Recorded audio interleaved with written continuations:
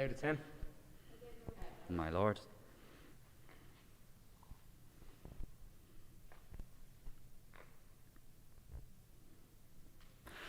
Welcome to the DCU TV 24-hour broadcast. I'm Jared. And I'm Owen, and we are going to be taking you through the next 24 hours live right here on DCU TV. This is an incredible broadcast, but it is one unlike any other. But we can assure you that everyone here has been tested and we are all negative, and we are enforcing masks, social distancing and hand sanitization. And of course, as always, we're doing all of this amazing work in aid of our charity partner, the Rise Foundation. For those of you who don't know, the Rise Foundation do essential work and offer support to families suffering with addiction. It really, really is an incredible charity, and they're so in need of funds, which is why we're so happy to be here tonight. And later on in the show, Owen will actually be talking to the founder of the Rise Foundation, Miss Frances Black. Absolutely, I cannot wait. So stay tuned for that. Without further ado, let's kick things off for this year's DCU TV 24-hour broadcast. Hoping for a few dues points here, Jared. It's DC Eurovision right after these ad breaks. Enjoy! So he stays. Yo, Fionn, Yeah, what? are you going to watch the 24-hour broadcast? Look under your desk at your ass. No, come back. Oh, Are you going to watch the 24-hour broadcast? come back to your dorm and have a blast. I don't know. The 24-hour broadcast. Lads. Hey, what are you doing? Lecturer, we're talking about the 24-hour broadcast. The plenty blower bloodlet. Oh, that's what you're talking about. Why didn't you just say that, Merge?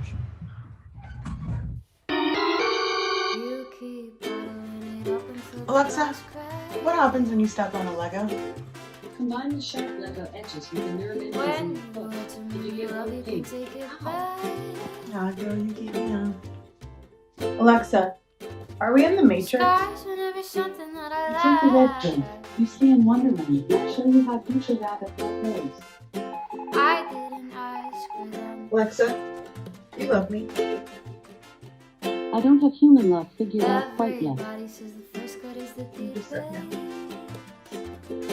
Alexa, do you think But the second it's the skin when it's the weekend. Why say it if you swear you didn't mean it? Alexa, can you rap? Why say it then? Alexa, it's a 24-hour broadcast. And I wish I could The Media Production Society 24-hour broadcast is... Hello everyone! Welcome to DCU Eurovision. I already said the name of the show wrong. Oh, sure, look. DC Eurovision! So, Kira and Rory were organising the broadcast, and they said, what will we open the show with? Who will we open the show with? And they said, no better people than Maeve and Dylan. The chair and vice chair of this society. Long-time lovers of the Eurovision. And of each other. And of each other. We decided to adapt the Eurovision to our very own DC Eurovision. We got it right. Woo! So, 5 societies will be battling it out between tonight and tomorrow night to win the coveted DC Eurovision prize. Yet to be determined. So Maeve, how does the voting work? How does the voting work, Dylan? Let me tell you. There will be 2 parts of voting, as in the Eurovision. So, first, the jury vote will come from donations. So basically, every euro you donate for your society is a vote. So when you go on to the I Donate link, put in your description the society you want to vote for, and absolutely every single euro you donate will go towards a vote. There will also be a Google form going around where you will put your chosen society and the county you're from, and later tomorrow at 8 p.m. we will have the televoting part, which is everyone's favorite, really. The best part of the whole show. The best part. It's what we're here for. Of course. No one cares about the singers. So, without further ado, Let's Dylan, get going. who's first? So up first we have Hannah Leonard representing the Raising and Giving Society. Hannah is going to perform an original song called Falling Again. So the Raising and Giving Society are a very, very important society in DCU, and in the greater DCU area. They support lots of vulnerable members of society and run a lot of social projects which are really important within the community. So without a further ado, Kira, play the VT. play the VT. Replay and show you how your stare could sting so much. And I wish I could pause, take a second and then rewind. Go back to a simpler time, remember what loving you was. Oh, but we cannot pause, we're just grasping at straws. No one tells you when you fall how hard the ground is.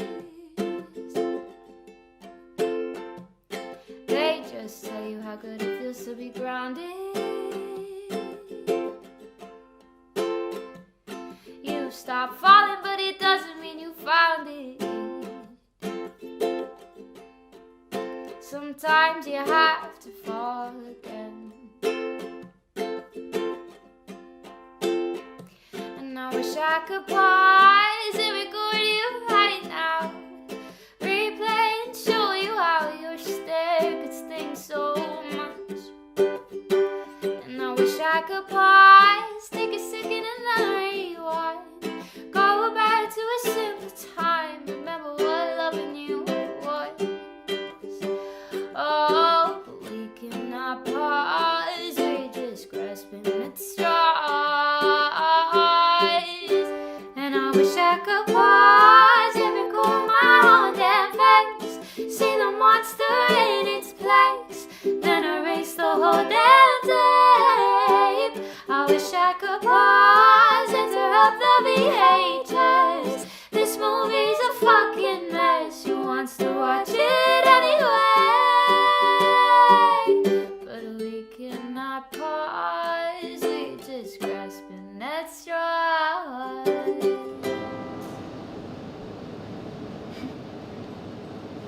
Welcome back. That was just incredible. What Mary. an absolutely phenomenal performance by Hannah Leonard.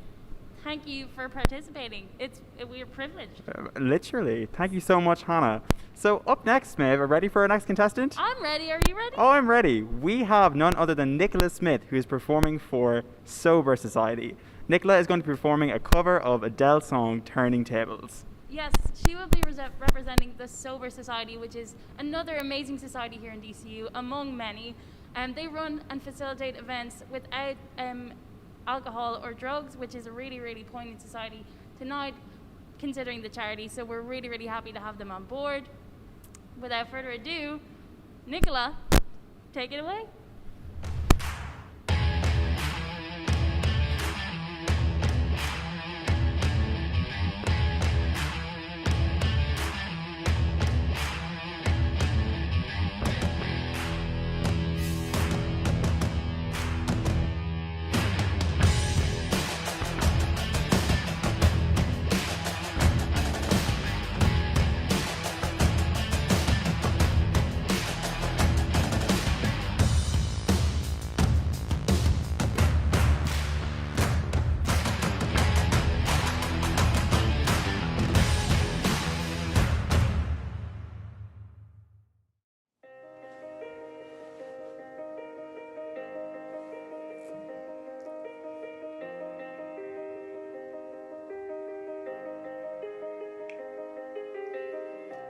Close enough to start a war, and all that I had was on the floor. God only knows what we're fighting for, and all that I say, you always say more. And I can't keep up with your turning tables under your thumb. I can't breathe. I won't let you close enough to hurt me. No, I won't rescue you to just desert me. I can't give you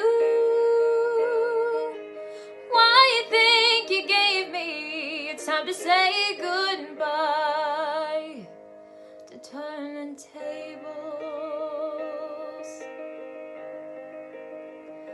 to turn tables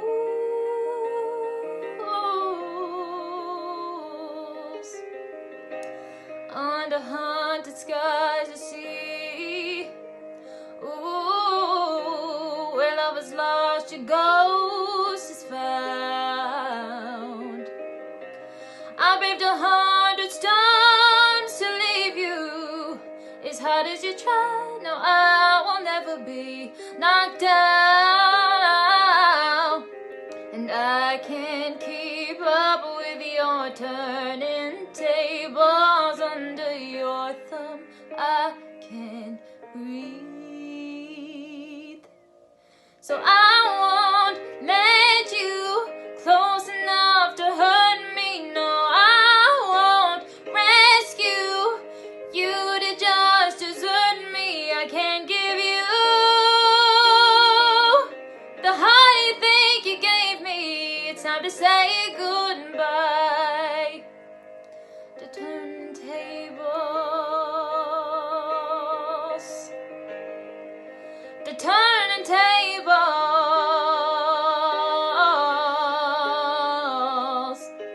Next time I'll be braver, I'll be my own savior when the thunder calls for me. Next time I'll be braver, I'll be my own savior, standing on my own 2 feet. I won't let you close enough to hurt me. No, I won't rescue you to just desert me. I can't give you the heart you think you gave me. It's time to say goodbye, to turning tables, to turning tables, to turn tables.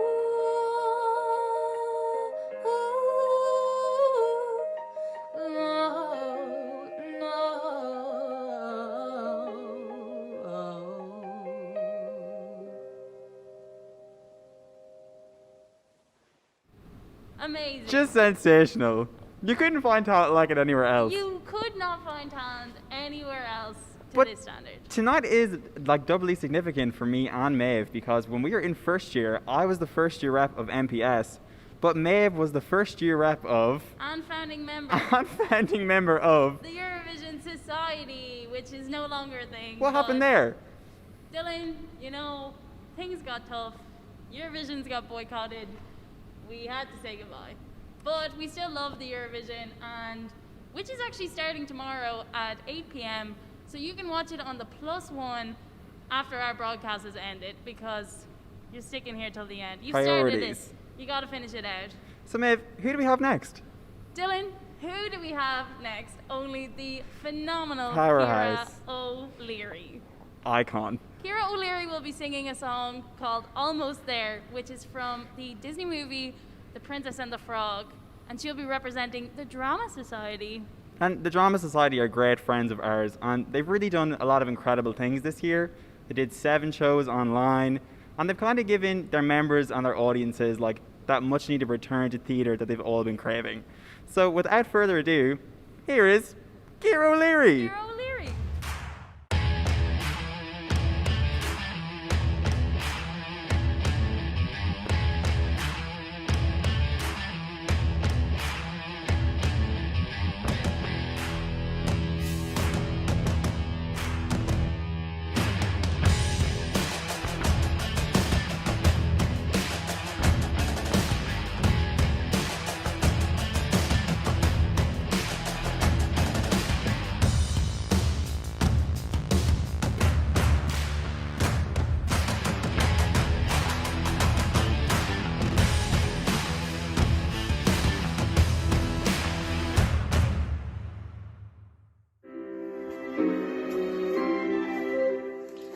That's just gonna have to wait a while.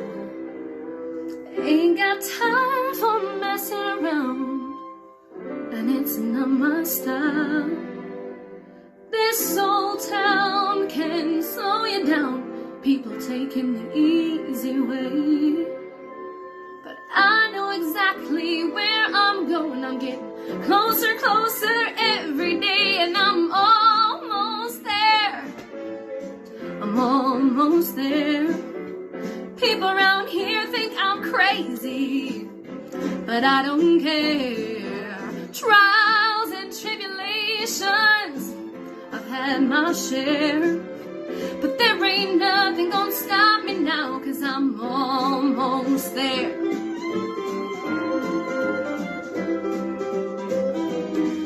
I remember Daddy told me fairy tales can come true, but you gotta make them happen. It all depends on you. So I work real hard each and every day, and things for sure are going my way. Just doing what I do. Look out, boys, I'm coming through, and I'm almost there. I'm almost there. People gonna come here from everywhere, and I'm almost there. I'm almost there.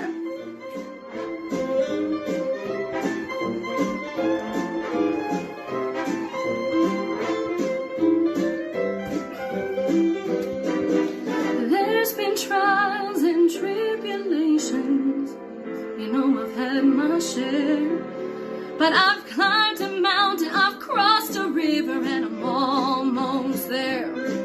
I'm almost there. I'm almost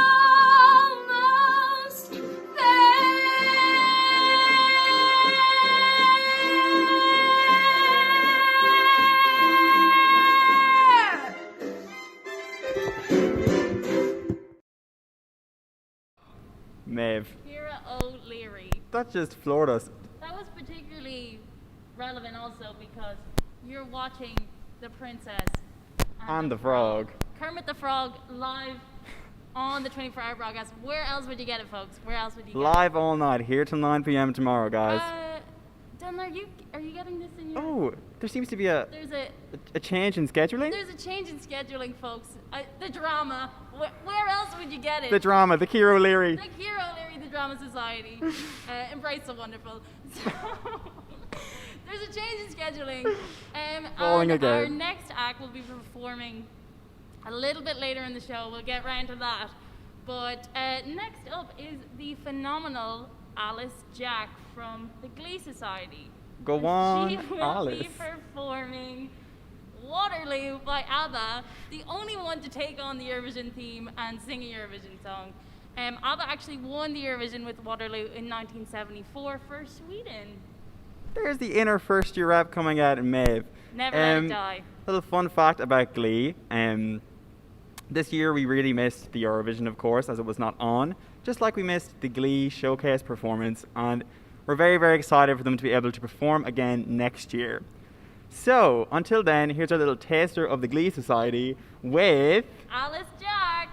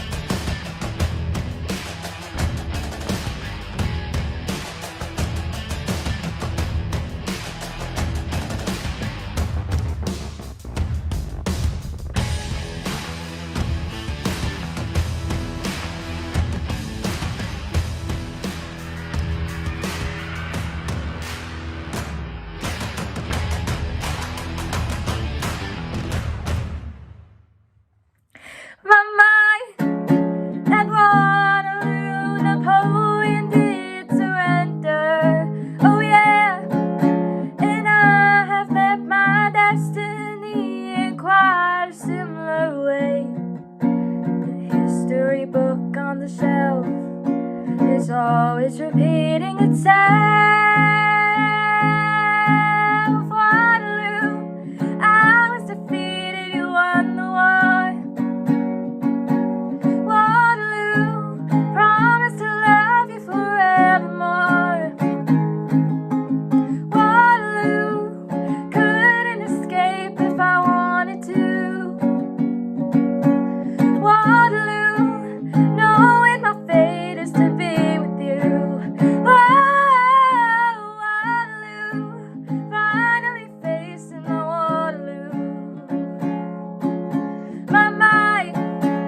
tried to hold you back, but you were stronger. Oh yeah, and now it seems my only chance is giving up the fight. And how could I ever refuse? I feel like a win when I lose. Waterloo, I was defeated, you won the war. Waterloo, promise to love you forevermore. Waterloo, couldn't escape if I wanted to. Waterloo, knowing my fate is to be with you. Waterloo, finally facing my Waterloo. So how could I ever refuse? I feel like a win when I lose. Waterloo, I was defeated, you won the war. Waterloo, promise to love you forevermore. Ba-dum, Waterloo, couldn't escape if I wanted to. Waterloo, knowing my fate is to be with you. Waterloo, finally facing my Waterloo. Ooh, Waterloo, finally facing my Waterloo.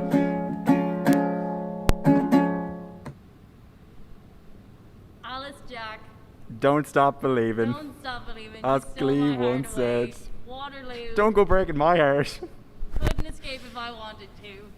Well done. We have just been blown off our feet, hence why we've been sitting for the last 2 acts. Falling Again by All Hannah again Leonard. by Hannah Leonard. So, up next, we have a really special surprise that we did not know about. We have some in-person, in-studio singing by MPS's very own Sarah McGuinness. So, who are MPS? What do they do? Well, we do this. This is us, season 6. Season 6. The Media Production Society, basically, we run the blog, TV, and radio. So if you have any interest in media production in any way, shape, or form, we're the people for you.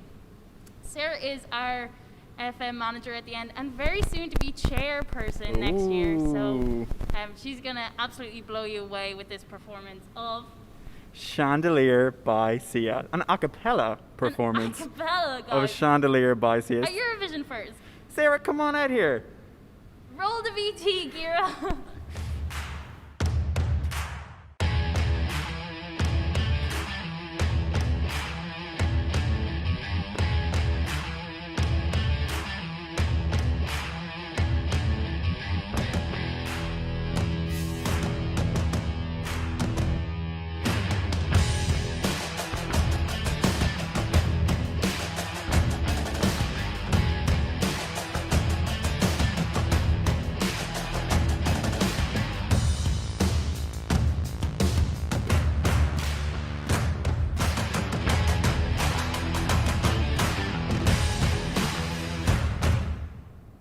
Hi guys, I'm Sarah McGuinness and I'm representing MPS and I'll be singing Chandelier by Sia.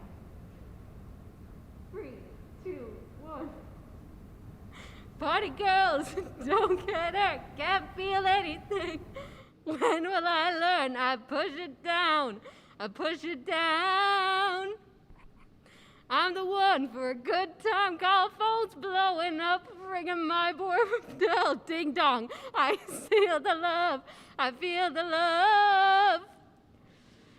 1, 2, 3, 1, 2, 3, donate. 1, 2, 3, 1, 2, 3, donate. 1, 2, 3, 1, 2, 3, donate. Throw 'em back till I lose count. Ah! Wanna sing from the chandelier, from the chandelier. I wanna live like tomorrow doesn't exist, like it doesn't exist. Okay, get ready. I wanna fly like a bird through the night. It's very eye. Feel my tears as they dry. I wanna swing from the chandelier. From the chandelier. Thank you.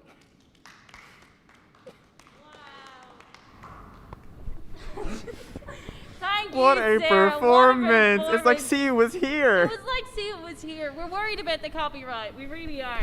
So, Maeve, one last time for the people at home, would you explain what the how the voting works? How does the voting work? Guys, we don't even know. So, the donate link, I'm sure you're well aware of, but can find in all of our social medias. Go on there, donate some moolah, donate some money. We know you have it. Every euro you donate, put the name of the society you want to win DCU Eurovision in the description or the comment you can leave below. And leave a little message for us too. So tell us we look great. Tell us well done. Tell us your favorite Eurovision song. But every euro you donate will go towards the charity, most importantly, but as a vote for your favorite society. Separately to that, we will be circulating a Google form where you can select your county and also which society you want to win. So tomorrow, 8 p.m., catch us back here with a lot of our friends in MPS. And find out the results of DC Eurovision. Thanks for watching, folks. Thank you. And don't forget to Hanlon donate. here from Spin Southwest and formerly MPS. Now, whatever you're doing, grab the diary right now. I've got mine. Trusty DCU branded for the occasion. Monday, the 17th and Tuesday, the 18th of May. DCU TV are having their 24-hour broadcast, a whole 24 hours filled with fun, with content, and more importantly, raising money for an amazing charity, the Rise Foundation this year. Whatever you're doing, you gotta be there. Those 2 dates, the 17th and the 18th, make sure you're tuned in to the MPS YouTube channel then. Broadcast.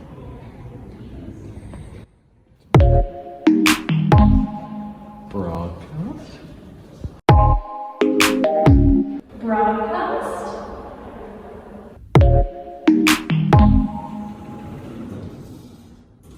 Broadcast. Broadcast. Namaste. Broadcast. Broadcast. Broadcast. Broadcast. Broadcast. Broadcast. Cast that is broad. That's very What an incredible first show to the broadcast with DC Eurovision. And I think we may have some aspiring maybe Johnny Logans in the mix there. I definitely think so. But you know, I was a bit annoyed on that, like, we didn't see maybe a cameo from like Dustin the Turkey or something. Well, look, you'll just have to tune back in tomorrow at 8 p.m. for the results show. And up next on the broadcast, we have something that we've never ever done before.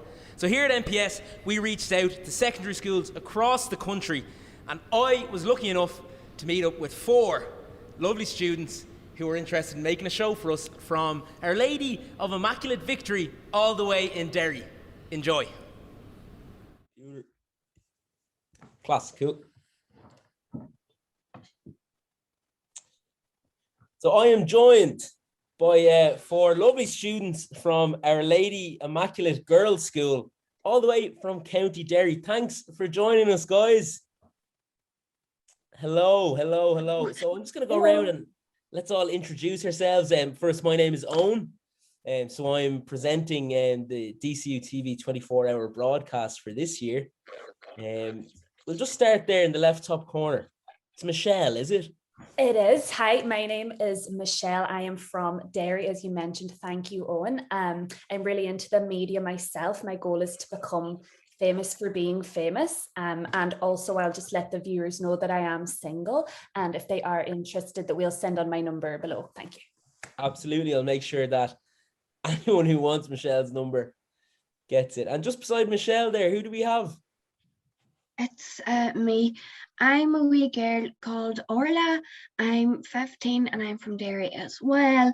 And I really love to do step aerobics, but only on the weekends because I had to cut it out. Okay, step aerobics. Very, very interesting. And how did you get into that, Orla? I seen a wee girl down the community centre. She was wearing a wee skirt and she was dancing about.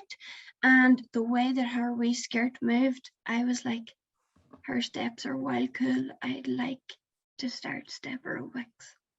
Wow, wow, wow. Well, here on the broadcast, within the next few hours, we have this show every year called Get Flexi. And essentially, it's step aerobics. So maybe, you never know, fingers crossed, in a few years down the line, yeah, we might see you present Get Flexi on the broadcast. Would you like that? Absolutely. There's Excellent. my card. Take my number. Absolutely. We'll put it in our calendar. So, and then we have this young man, James, is it? Hi, yeah, I'm James. I'm Michelle's cousin from England. Yeah, I just said the accent there is slightly different. What has you in Derry, James? Oh, well, my mum had this business opportunity, so while she's off doing that, I'm living with my aunt and Michelle in Derry. And you're enjoying yourself, are you? Some of the time, yeah. Look, I'd say it's an all-girls school, is it? It is, yes. I'd say you're absolutely beating them away with a stick, James. Well, I'm only joking. Oh God. Anyway, James, thanks for coming. And then last but by no means least is this Erin, I believe, is it? Yes, it's Erin Quinn. I'm 16 years old and I am a writer. A writer? Wow, wow. And what type of stuff do you write? Poems, stories? I write important news articles and topics that are important to the world and so on and so forth. Things that's real meaningful, going to make a difference in the world, you know. Yeah, sounds great. I look forward to reading some of your articles maybe in the future. Now, before we kind of get into the show, does everyone know what we're doing here? So essentially it's a broadcast, a 24-hour broadcast. Do you know what that means? Like a news broadcast? Like on the telly? Yeah, it's very, very similar. News broadcast is definitely a part of it. So essentially, us here at DCU, the Media Production Society, we're going to be broadcasting live TV content for 24 hours straight. Like a whole day, 24 hours? Like, exactly, Michelle, like a whole day. So we're going to be starting like that. We're well and truly into it now. 9 o'clock on Monday night, all the way to 9 o'clock on Tuesday night. Christ, you're going to be knackered. I think so, but we're all doing it in aid of charity. So there's an amazing foundation called the Rise Foundation, and we're really, really trying to raise as much funds. So do you guys think you could help? Absolutely. Yes, but are you allowed to go to the toilet? Yeah, you can go to the toilet. There's no problem with it at all. So I believe you've brought something for us to show, something that you guys made together. Yeah. Mm-hmm. And kind of it's a musical, a play. What we're going to be watching? It's called Derry Girls, the musical. It's just a musical about our lives in Derry. Wow. Well, I think I speak for everyone at home when I say I'm absolutely so excited. And as well, thank you so much for coming on and being a part of the broadcast. Our door at DCU MPS is always open for you in the future, should you want to pursue a career in media or just have a laugh. So thanks for coming along, guys. And please, everyone at home, enjoy Derry Girls, the musical. Good evening, welcome. No, that's too formal. Fancy seeing you here. Oh God, that's shocking. Welcome to musical theatre in our. I'm meant to be going to Michael-Henny's with my mommy. I don't have time for this. What's the big fuss about? Is everything okay? You better have lost a fucking lid because I had to leave a hair appointment early to get here. It is an emergency. We have to film our musical theatre InterVarsity's intro for 2021. Besides, you can't be getting your hair done. We're in a pandemic. I have people to impress, Erin. Did you see the lad who started down at the shop? Right. Button up your shirt and focus, please. Now, where's Orla? Why are you all in these wee squares? Because my centres is online this year, Orla. Why am I in I Square? We're in the middle of a pandemic, Lovato. We can't see each other. No, well, I just saw Erin there at the dinner table and she didn't even finish her carrot. Because we live together, Orla. Now, focus, people. We need to tell everybody that we're from DCU Drama with our new musical adaptation of Derry Girls. Derry Girls, the musical. Actually, Erin, I'm a bit nervous about this. Do we have a script? Does this cut into our 20 minutes? Oh, Jesus, girls, I'm going to bowl. Here, grab your inhaler there. Anyways, I was thinking we could wear full leather bodysuits, all different colours. We spinny things. Tassels? Aye, tassels.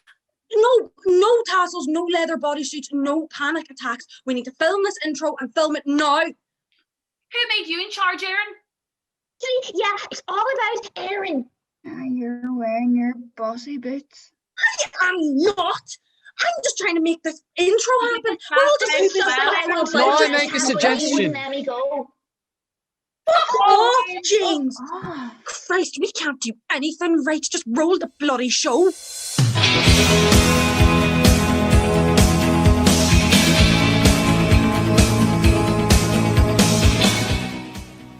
She's gone too far this time now, Mommy. What next? I'll catch her trying on me knickers. Don't be saying knickers in front of your father, Erin. He can't cope. Sure, what's a pair of knickers between cousins? Less of the knickers, girls. I won't stand for this. Teenagers have rights, you know. Besides, as of today, I'm no normal teenager. I have a position in society now. An esteemed position, if you will. I'm a vital member of our community, you know, making a real difference. You're the editor of the school's newspaper, Erin, not John Paul II. Catch yourself on. Well, whatever. I can't be late. I have to write a killer story for my first publication. I just can't believe it, Mommy. This could be my big break as a writer. Mary, they're bombing the bridge apparently. Dear God, no. Does that mean they can't get to school? I've had a full summer of it, Jerry. This one's melting my head. What about Orla? She's addicted to step aerobics. Aye, Orla's easily led. Thank you, Aunt Mary. I'm sure the bus can take the long way around. Those Wayans shouldn't have to take a bus. You should be driving them. You useless twat. Why can't you just leave my Mary alone? Because we've been married for 17 years, Joe. Because we've kids together. Well, because we're in love with each other. I'll find some dirt on you yet, boy. Just you wait. Aye, what do you think you're playing at? Where's your blazer? I've decided to put my own spin on the uniform this year. I'm sorry, Mommy. The blazer's just not for me anymore. End of story. Jerry, hand me the wooden spoon. When I wake up, well, I know I'm gonna be the man who wakes up watching you twat. And when I go out, well, I know I'm gonna be the man who goes out following you. And when you get drunk, well, I know I'm gonna be the man who watches you get drunk. Son of shite. And if you spike back, well, I know I'm gonna be the man who sorts you right out now, Jerry. And I would walk 500 miles, and I would walk 500 more, just to keep my Mary a good 1,000 miles away from your shite door. When I'm working, yes, I know I'm gonna be the girl who's working hard for you, Oprah.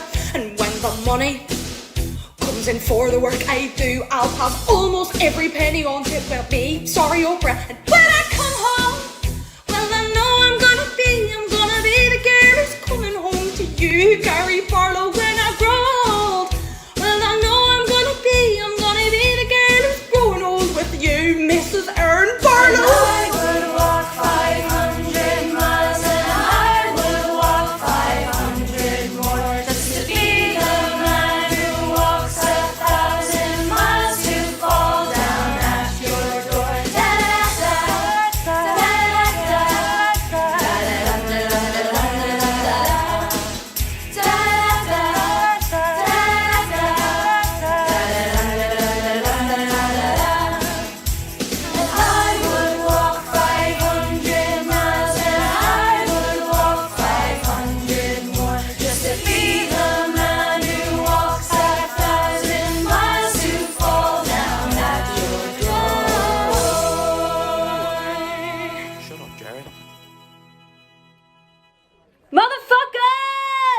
Jesus wept, here we go.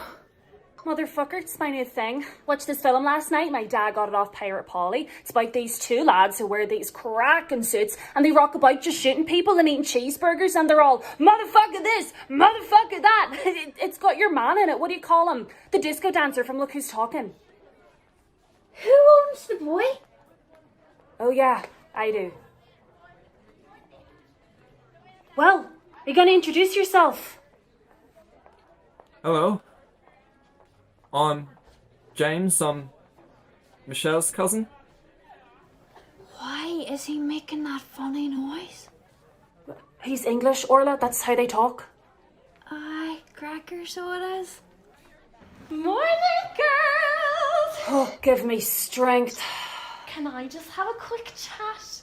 It's a wee bit awkward actually, but part of my role as prefect is to make sure the first years feel as safe as possible. And, well, it's come to my attention that you girls were aggressively shouting bold words on the corridor.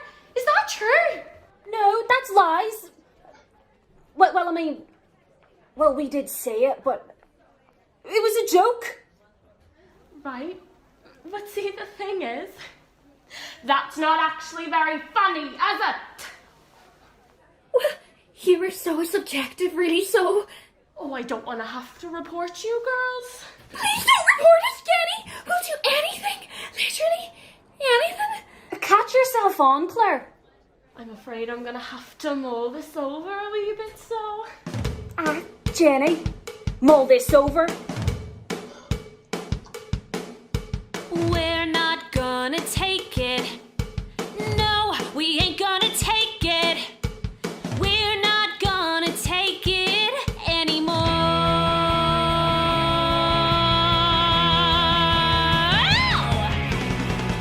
We've got the right to choose it. There ain't no way we'll lose it. This is our life. This is our song. We'll fight the powers that be just. Don't pick our destiny, 'cause you don't know us, you don't belong. We're not gonna take it. No, we ain't gonna take it. We're not gonna take it anymore. We're right, yeah. We're free, yeah. We'll fight, yeah. You'll see. We're not gonna take it. No, we're not. No, we're not. We ain't gonna take it. Anymore.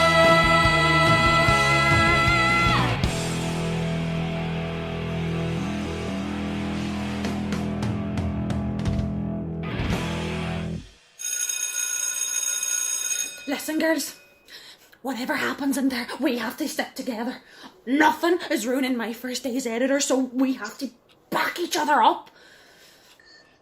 Ladies. So it had nothing to do with me. Yes, okay, I was there. I'll admit that. But I didn't do anything. It was Michelle. It was all Michelle. If anyone deserves to be punished, it's her. I'm not going down for something that I didn't do. Well, I think it's fair to say we all just lost a bit of respect for you there, Claire. Absolutely. This is just inexcusable, girls. Language like that on school grounds is just not acceptable. Aye, you shouldn't swear, Michelle, 'cause when you swear, Our Lady in heaven, she cries her tears, then make rain. Isn't that right, Sister Michael? What age are you now, Orla? 15. I want to think about wising up. Because of this incident, girls, I will be putting you all in charge of setting up the school hall for our beginning of the year school talent show. Dismissed. Come on. For the love of God, come on. There has to be something good in here. Going through the English classes, writing competition submission box, and passing someone else's story off as your own. Journalistic integrity at its finest, Erin. I have no other choice. I've been stuck inside the principal's office all afternoon because of Michelle and her fat mouth.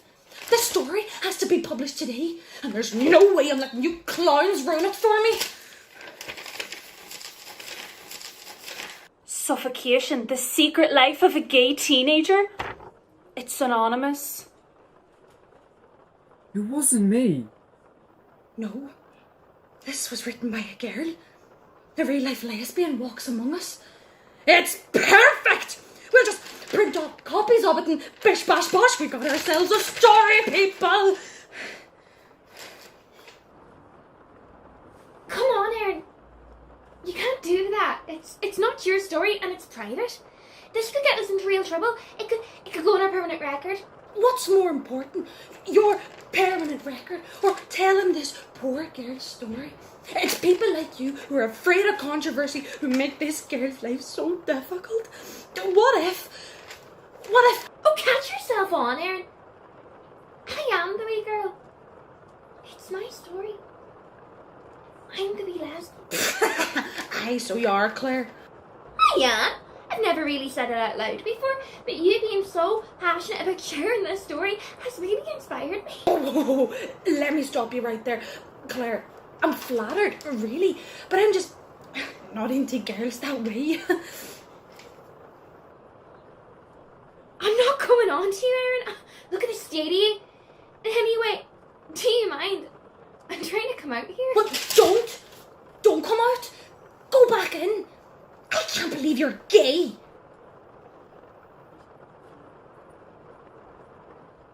I really thought you'd understand, Erin.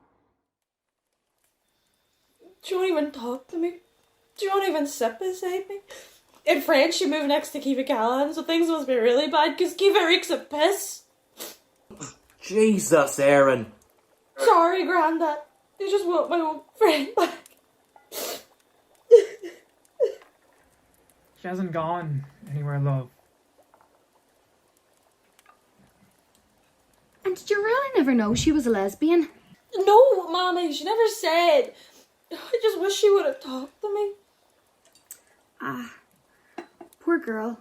She's kept that bottled up in her wee little head. I'm not sure I believe in lesbians. I just don't understand what they eat. I think you mean vegetarian there, Orla.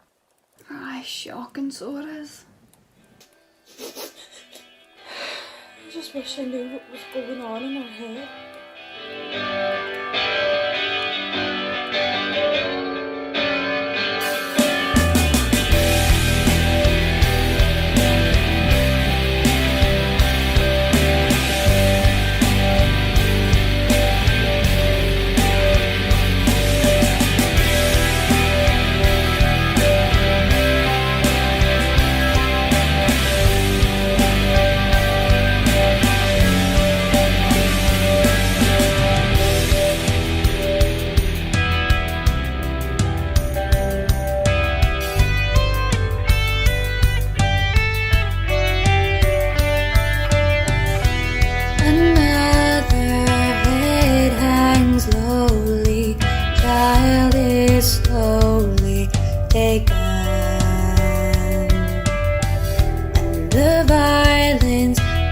Such silence, who are we mistaken?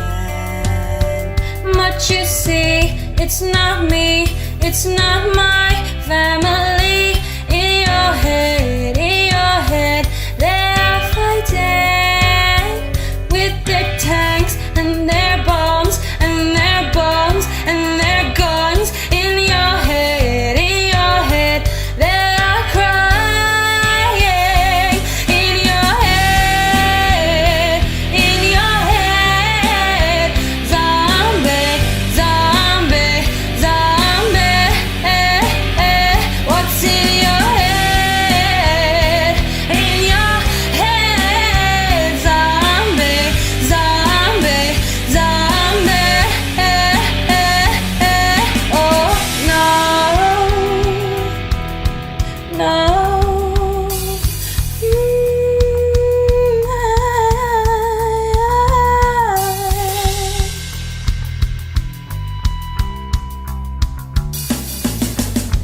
James, you're useless. Put the book down and start helping. I'm sorry. I have a history test tomorrow and I'm so behind. What was the Great Famine? We ran out of spuds. Everyone was raging. You get the gist. Hi, Claire. Good evening, girls, and welcome to the beginning of the year talent show. We'll be opening up with Sarah O'Connor singing a song for us, and she has asked everyone to join in and have fun. Let the music take over. Oh, Christ, I'm not reading this. Play the song. Dee da da. Jesus Christ! It's our song! Girls, it's our song! Right, you two sort yourselves out and make it snappy, because this is our song and there's no way I'm being stuck dancing with James. Listen, Claire, what I said before... Erin, I understand. It was a shock. You didn't expect it. No, Claire! What I said wasn't okay. The truth is, you're my best friend and I shouldn't have acted like that. I guess what I'm trying to say is I'm proud of you. I've got your back, Claire. We all do. Yeah, me too. Oh, calm down, James. Christ, you're so dramatic. Saturday night dance, I like the way you move. Pretty baby, it's party time and not 1 minute we can lose. Be my baby.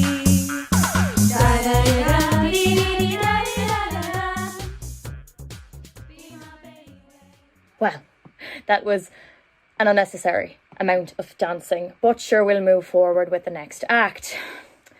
Next up, we have Anya Phelan singing another song for us. Where's Orla? I haven't seen her in a while, actually. Anya's singing will be accompanied by a step aerobics routine from Orla McCool. Good grief! I can't look. We take our eyes off her for 2 seconds and this is what happens. I swear that girl cannot be left unsupervised.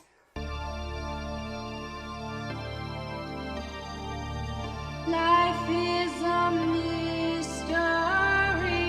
Everyone must end alone. I hear you call my name, and it feels like She is such a freak. She might be a freak, but she's my freak. Actually, she's our freak. when you call my name. It's like a little prayer. I'm down on my knees. I wanna take you there in the midnight hour. I can feel you purr, just like a prayer. You know I'll take you.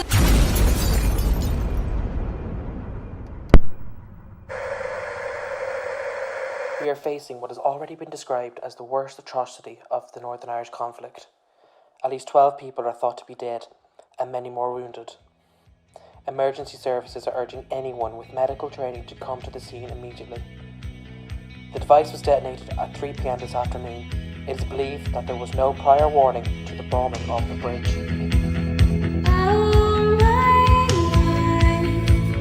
Changing every day, every possible way.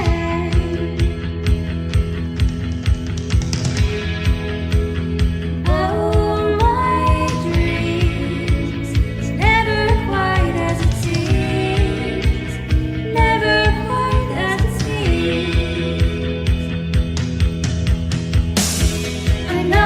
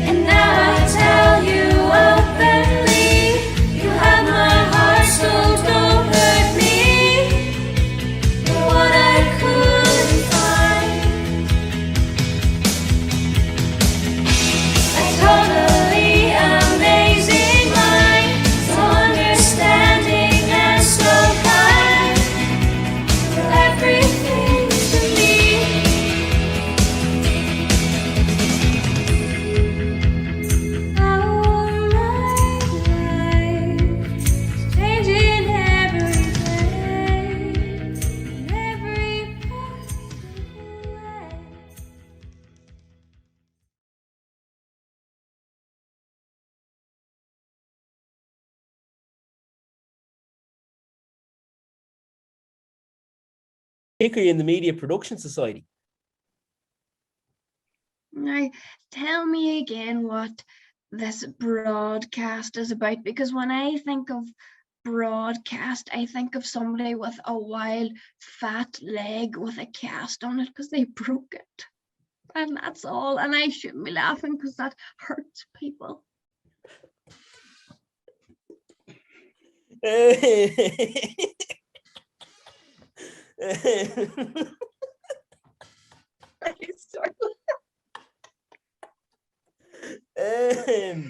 Well, Orla, that's a great question.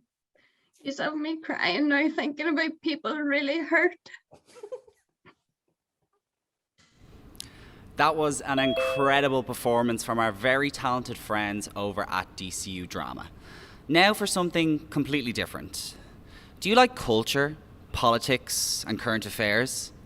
Well, if so, change the channel. But what I can offer you is my second favourite main stage presenter. This is the Owen O'Reilly Show. Taking place from the 17th of May to the 18th of May starting at 9 in the morning, all in aid of the RISE Foundation this year. Thanks. What is a broadcast? Why is it 24 hours and what's it all for?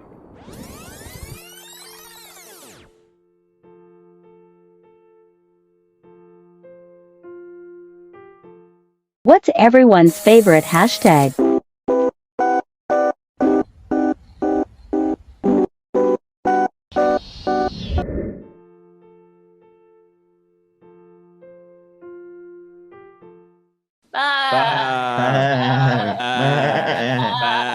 What's going on? Banana? Great Scott, Marty! We've just gone back in time. We have to go back. Back to the future. Back to the broadcast. Yes, we have to. Back to the broadcast. Before, that's right. Well, it's very play to you, yeah. You have your work done there. Yeah, researchers are doing a good job over there anyway. And then obviously we'll just go in and discuss the Rise Foundation. Great. What we're all here for, I suppose. Hello, I'm Brilliant, Dr. brilliant. Gunther Fair play Gould, to you. and I'm here to That's ask you great. to tune How are in you? to DCU FM Yeah, I'm for not the long 12-hour home from Leinster broadcast House. on the I 16th had a of very April. busy day. There's And lots of stuff on happening with the Palestine 17th and and 18th Yeah, of over there. DCU Kind of good to hear TV as well though, at the same time. TV it's have good and it's still it's not so good as well. There's bad news as well, you know. This always Course, happens naturally, when I'm busy. with everything like that. Yeah. I know. I was going to kind of. Yeah, that's enough already. Kind of just mention it briefly, but it's you know it's one Please of those tune things. in and No, I watch think these you two can't events do- on you the can't- 17th you and can't 18th down. of May. You You have know, it is, and DCTV, and especially on the this stage 16th you have broadcast DCU and, FM, and it's all in aid of the RISE don't wanna be- Foundation. As And well, if you you could don't talk do about it for hours. you those know, people it's- are never you getting kinda- out of here. Doing it in a slot like this wouldn't really give it justice. Absolutely, yeah. When did you start? Did you start at half 9, was it? Today? Started at 9 o'clock a day. So I went for years in sports Good evening, and you are watching the 9 o'clock news. I'm your that's host, great though, Niall you know, Walsh. it's Our first it's a story great of the night. buzz. Preparations are well Comments underway for the taking care of annual Zoom, going to DCU move, you TV into a breakout room. 24-hour broadcast. Perfect, yeah. So I'm just We going to do go an down introduction. to our correspondent, So Thomas will take you Adama up, Nama and then I'll introduce you on. who is currently in the U building in DCU. Adam, how is everything going down this evening? It's going well. Preparations are well underway. Getting ready for a good party. Sorry, yeah. Party, did you say? So I joined this room. Yes. Yeah, if you join As in that a one, mass and gathering then of Thomas will people send in you a one similar area. one, and we'll That's welcome you right. back. During COVID restrictions. You're correct, Niall. And Adam, have you been talking to anyone down there? Well, welcome to the aptly named Owen O'Reilly Show. I didn't know what else to call it. I'm not some kind of egomaniac to that extent anyway. But yeah, welcome. I hope you are enjoying the broadcast so far. I hope you're donating as well. The link is there. So please keep them coming. Thankfully, with the FM broadcast that we had A few weeks ago, we managed to raise €5,400 for the Rise Foundation, which is huge. So we're halfway to our target of 10,000. So we'd love to see us even go further again. And the only way we can do that is through your help at home. So for the next half an hour, lucky you get to listen to me. But more importantly, I'm joined by two absolutely amazing guests. Of course, Francis Black, absolute legend in terms of the Irish music scene, as well as the founder of the Rise Foundation and, of course, a senator. After Francis, I will be joined by an up-and-coming Irish musician, JJ Bloom. He's a very, very good friend of mine, and he's an absolutely excellent musician, definitely one to watch. And we're going to be talking about some new tracks that he has coming out, as well as the Irish music scene in general. It's incredibly exciting music scene that we have in Ireland. So like that, I'm very interested to hear what he has to say. But first, let's just look at, it's been an interesting week. We're coming up, May is flying by. I can't keep track of the days. And I accidentally booked myself into an escapeology course there the other day, but I just can't seem to get out of it.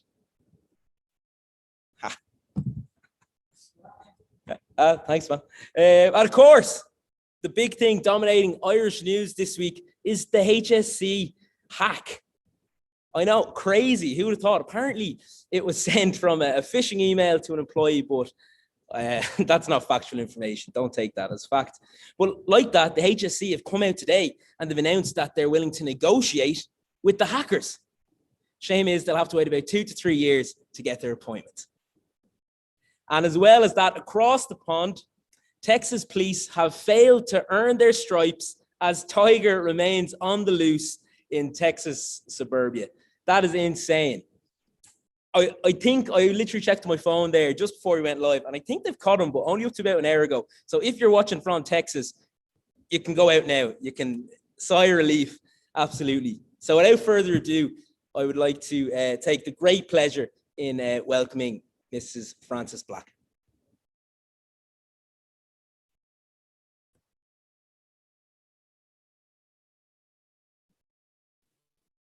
Hi, Francis. How are you? How you doing, Owen? How are you? Good, good. Thank you so much for coming on. I really, really appreciate it. Yeah, very, very excited to meet you. Delighted. It should be me thanking you for all the work that you're doing. No, absolutely, absolutely. We're so thrilled to be doing it. Like that, very, very early days where our first hour, which some say might be the hardest hour, is kind of behind us now. So we're kind of just looking forward to having fun with it. And like that, most importantly, seeing the donations just rise and rise. Fingers crossed. Yeah. Yeah. So first of all, Francis, naturally, I know myself that I kind of would have been familiar with you in terms of your music career. My dad is a huge fan at home, so I'm sure he's delighted to be watching now. And obviously your family are synonymous with the Irish music scene, and kind of how did that all start for you? It kind of, like, there was never any intention. I think we were just a kind of a musical family anyway. Do you know, like there's myself and my sister Mary, who you know, and I have 3 brothers. I'm the youngest of the 5, you know, and the eldest brother, Shay, I think was, when he was 13, I think I was a very young baby. When he was 13, he was mad into music and he saved up like mad to buy his first guitar, and he just taught himself. And then, you know, my other brother then, Michael, kind of picked up a mandolin and a banjo, and my other brother picked up the fiddle, and Mary was always going to be a singer. In fairness, I was kind of the black sheep, and I think they thought I was a bit on the talentless side. So I don't think they kind of had any intentions of including me. But I kicked up such a fuss when I was about 17 because they were all going to go on, they were going to traveling around Ireland on a folk club tour. Yeah, and I kicked up a fuss that my eldest brother kind of felt sorry for me, said, come on, we bring you along. And that gave me the bug. I just got up and I'd sing with them. And it was lovely. It's lovely singing with your family, do you know? Oh, absolutely. Yeah. And then the Black family made their first album, and that was it. It took off. I mean, that was a long time ago. I won't tell you how long ago. You probably think it's the dark ages, but yeah, no, it's amazing. And I particularly love like seeing that how music can just completely unify. Naturally, a family unit is going to be, you know, kind of solid But Yeah. when you see music, it's just something different, isn't it? Yeah, there's something magical happens. And even to this day, and we're all, Elvins and Elflas, but even to this day, like there's a magic. And like about 2 to 3 years ago, must be 3 years ago now, somebody said, come on, we do a small little tour around Ireland, just like 4 or 5 gigs, and I don't even know what instigated it, but it was just, we did the Late Late Show, and we did 3 or 4, one in Dublin and one in Portlaoise and one somewhere else. And oh my God, it was pure magic, because even though we sing together, sing songs, but just being up on stage. And normally if we're over in the US, if we do it over in the US, one of my brothers can't come because he just can't travel, because he's not well, but he was able to join us in Ireland, and that was just incredible. It makes it even more special. 5 of us together on stage is magic, and we love it. Yeah. We kill each other beforehand and we kill each other afterwards. But the singing bit we love. Yeah, that bit in between for those 2 hours or so, it's magic. I play drums myself. I'm lucky enough to play with some of my best friends, and like that, you can be as close as close can be, but you don't think it can go any further. And then all of a sudden, someone picked up a guitar, or someone sits down at a keyboard, and it really is one of those things. You can't even explain it. No, and you can't explain the energy that happens. Do you know what I mean? Yeah, and to be honest, I probably wouldn't listen to anyone who tried to explain it to me, because it's not. It's unfathomable in a sense. And of course, I saw there that you returned to college in 2004 as a mature student. Is that correct? Yeah, I did. Yeah. Well, what happened was, my mother, she passed away in 2003, and she was a great age, and she left us all a small amount of money, and I wanted to do something. I left school when I was 16, and I left school because somewhere in my brain, I really thought I was stupid. I remember having some bad experiences with teachers who kind of betted into me that I wasn't. I hated maths. Maths was my biggest. I just hated it. Couldn't get my head around it, And then I thought I was stupid because I couldn't understand maths. Do you know what I mean? So somewhere in my head, when I was about 16, I left school, and I kind of regretted it, because I would have loved to have gone to college. I would have loved to have had that experience. But anyway.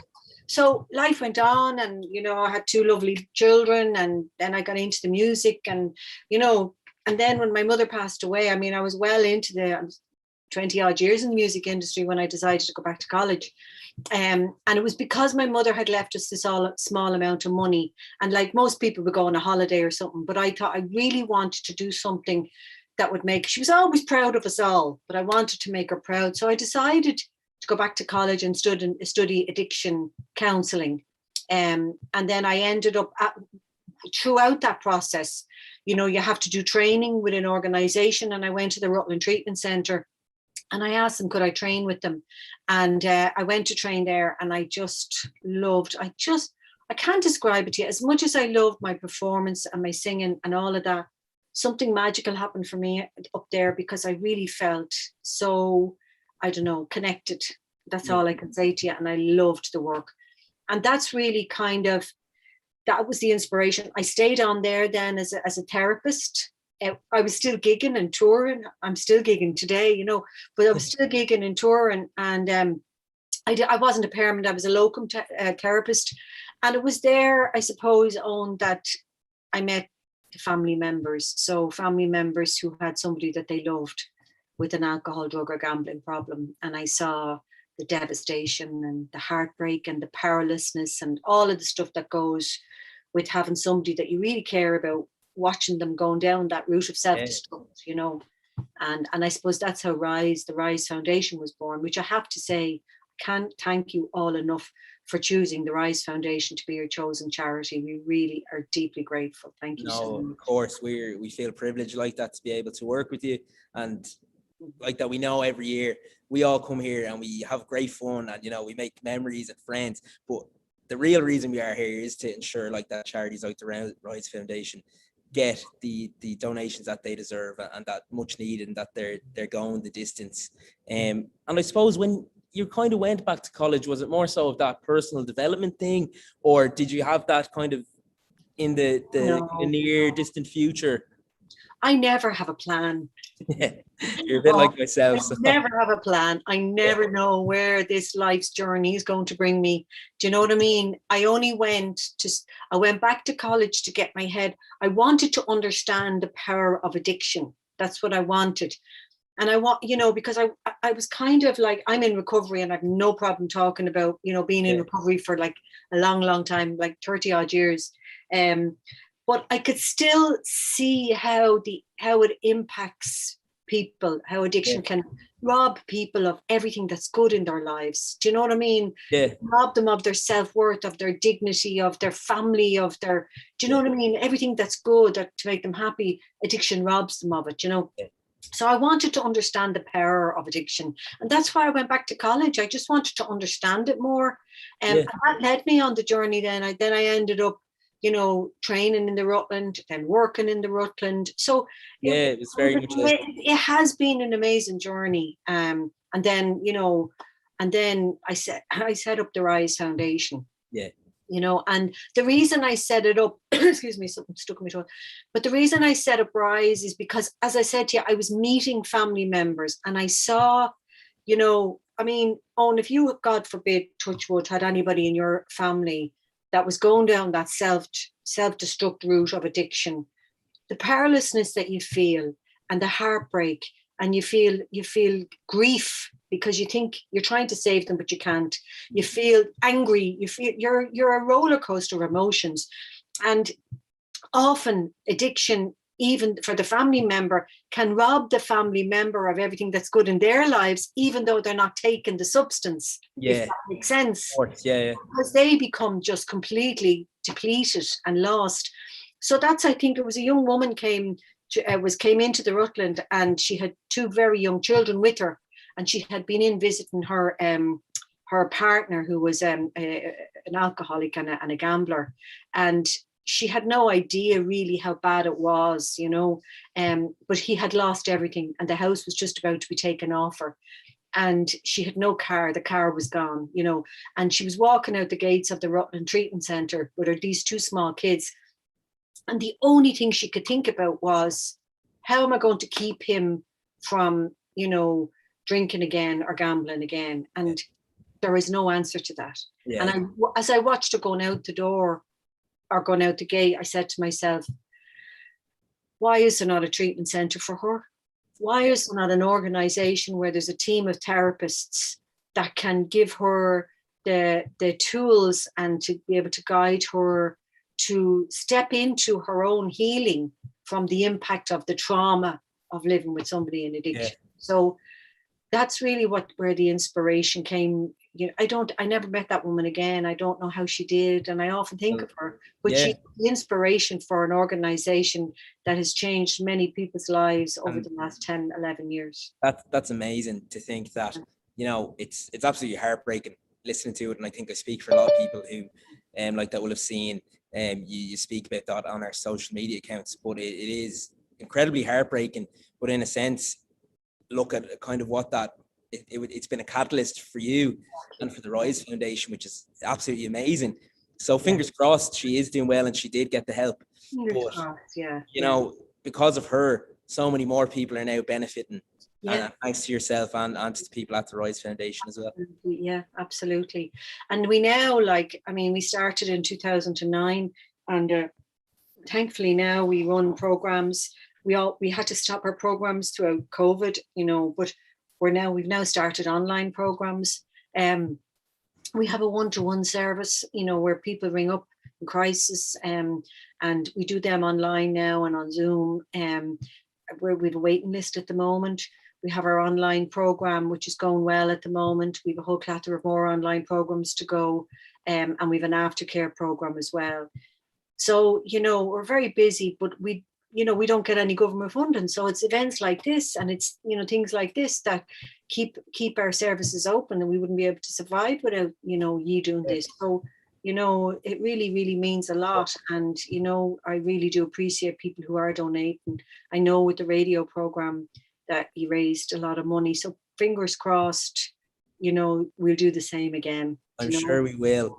Like that, if you're watching, please do any donation, big or small, like that. You've heard exactly where it's going. You know where it's going, and I think that's the most important part. There is, you know where your money's going. I always find that that's a big thing for me with charities, and just making sure that, you know, your money's going as far as it should be going, and it's going to the right people. And I think there's no doubt of where every single donation is going tonight, to ensure that those services that you're speaking of there continue to go, and that they continue to grow and help more people. Yeah. I mean, all our money goes into our therapists and our services. Do you know what I mean? We don't have like a marketing part of our, we don't do anything. That all we have is therapists, and we have a person who manages the office, and that's it. And of course myself, but I do it all obviously voluntarily, because I do it because I love it so much. I'm a therapist now. I ran the programs. I still run the programs. I train up therapists. I try and do some of the CEO stuff, which I'm not very good at. But I do my best. No, but absolutely. It's the therapeutic stuff I love, and I love working with the families. That's where I probably feel most happiest in my life. That might sound really strange, but no. I mean, and don't get me wrong, I love my music and everything, and I'm my other job then, with my other hat on, I'm in Leinster House, I'm a senator, but the work that I do with the families, for me, and I feel so blessed and privileged that they allow us to do this work with them, and they have the courage, to come to the Rise Foundation and talk about, I suppose, the impact of what's happening for them. That's kind of the first step as well. It's like that. It's a huge feat for a human to give in and to admit that they need help. And I think like that, as soon as they do, you can see the benefits. And the thing about it is, like, it's harder even for family members. Because if somebody's in addiction themselves and they realize, well, I mean, I know it can be hard to get a person to that place, but when they realize that they do need help, it's easier for them to talk about themselves. But for family members, they feel like there's a sense of betrayal, that they're telling on their loved one, or that they're squealing on them or something. Do you know what I mean? So it's not the case at all. Not at all. I mean, it's just talking about the impact on them without blaming the person. Do you know what I mean? If that makes sense to you. So it's just talking about how addiction impacts the whole family. The whole family are impacted by it, whether it be alcohol harm, whether it be drug misuse, whether it be gambling misuse, whatever. The whole family are impacted, because there's mood swings, there's this anxiety, people feel they're walking on eggshells, people are maybe waiting for the dreaded phone call, or have they killed themselves? Have they killed somebody else? Often family members have so much stress that they actually get sick themselves. So they have all sorts of, they can get ailments, really bad migraines, heart problems, low blood pressure, high blood pressure. I mean, you see the knock-on effect. And it's kind of like the spread of the kind of blast zone or radius, if you want to say that. Yeah, it goes through the family like wildfire, the impact of it all. So anyway, I mean, look, I know that we provide a really good service, and I feel blessed that we're able to guide and help and give families the tools to be able to cope with it, Frances, look, it's been an absolute honor, and it's been a real pleasure to speak to you. Thanks for taking the time, and I'm sure we'll be in touch over the next few hours. And come here, listen, tell your dad next time we're gigging you and your ma to come to see me perform. All right, next time I'm performing in Dublin. Don't worry, we'll be there. All right. Thanks very much. Thank you, really, Nolan, and thanks to everybody for all your wonderful work. You're all amazing. All the best. Thanks for being on now. Bye-bye. Bye-bye. Well, I'm a bit speechless there, to be honest, because I don't really know what to follow that with. Realistically, when you're hearing there the founder of the charity speaking about the work that they do and the people and real people who directly benefit from that, it's amazing. So like that, please do. There's a link there. Just anything, big or small, please donate.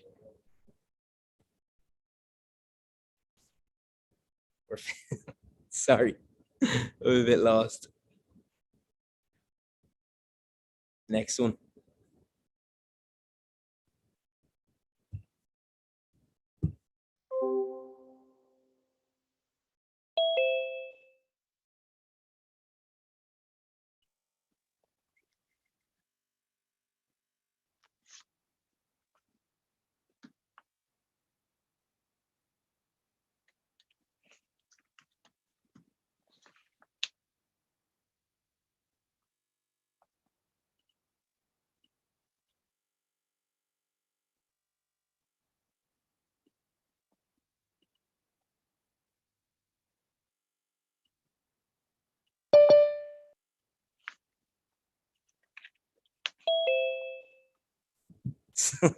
Sorry there, JJ. We had our first technical difficulty of the night. Still, my camera's not on even. There he is. Absolute mare. Yeah, sorry about that there. At least we got the first one out of the way, I suppose, nice and early. But yeah, thank you for coming on and speaking to me. It's great to have like that Francis, who is an absolute legend in the Irish music scene, and to have yourself, who I'm sure you'll have your course as well. How are things? Good. How you getting on? Yeah, good. We're just finished first hour and a half now, so the kind of nervy bits are hopefully over anyway. I know you're probably well used to it. You're in DC yourself. Did you ever appear in the broadcast? I actually don't think I did. No, I don't think so. Shame. But I have now as well. Yeah, there you go. There's always first time for everything, I suppose. I would love to have you live here in the studio with me. We can talk and play songs, but maybe next year, fingers crossed. You released a new single last week. You feature with Vince. How's that going for you? Yes. Yeah, it's going really well. I wrote it back, I think it was in lockdown 1. I think that's how I'm judging time periods now. But I wrote it back in lockdown 1 over Zoom. He's from Denmark, so I've never even met him. And we've written about 6 songs together, and that was picked by his German label, and it's out there. But yeah, it's going very well. Yeah, it's an absolute belter, I will say. If there's 2 things you do tonight, donate to the Rise Foundation, and you go and listen to Right Here Beside Me with Vince and JJ Bloom, because it's a song of the summer, as Lemmy would say. How was that writing process, writing with someone in a completely different part of the world? Yeah, it was like I would have done a few Zoom kind of Skype writing sessions before all this started, but not a whole lot. So they were always a little bit, I was like, come on, let's get into a studio and just do it in person, because I feel like they're never as good, it never works. But there's just been like, that's all you can do. So like, there's been so many sessions that kind of the first few were kind of getting used to it. But now it's like, I don't know, it's easier. Like maybe it's just because I'm lazy. But like, I've a session now like coming up that it's going to be in person, and I'm like, can we not just do it? That's probably me just being lazy, but it's become so normal that it's the same as writing in the same room, I think.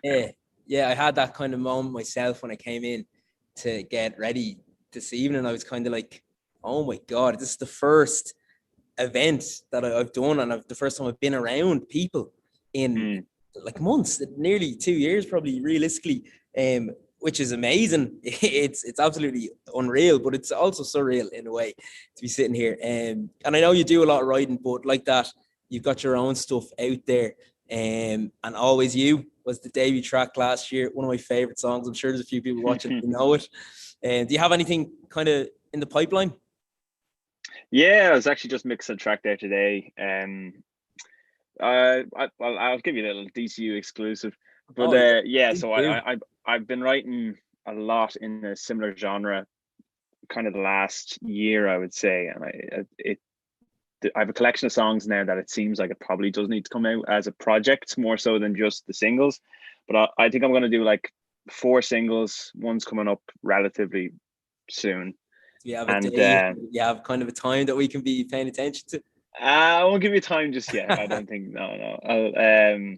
But yeah, single coming out soon, and a few more, and then I think I'm going to release an EP as well, and just so I have that project. Nearly was going to do the album. I was like, you know what? Maybe I'll hold off on the album. You kind of the album is a huge commitment. It's a huge body of work, and particularly so kind of early in your career as well.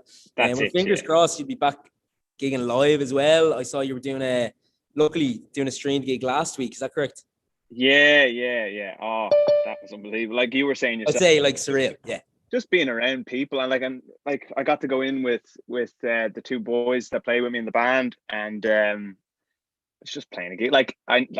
It was in the Button Factory, so we were in a proper venue. Yeah, it wasn't in some rehearsal. Yeah, there was some shed somewhere. Like there was sound, there was lights, and there was plenty of people working on it. Like it's all kind of students in there on this Tilt development deal where they run the gig. But it was great because I kind of forgot what that was like. Do you know what I mean? Hey, like even getting that first chord or singing that first note, I'd say you're kind of like, it was all just building up to that. And the past few months of not being able to do that.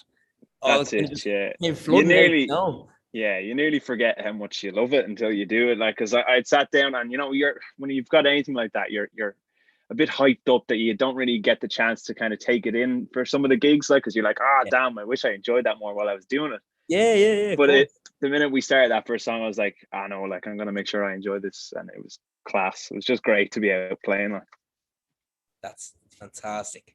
And similarly, earlier, as I was saying to Francis about the Irish music scene, like it seems to be this kind of revolution at the moment. There's more and more Irish artists coming up. Do you listen to much Irish music? Is there anyone that you're following yourself, or you could maybe like to see yourself collaborating with in the future? Yeah, there's so much. I think everyone's kind of coming out now because it's so much easier to work at home, kind of like, so like you can get the bones of a project going, even if you don't record it or mix it yourself. Like you can start a project and then go, okay, this actually sounds great. If we go and record it in a studio, let's get it out. Yeah, I think I work with the fellas in the Diffusion Lab on a track I did with Jay Carter, and they've had some serious talent come out of there. They look after Soleil, Jafaris, is that correct? Yeah, that's it. The R&B kind of revolution in Dublin. Yeah, the song I've been listening to at the moment, it was by an artist called Rushes. I know he definitely was with Diffusion Lab. I don't know if he still is, but his recent track is just class. So that's what I've been listening to at the moment, and obviously the usuals as well with Kojak. His new one is absolute fire. It's class. Great to see as well, particularly with Kojak, live gigs re-announced again. Like having that moment to go on at the Ticketmaster, I think it's probably one of the things that I've missed most about obviously gigs themselves, but that excitement of waking up early and getting the tickets. Yeah, definitely. Is there anyone you're kind of looking forward to seeing live? If you could pick anyone in the world, any artist, and you could go see them live next week, who would it be? Tomish, yeah. Just, there. I've seen him. Yeah, I've seen him twice. Like, so it's just, he's just the best. Can do no wrong, and obviously he influences a lot of your music as well. Anyone, if you go on and look up JJ Bloom on Spotify, Apple Music, whatever you have, you'll hear those influences. Yeah, big time. Yeah, no, he's next level gravy. Look, JJ, thanks for coming on. It's a bit short-lived, but hopefully next year we'll be able to have you either sitting beside me or playing a song. But thank you so much for coming on and being a part of the show. Absolutely. Thanks so much for having me. Cheers. Thanks. Best of luck. Bye-bye. Well, that literally is bang on the end of the show. Thanks to everyone who has been tuning in. I hope you enjoyed talking or listening to me talk with Francis and of course JJ Bloom there.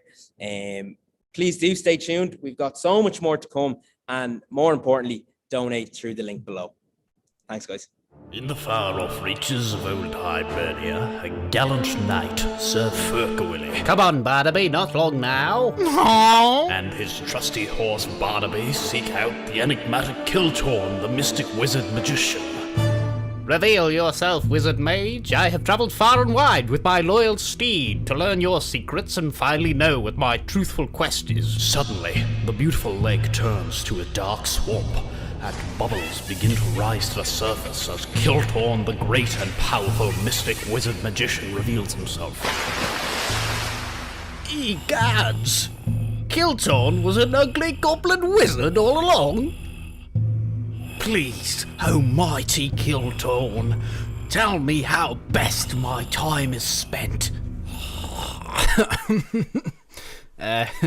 You should watch the 24-hour media broadcast by MPS. It'll be a live stream. It'll be in aid of the Rise Foundation. It's happening on May 17th.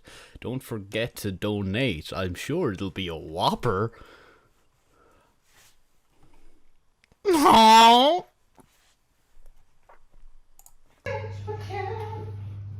I'm on the edge of glory. Okay. GZ Mahurjit, Hugh Carr here, and you are watching the DCU TV 24-hour marathon, all in aid of the Rise Foundation. Oh, like a pro. Like a pro. I am. I'm too good. If we had 5 more minutes. Hey guys, it's Danny from the Coronas here. Be sure to tune in to DCU TV's 24-hour broadcast on the 17th and 18th of May. And please donate to the Rise Foundation, which is their chosen charity, a charity that is very close to my heart and does amazing work. I hope it all goes great, and we'll see you very soon. Cheers. Broadcast.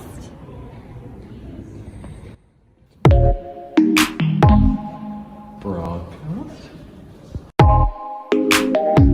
Broadcast.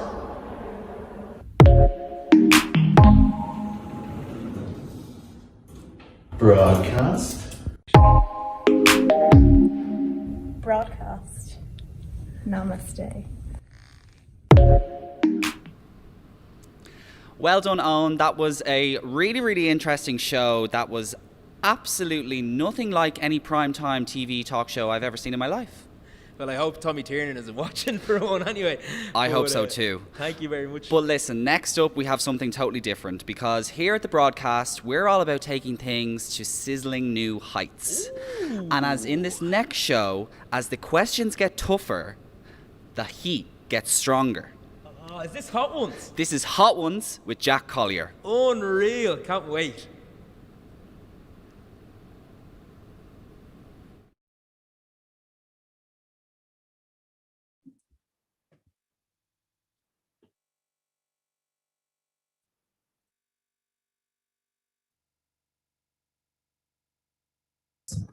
Right. Best of luck, boys. Get this yoke off me. Oh, come on. Come here. All right. Let's do this. We'll know when we're on.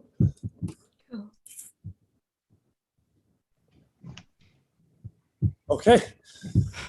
Hello and welcome to Hot Ones DCU edition. This is the show where the questions are hotter, but the answers are even hotter. This is a slightly altered edition to the normal version. In our version, we will have 3 spice levels. We will start with low, and the spice will stay around there. The questions will be relatively easy. We will work our way up to medium and then up to high. And as we get hotter, the questions will get harder. I've been joined today by Team 1. I have 5 fantastic guests with me. We will run through who we have. Let's start off with Katie Camp. Introduce yourself. Oh, hi, I'm Katie, and I have a slightly unfair advantage in the fact that I can't fully taste things on one side of my tongue. So that's so I think I have a little bit of an unfair advantage. But this is gonna go good. I'm excited. Let's work our way down. Next up is Louise. I'm Louise, and I have no idea what I've signed up for. I am not good with hot sauce, so this is going to go down very badly, but doing it for charity, donate. Moving along swiftly on to Ethan Hendrick. Hello, I'm Ethan, and I'm really good with hot food, so yeah, donate to Rise, please. Next up, I know it's his birthday today. I've got to wish a special happy birthday. Rian knocked it down there, turned the big 2-0. Thought he was going to let him off. Happy birthday! No, you weren't. I look like a poor man's Guy Fieri. There's no flavor town. There's absolutely no flavor town happening here. It's just going to be pure pain. And the safety cap fell off my medium level and it's gone all over the wing. So everything's medium here. And then I have the last dab from the actual one. So I'm probably going to die. Rian, your shirt matches the whole thing. Yeah, I'm loving it. We love the shirt already. This shirt is going to be just dripped at the end. It's not going to be good. And last but not least, we have Jade. I know it says Sophie, but it's Jade. I assume we're on somebody else's phone. Yeah, we are. I can't change it. But yeah, hi, I'm Jade. And I like to say that I can handle spice, but I'm feeling I'm going to be proven wrong. So, yeah. Oh. And Jack. I know Rihanna said he's got some hot sauce. During the week, I'll go for it. What's up? I was just going to say, I love your hat. Can we please talk about it? The hat is good. I'll talk you through it. My girlfriend made this for me. It's an extremely long chef's hat that's pokes up about this much, so it's hard to keep it all in shot. I was knocking down doorways, walking myself down here, but yeah, we made it down to the studio. And well, it's homemade, even better. How much is she selling them for? Depop. I agreed as a host. I'd get involved too. We have been given this. It's 1.5 million Scovilles, and we did a little test run during the week, and I can absolute disaster. I was with Jack. We were walking down the street in Rathmines, and he decided to taste it. And people walking by would have thought he was about to be hospitalized. I was a mess. I was spitting everywhere. I was dripping red in sweat. It was nasty. But nevertheless, we will get stuck into it, guys, and we will start ourselves off with a nice, easy one. I know particularly Ethan was worried during the week about what would be thrown up to him. But it's okay. We've got drinks at the ready, I'm hoping, because this is going to get hot pretty quick. I have milk, and I also have, it's kind of broken. I bought little ice creams, and it's after breaking in half. I also have a twister, and then I have a pint of milk. So I've made a mistake. I only have water. I need to go get water. Louise. Gets water. I'll talk you through. Basically what you can't see is I'm sitting in front of 3 huge spotlights, and it is hot in here. It is warm, and it's only going to get a whole lot hotter. But first question to the floor anyway. Nice easy one. What is the one article of clothing that someone could wear that would make you leave a date with them? So let's say you're in a date scenario, you're sitting down, the person, and you spot them wearing something. What is that thing that makes you go, no, I'm up, I'm gone? First things first, we're going to dip our sauces in the heat, and then we answer our questions. We do it in this order. Okay. Peri hot sauce. I don't eat chicken, so I got the next best thing, which is burnt toast. So that'll do, no problem at all. Up until about 5 minutes ago, I didn't have chicken either. Everything just works itself out. Okay, that's all right. All right, so I don't know why I ate the full fillet of chicken. That just put myself at a disadvantage straight away. Wow. What is that one?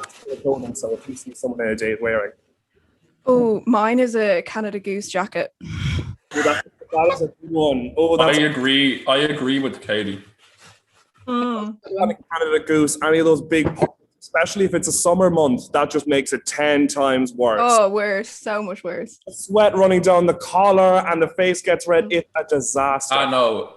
You have to, like, Canada Goose transitions into the gilets in the summer. They leave the parka jackets and they just get the gilet.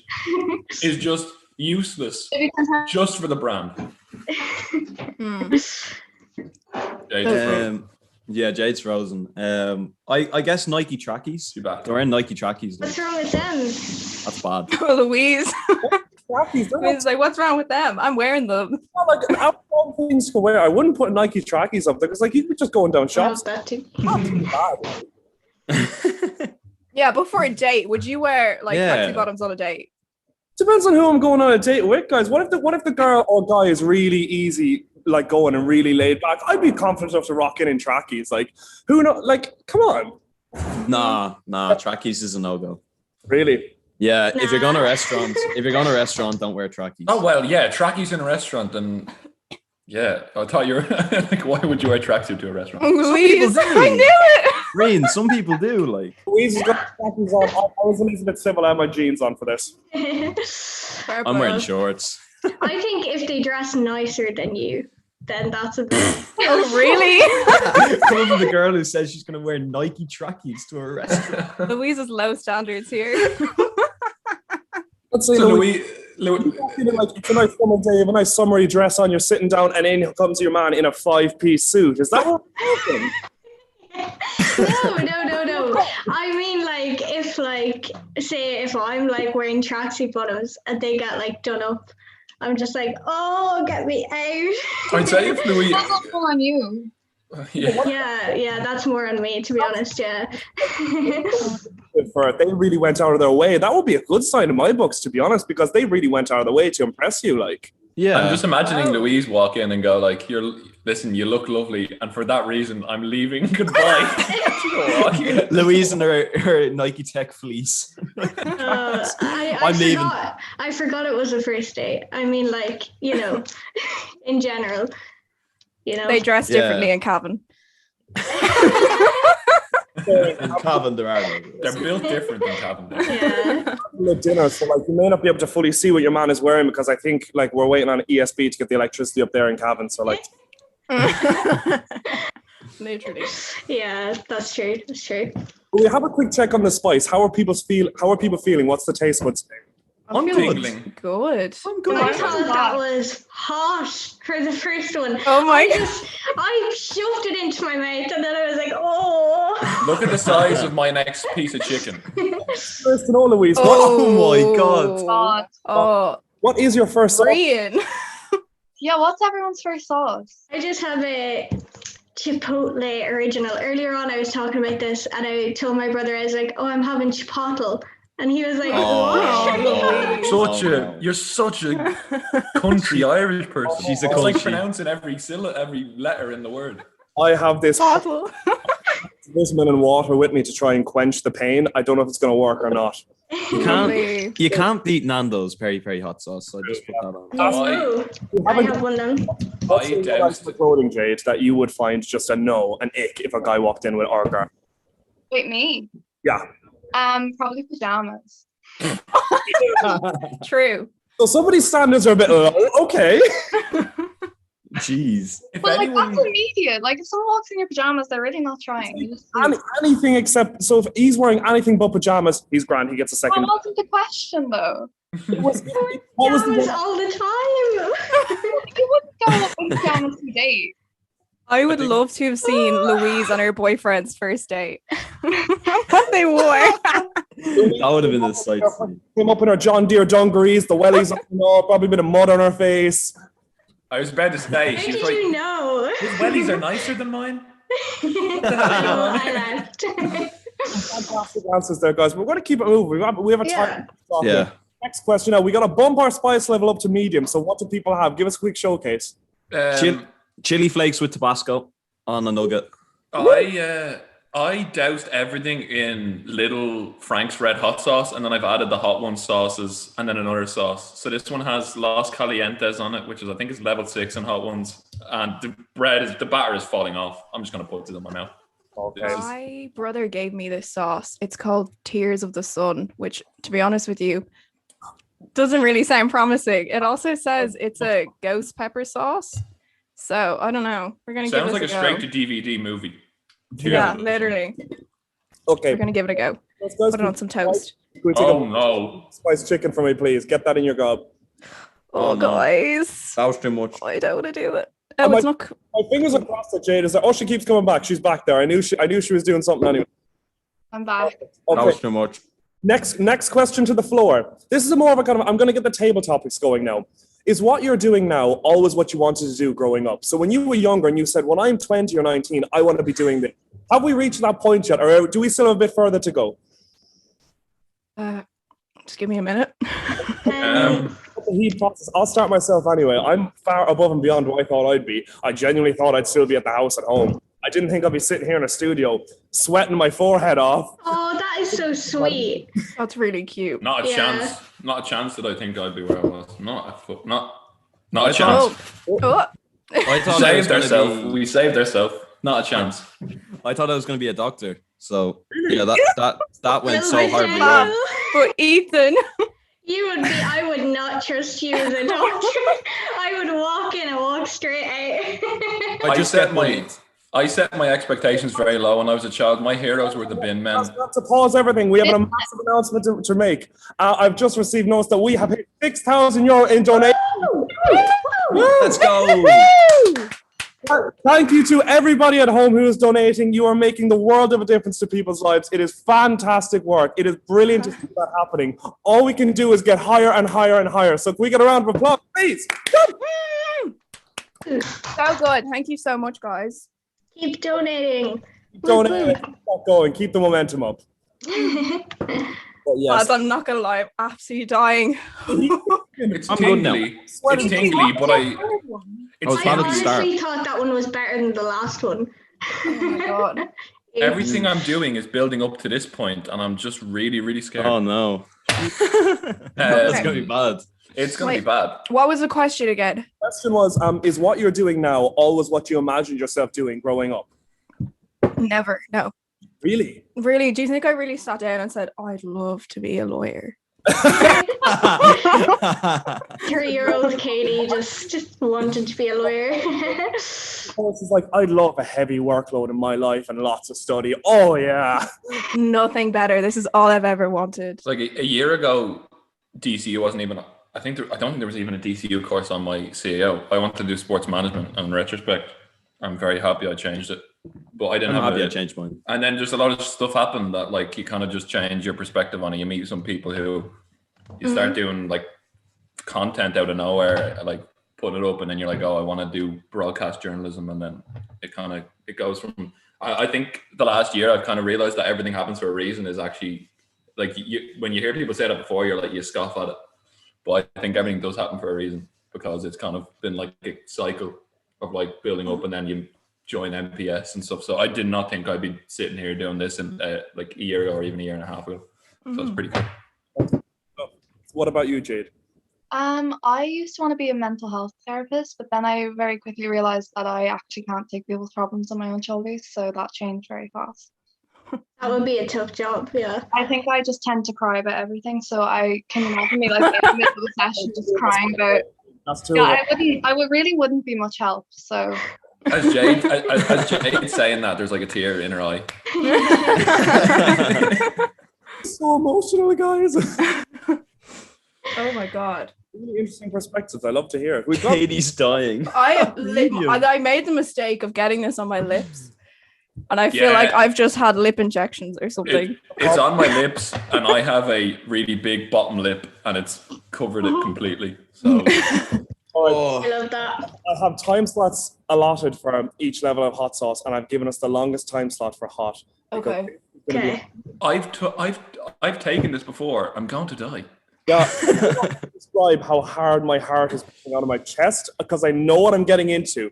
So, Jack, what one do you have? I have 1.5 million Scoville. Jesus. Called Bring the Pain. That's what I have. Katie, cheers. Oh no! For contrast, for people at home who want to know the level we're talking, Tabasco sauce is 2,000 Scoville. This is 1.5 million. Will I read it? Will I read it? Rian, what's the last dab? 2.6. Oh, I just have chilies. I'm gonna die. Will I read the blurb for the last dab for everyone again?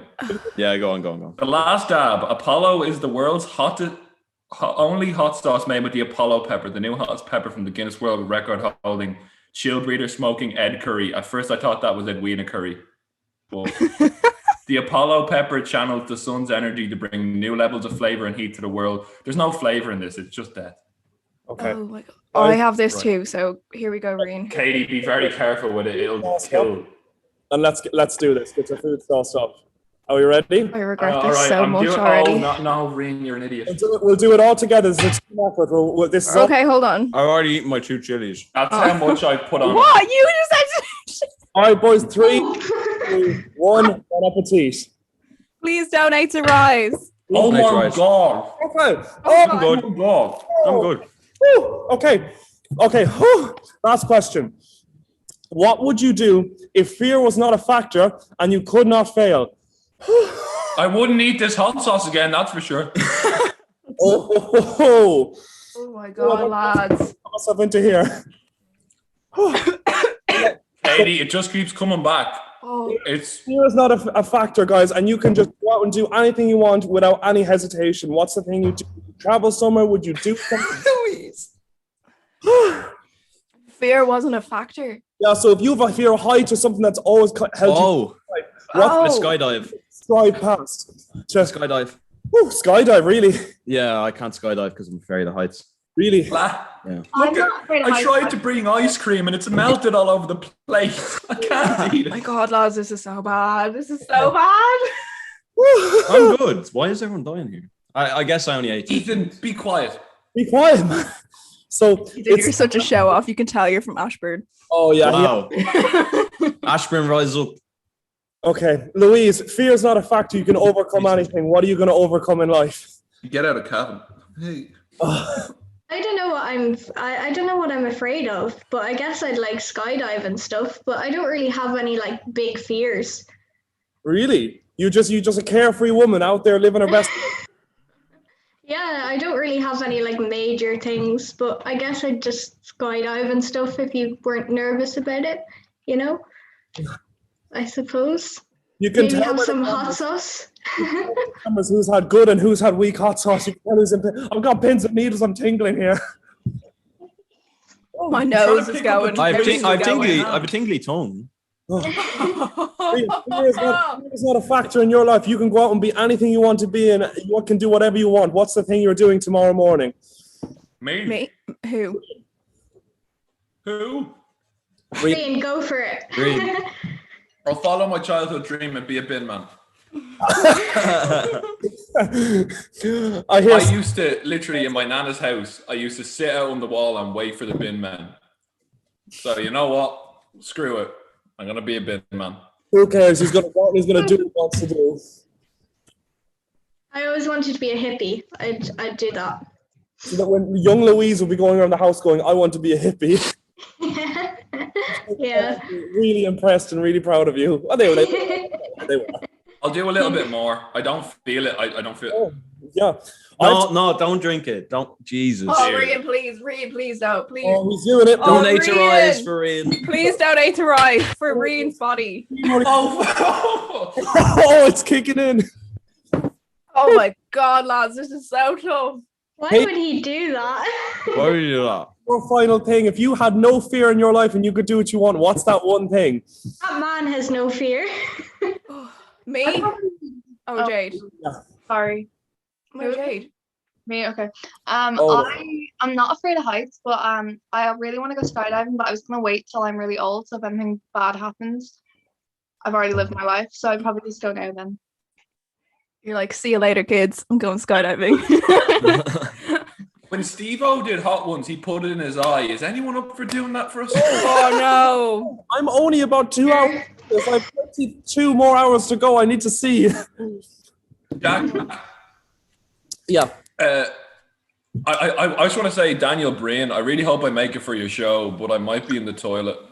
I want to shout out Daniel Breen for story time. Okay, guys, we're coming up to our time limit, but I had one final question prepared that you didn't know was coming. This is a nice curveball to you. Okay. A scenario has been set. I have placed all 5 of you in a room, and there's 2 cold, fresh glasses of milk there waiting. Who are the 2 people who are going to fight their way and get that milk? The rest cannot make it. There's only 2. Louise. Louise is definitely winning. Louise would kill us. Jack, can I just ask, how high are the glasses of milk? Oh, go away. Oh my God. She's a midget. Glasses come straight off the fridge. Beautiful. I think I lose, but Louise can't reach the top shelf of the fridge, so we're grand on that one. I'd probably cry instead and give it to someone else.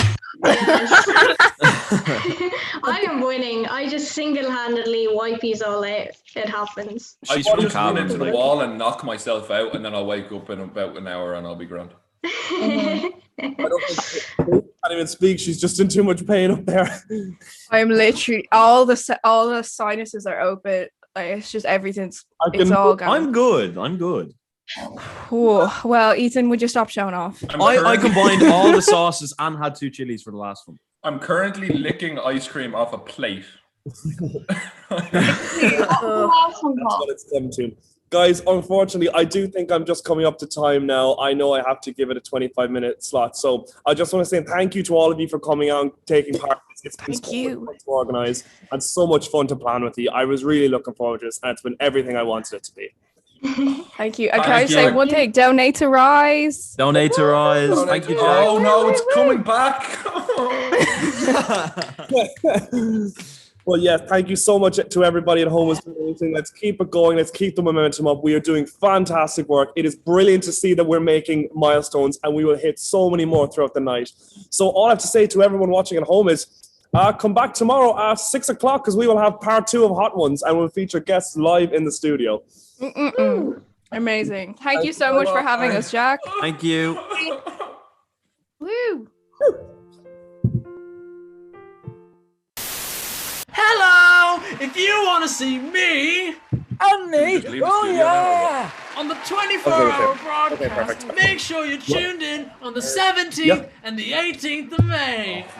Oh yeah, I'm so excited. I'm currently drinking Solero. Oh my God, there's more on that sauce. I should have got a hotter sauce. Hey, it goes away and comes back, and then goes away and comes back, and then goes away and comes It goes back. up your nose.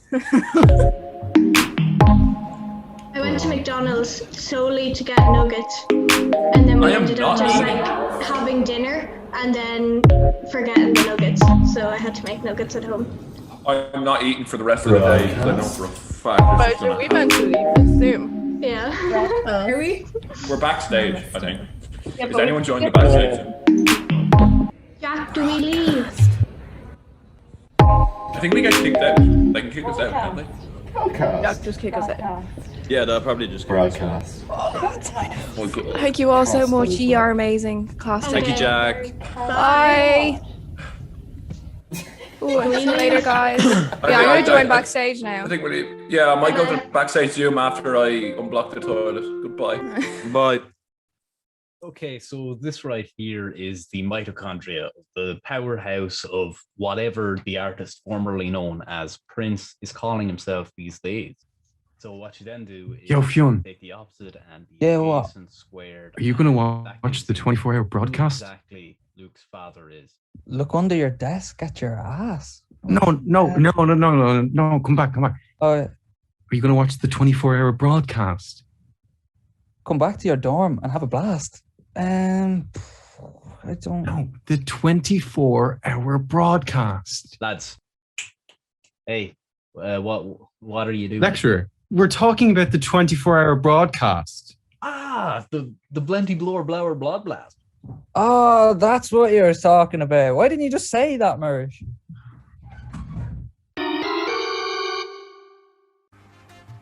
Alexa, what up? That was an absolutely sizzling performance from Jack.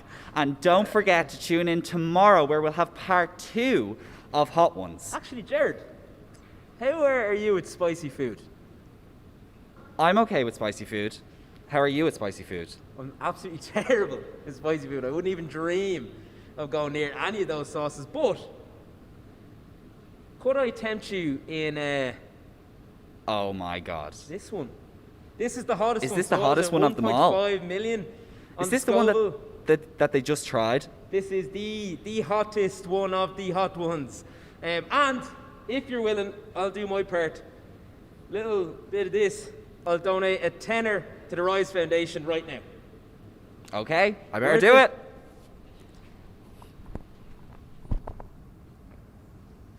Oh no. Oh, that's a big bit in fairness. Oh my God. Oh, that's actually disgusting. Anyway, okay, I think we should really calm things down. Yeah. Story time with Daniel Green.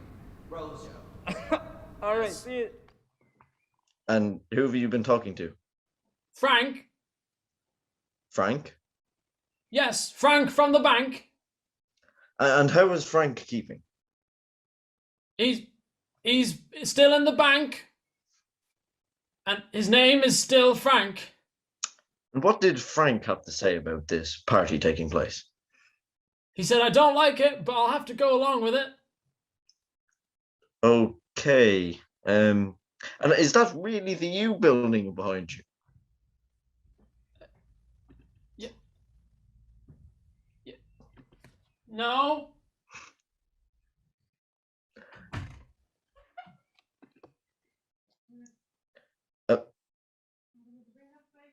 Well, thank you for that anyway, Adam. That is all we have time for this evening. I have been your host, Niall Walsh. Thank you and good night. Recording. What's up, guys? It's your boy, Daniel Got Hits. I know it probably doesn't look like it, but I did go to DCU. Big shout out to DCU TV. They're doing the 24-hour broadcast on the 17th and 18th of May. Go support it. It's for a great cause. All proceeds are going to the Rise Foundation. So yeah, best of luck with it, and I'll see you guys soon. Peace. Hi guys, Crossy here from FM 104. Best of luck to everyone. DCU FM 12-hour broadcast on the 16th of April.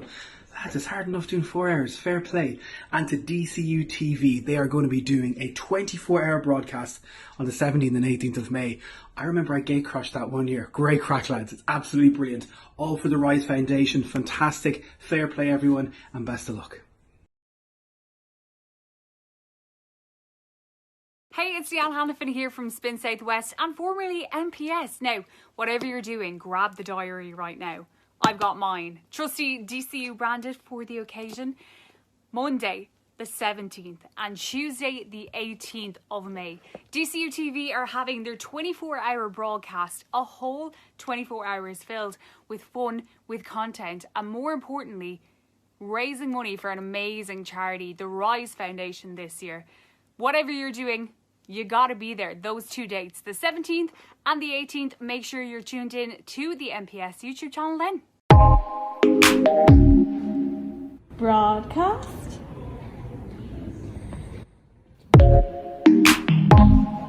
Broadcast. Broadcast.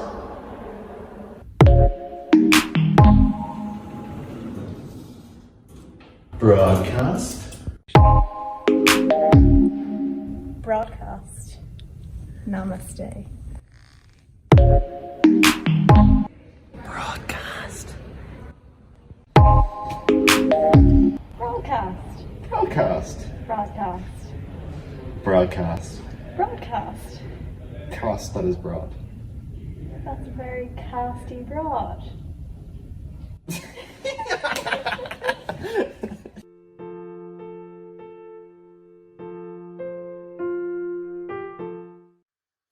Hello, I'm Dr. Gunther Grun, and I'm here to ask you to tune in to DCU FM for the 12-hour broadcast on the 16th of April, and on the 17th and 18th, DCU TV have... This always happens when I'm busy. Yeah, that's enough already. Please tune in and watch these two events. On the 17th and 18th of May, you have DCU TV, and on the 16th, you have DCU FM. And it's all in aid of the Rise Foundation. And if you don't do it, those people are never getting out of here.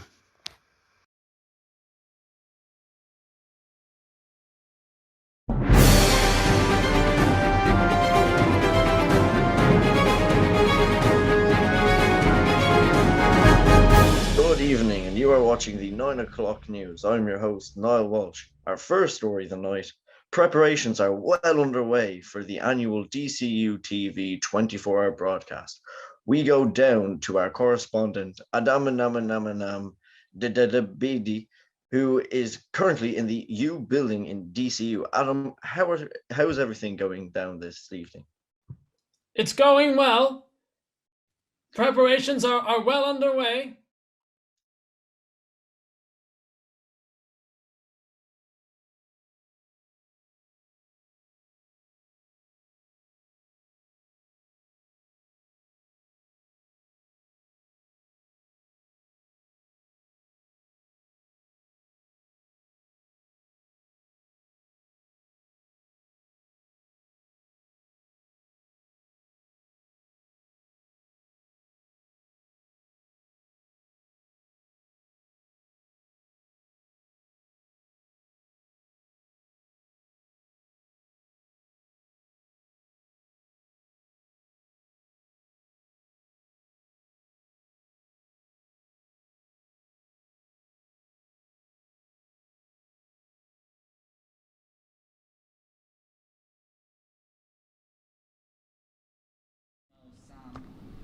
Oh, wow. That's Sam I Am, that's Sam I Am. I do not like that Sam I Am. Do you like green eggs and ham? Said Sam I Am. Do you guys like green eggs and ham? No. Are you sure? There, that's what it looks like. I do not like them, Sam I Am. I do not like green eggs and ham. Would you like them here or there?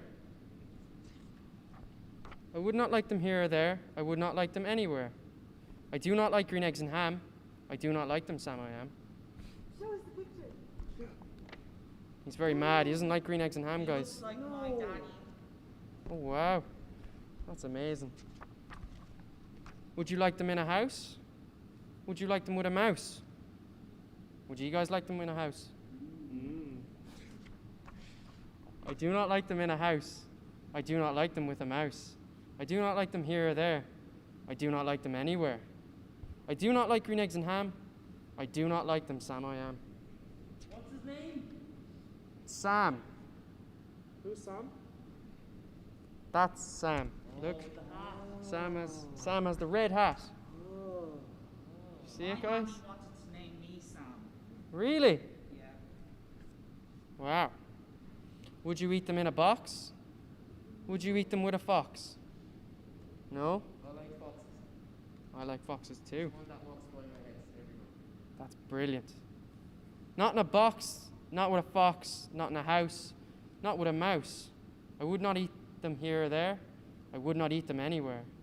I would not eat green eggs and ham. I do not like them, Sam. I am. See how mad he is, guys?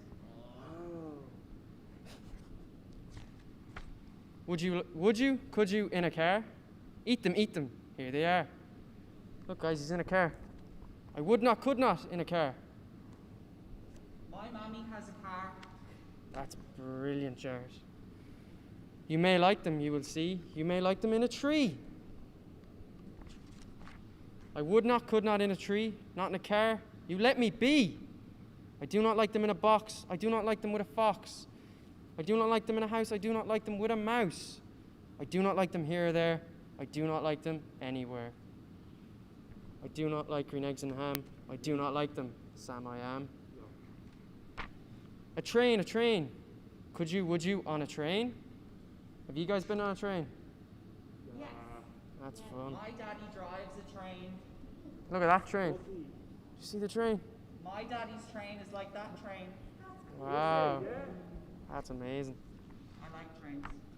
Not in a train, not in a car, not in a tree. Sam, let me be.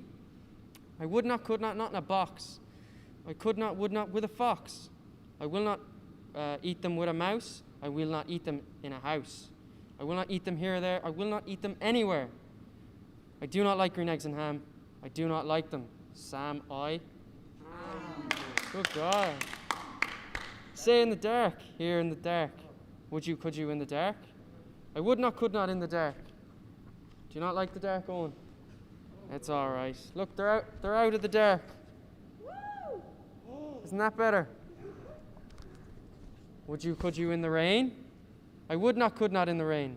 Not in the dark, not in a train, not in a car, not in a tree. I do not like them, Sam, you see. Not in a house, not in a box, not with a mouse, not with a fox. I will not eat them here or there. I do not like them anywhere. Do you like green eggs and ham, Batman? I don't think so. I haven't tried them though. I do not like green eggs and ham. I do not like them, Sam. I am. Would you with a goat? I could not with a goat. Show me the pictures. Do you want to see the goat? Yeah. There's the goat.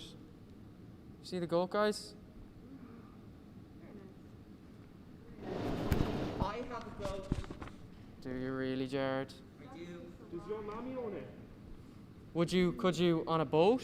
Jared has everything. Not fair. I would not on a boat. I will not with a goat. I will not eat them in the rain. I will not eat them on a train. Not in the dark, not in a tree, not in a car. You let me be. I do not like them in a box. I do not like them with a fox. I will not eat them in a house. I do not like them with a mouse. I do not like them here or there. I do not like them anywhere. Oh, well done. I do not like green eggs and ham. I do not like them. Sam, I am. You do not like them, so you say? Try them, and you may. Try them, and you may, I say. Sam, if you let me be, I will try them. You will see. Look, he's thinking of trying them, guys.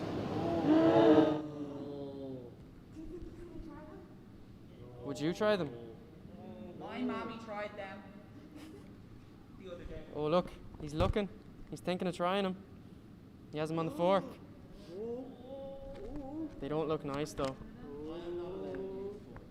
Oh, I won't. That's bad. Sam, he tried them. And what do you think? Do you think he liked them? No, they're yucky. Well, you'll find out. He said, Sam, I like green eggs and ham. I do, I like them. Sam, I am. I would not eat them in a boat. Are you? Will I go on to the next one? New story. What about Dirty Bertie? Oh, Bertie Ahern. Okay. My mommy knows Bertie Ahern. Oh, wow. So that's Dirty Bertie.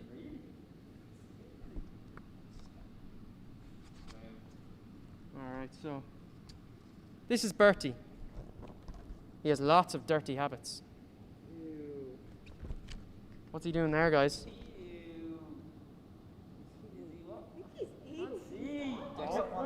Is he eating dog food? He's eating dog food. If Bertie saw a sweet on the floor, he would pick it up and eat it. Look at it. Do you see that lollipop there, guys? Yeah, that's not nice. Bertie's mum would shout, "No, Bertie, that's dirty Bertie." What about the 5-second rule? Yeah. I don't think see that sweet? It's been on the ground longer than 5 seconds. Anyway, if Bertie had a bogey up his nose, he'd try to pick it out. Ugh.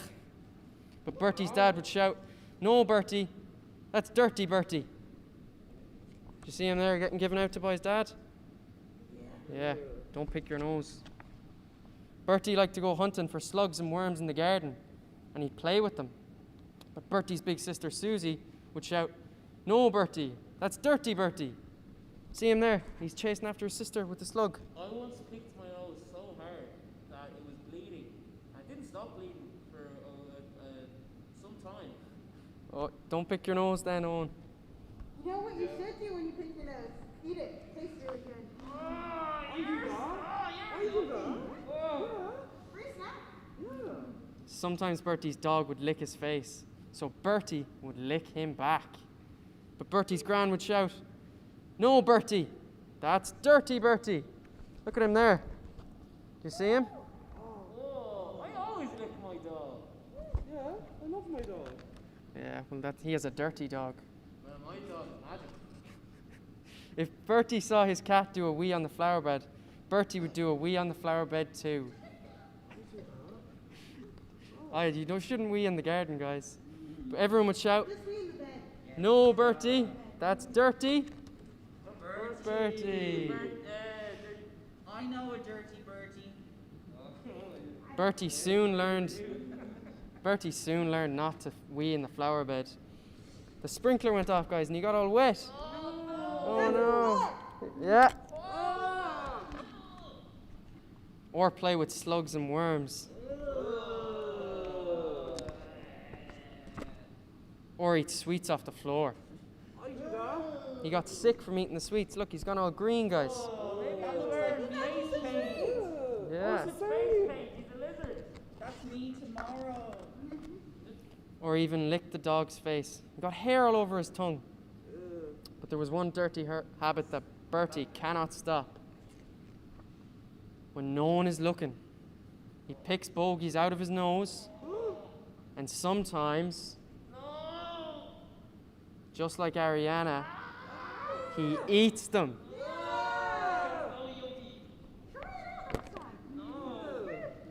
The end.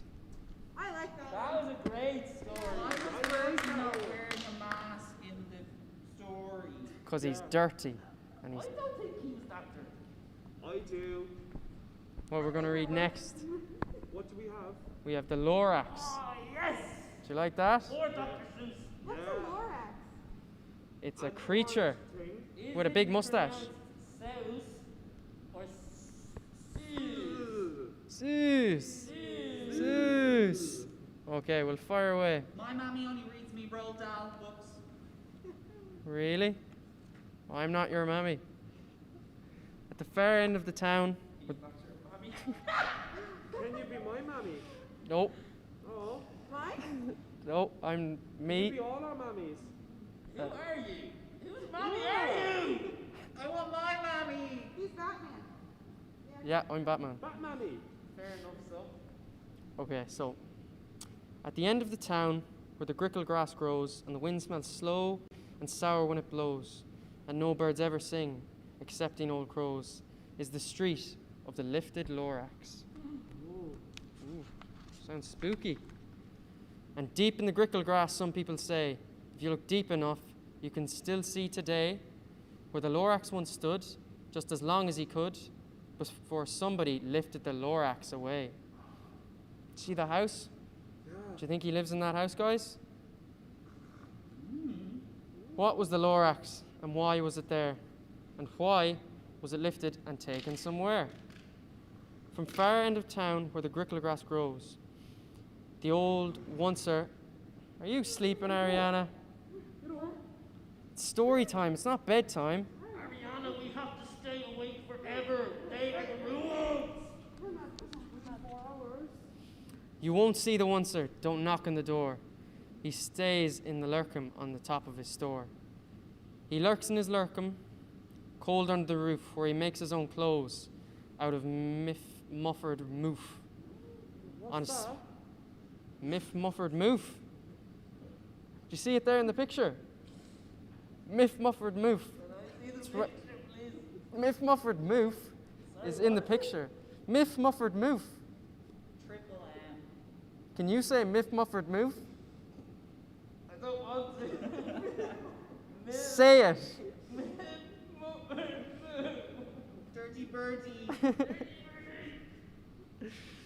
And on special dank midnights in August, he peeks out of the shutters, and somebody speaks and tells how the Lorax was lifted away. He'll tell you, perhaps, if you're willing to pay. Lots of money. You should donate to the Rise Foundation. He has money, yeah. Go do that. Donate to Rise. Just like the Lorax. On the end of a rope, he lets down a tin pail. And if you have to toss in 15 pence and a nail, and the shell of great-great-grandfather snail. Do you like this book, guys? No. I don't like this book either. This is a stinky book. Yeah, you can see it. I think what we need is more Bertie. Yeah! Here this time! My This mommy time. wrote that book. Children, it's time for bed. No! I want Dirty Birdie! No! I only take orders from mommy. You heard it, guys. Come on, bedtime.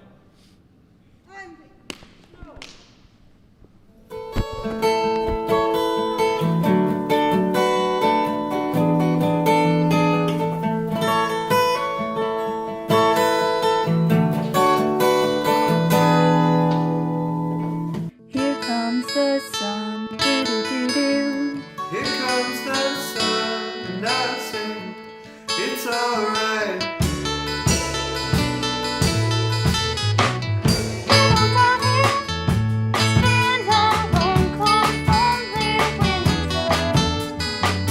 Little darling, it feels like years since it's been here.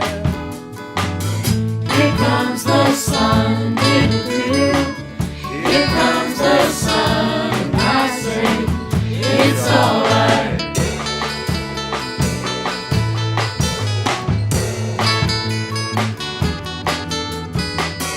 Little darling, the smiles are turning through the faces. Little darling, it feels like years since it's been here. Here comes the sun, doo-doo-doo. Here comes the sun, and I say, it's alright.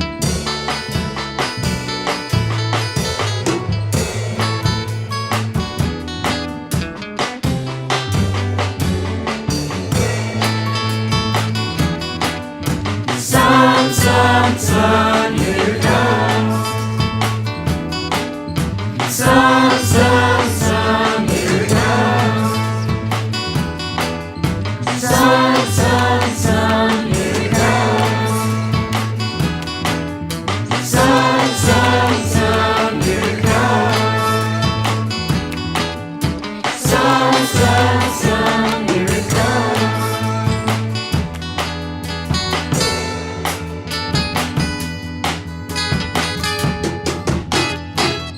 Little darling, I feel that ice is slowly melting.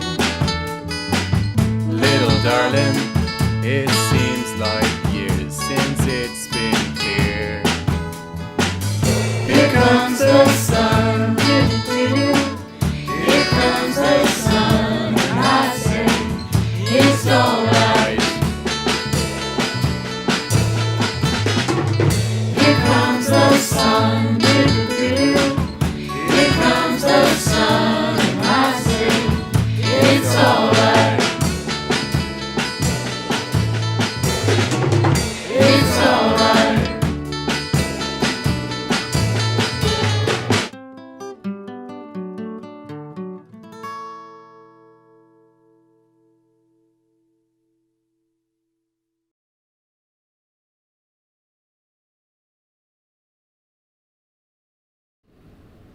Well, did we all enjoy story time with the wonderful Daniel Breen?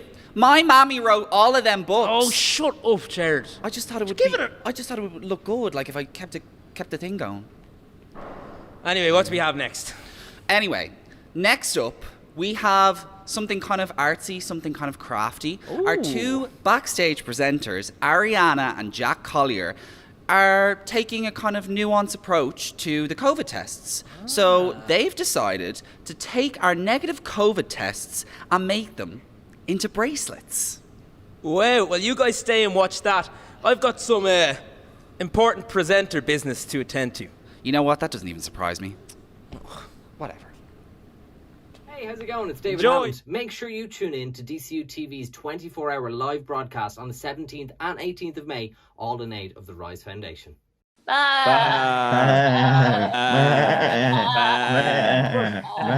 going on? Banana? Great Scott, Marty! We've just gone back in time. We have to go back. Back to the future. Back to the broadcast. Yes, we have to. Back to the broadcast. Hi, I'm Fanula J, and you're watching the DCU TV 24-hour broadcast, all in aid of the Rise Foundation.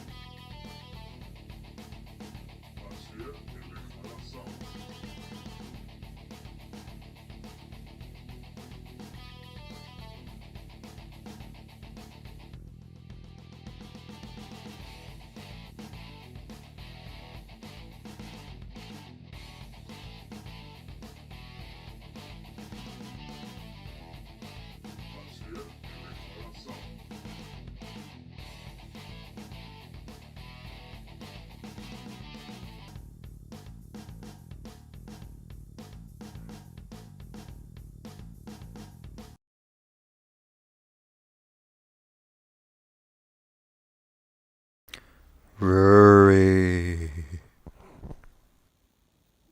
you must go to the broadcast. What? I said, you must go to the broadcast. Yes.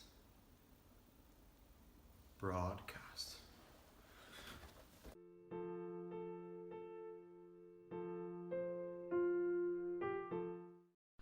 Hi everyone, Des Cahill here from RTE Sport. I just want to remind you all to make sure you tune in to DCU TV's 24-hour broadcast. It's May 17 and May 18, and you'll get the opportunity to donate to DCU's chosen charity, the Rise Foundation. I'm a huge fan of their work. They help families who have a loved one struggling with addiction. They do fantastic work. So tune in and support Rise Foundation on DCU TV. Thank you.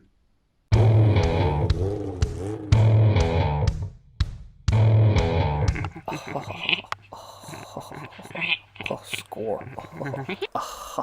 Tune into the 24-hour broadcast. Yeah, do it. Do it. Whoa.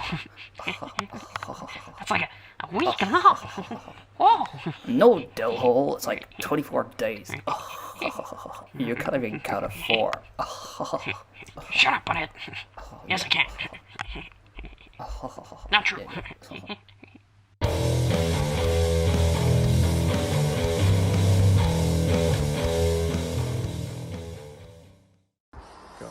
Hi, Mary Kaplan here. I'm reminding you to tune in to DCU TV on the 17th and 18th of May, a 24-hour broadcast. This year they're supporting the Rise Foundation, which is an amazing organisation that helps family members who have somebody in addiction. Give generously. Thank you. Hello and welcome back to the broadcast. You're joined this time by our two backstage presenters, me and Ariana. You're yet to see us really on screen, but we will be providing you with the kind of the more looser kind of content, the easygoing stuff. And it's our job really to keep the audience entertained and everybody awake and to come up with new, fresh ideas. Yep. And we were having a little brainstorming session there. And I reached into my pocket and I pulled out our negative COVID tests we all got on the door. Yeah. We got swabbed on entry and we have all these. And then we realized what we also have is we have got jewelry making sets. So what a better way to remember the occasion than we are going to try and make bracelets or necklaces out of our COVID tests. Yes, and I think this is going to be the fashion statement of the year, if I'm being honest. Cover of Vogue, they're waiting for us. Yeah, going to be in Tiffany & Co, to be honest. Oh yeah. So, let's get started, guys. Okay. We have so how's okay, if you want to introduce ourselves, we can start off with... Use that one. Yeah. I'm Mark. Hello. Hi, Mark. Hope you're all keeping well. Hi, I'm Sarah, and it's a joy to be here. Bunnies who broadcast, am I right? Happy Easter. Yes, Easter, springtime. I missed the memo when it came to the wardrobe, so we're moving with it. We'll move along with it. We'll have a few table topics, guys, as you're building away there. I have a couple of questions for you. How's the broadcast going for you so far? Has there any been highlights for you? Anything you thought was really fantastic this night? I really enjoyed the story time, but I didn't appreciate the disrespect for the Lorax. It's one of my favorite movies, so, and Danny DeVito stars in it, so I thought a little bit more respect could have been shown for the Lorax. But overall, I loved every second. I thought it was great. I don't know, the kids at the broadcast may beg to differ on that one. It didn't go down too well with them. How about over here? What are we saying? Favorite part of the broadcast so far? I'm going to say Hot Ones. Not biased or anything. I like that now. It's a good suggestion. Yeah, how did you feel? How did you feel after doing that, by the way? How did I feel? Or more like, how do I feel? I'm still in pain. I've been going non-stop since Hot Ones. The heat is very much still there. I am sweating underneath this fedora. Guys, I'm thinking I'm going to do a keychain. That's cute. You know what I mean? That's cute. I saw these cool things, like big Y2K, trend going on lately, where they put it on their phones and then they make like a little handle. So I'm thinking that with my test, like I'll try to figure out how to kind of combine the two, but I mean, we'll see. I'm thinking, could we open them? Kind of break them open, you're thinking, and get the wire to pass through it here. Just smash it up? I don't know. I kind of want to keep mine intact. I think if we wrap the kind of string around him, that might be the best way of doing this.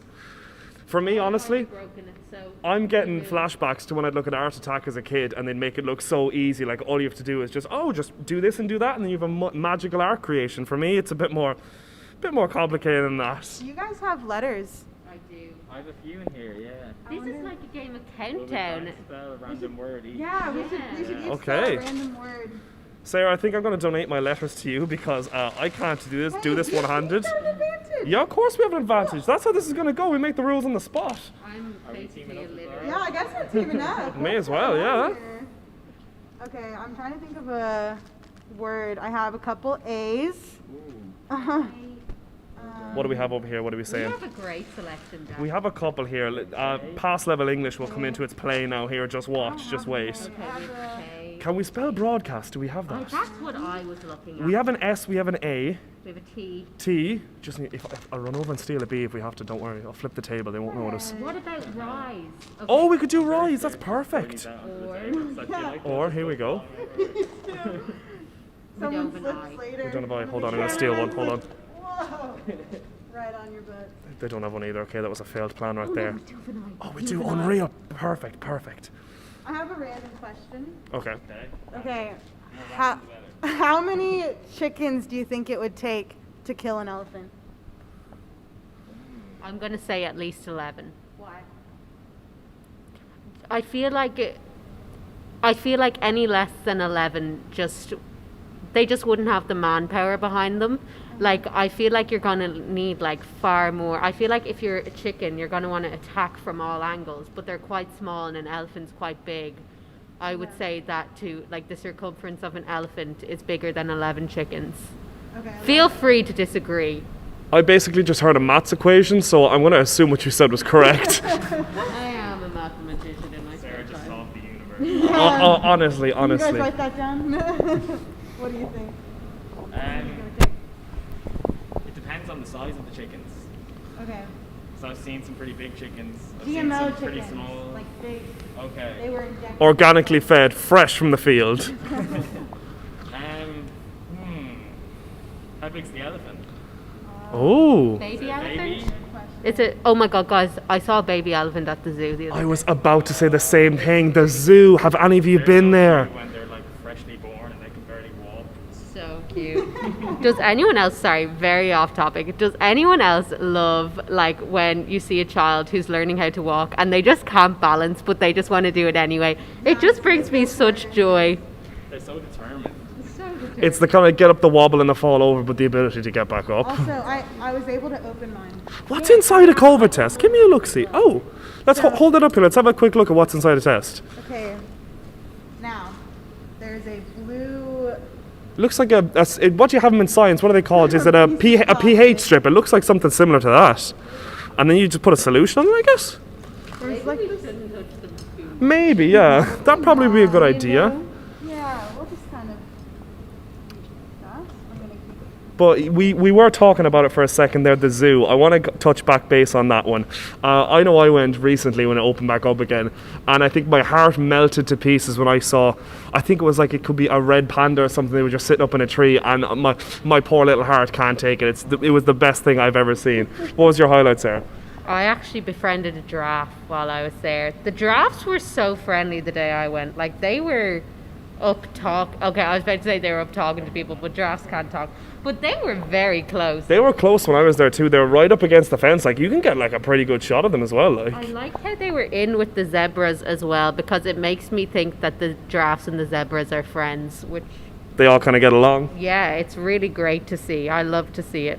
Okay, so far I'm looking at all my letters. I'm able to make the word tear. That's cute. Tear? I don't know how many that give me in Scrabble, but I think pretty high. Tear. Words. And then we have fear. What's your fear? What's your throwback to Hot Ones, please. No, I can still feel the pain. I can make read. Ooh, not too bad. A little bit of a. Have you got any extra vowels? Vowels. Will we help out? Will it be nice? Do you want an A? We can throw across an I A. have an O and a U. I'll take an O. We'll give an O. We'll be charitable. It's the giving season. I'll swap you an F for an O. An F for an I'll O. take that. Ooh, hold on a minute. Do you want I have a P I'm probably not going to use. Okay. Would you like an N for a P? Do you have... No, you take... You know what? You take the P, Mark. I'm not using her. Let's hand back the P. Thank you so much, Sarah. Oh. Perfect stuff. Will we move on to a couple more questions, guys? I know what we have listed here is we have a few would you rathers, and we might get stuck headfirst into these.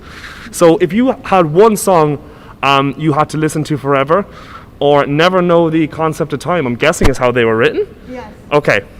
So would you rather only listen to one song forever, or never know the concept of time? So one song forever, So, like, or never know the you're concept just of living time. on this like you're just living, and there's no 24 hours. There is no like, it's 11 p.m. You're just living. By forever, do you mean it's constantly playing in your ear for the rest of your life, or that whenever you listen to music, you listen to that one Whenever song? you listen to music, like there's when you're sad, you listen to that song. When you're happy, you listen to that song. So there's just that one song stuck in your head that you can only revert back to. Oof, that's a tough one. We'll come over here first, Sarah. I think never know the concept of time, because not to go insanely philosophical, but time is just a social construct anyway. Like, people were able to live without time before us. I think it would be, I don't own a watch, so I feel like it would be pretty manageable anyway, you know? Nice idea, nice thoughts. I was thinking when you said watch, I did previously have a watch. I don't know if the tan line's going to come up as well there, but it's pretty tragic anyway. What would I say to that? I think I'd have to side with you as well. I just don't need to know the concept of time, really. I just need, like, you have to have like different songs, because like there's different moods you have for them. There's different like things you want to listen to at different times of the day. There may be times when I want a little bit of Lewis Capaldi, but there are times when I don't as well. Like, I like a bit of variance. I would have to choose Listening to the same song. I think I would honestly, but then it's like if I never, see, I'm wondering about the question now, did I ever know the concept of time? Because then it's like, Oh, we took a turn there. because then it's like, did you ever even lose anything? You know what I mean? Like, did you ever even, you don't know what time is. Ariana, I won't lie to you. I've been going for about 13 hours now at this point. My small brain is struggling to comprehend what was coming across here, but I'm going to go with it. Is water wet? I'm just thinking of words. All right, we'll run to the next one we have here on our loose kind of bead-making COVID testing show. What do we have next? We have, would you rather own your own boat or your own plane? That's a good one, actually. I like that one. We'll come over here. Yeah, I'll start with Mark. I would love to own a boat, but I'm going to say plane just because it'd be so easy to get around to anywhere you want to get. A boat would be nice as well, but it's got to be a plane for me. Yeah. Sustainability just isn't your point. I guess both aren't very sustainable. Yeah. I'm like, choose differently. Choose better next time. I think I would choose boat. Yeah. Only because, I have a pretty strong stomach. I don't think I get very seasick. And I also would love fish, big fish person. Yeah, me too. Whales, sharks, not afraid. I've fought one off before, actually. What? Explain. I'm just joking. I didn't, but I wanted to see your reaction. I mean, you believed me, so thank you. I mean, like, in fairness, like, Ariana comes out with these mad stories sometimes. You never know what she's going to say, so I would 100% believe it. Dude, that's what I always think about. Especially when I moved here from Arizona, I was like, I could honestly make up like a whole new life. I could just. Yeah, we would know. None the wiser. You could be like, yeah, guys, actually, like, I'm a billionaire. You just don't know. I once told someone that a cactus fell on me, and that a cowboy like swooped in on a horse and lassoed it off, and I was good, and they saved me, and genuinely had the whole room thinking that was true. That is completely believable. Honestly, I'd back that. What are you thinking, Sarah? I'm going to say boat because I feel like boat is very glamorous. But then again... You have things like Air Force One. This is true. Yeah. This is true. But then again, private plane is very glamorous too. I think I'm going to have to stick with my gut reaction and say boat. Boat. I hate to be the same as everyone else, but I'd agree it's a boat too, but it's for different reasons. I get a certain enjoyment out of going on a holiday, and you know that feeling when you get into the airport, like that buzz as you're coming in the door and you're getting up early for the flight. I feel like if you owned your own plane, you'd kind of lose the feeling, wouldn't you? There'd be no such thing as the holiday buzz anymore, because you're like, oh sure, just get in the plane, I'll just fly off somewhere. Whereas a boat, you can have a big massive luxury yacht and just cruise around the place I agree with that. Okay, guys, I think we'll continue this on, but for now we'll go on a little break. And when we check back in, hopefully we'll be done. And you'll see who has the best bracelet. We will see you soon.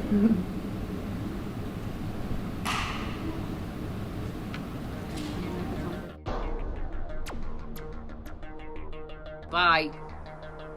Hey, how's it going? It's David Hammond. Make sure you tune in to DCU TV's 24-hour live broadcast on the 17th and 18th of May, all in aid of the Rise Foundation.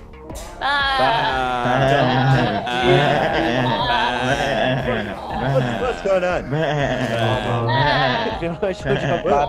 Banana? I'm excited to make. Great Scott, Marty! We've just gone back in time.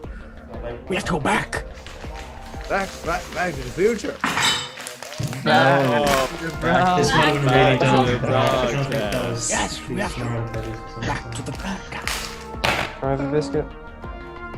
Hi, I'm Fanula J, and you're watching the DCU TV 24-hour broadcast, Adam, all in aid of the Rise Foundation.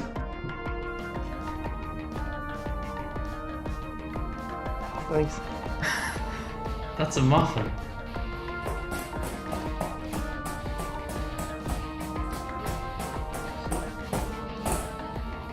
Yeah, Mursh added me on Facebook. What's that about, Mursh?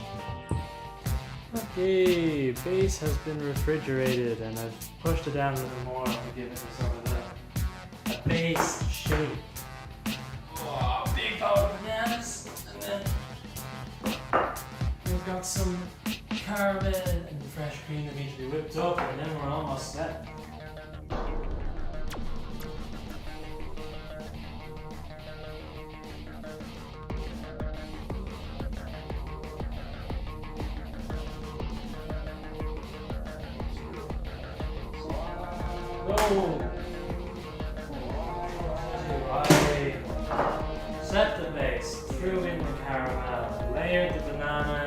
whipped up the cream, placed it on top, and then heated up a bit of caramel and drizzled it over the top, as you see here before us.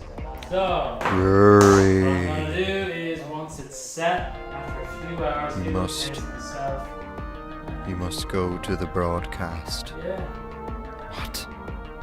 I said, you must go to the broadcast. Who's it for? It's for the 24-hour broadcast.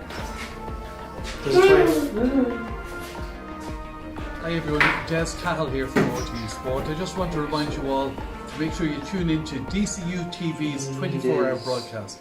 It's May 17 and May 18, and you'll get the opportunity to donate to DCU's chosen charity, the Rise Foundation. I'm a huge fan of their work. They help families who have a loved one struggling with addiction. They do fantastic work.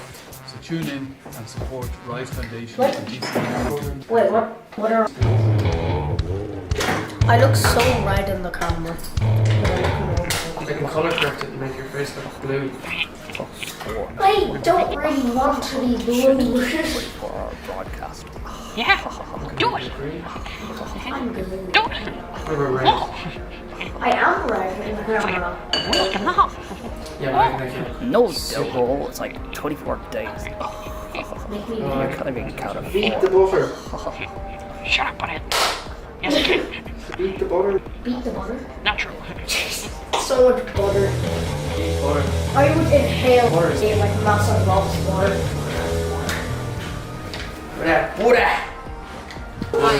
Greetings, Why am I genuinely Vanilla Warren here. like, You are watching a probably DCU sweaty. TV 24-hour broadcast, all in aid of the Rise Foundation. Are weak, Be sure arms to are donate. heavy.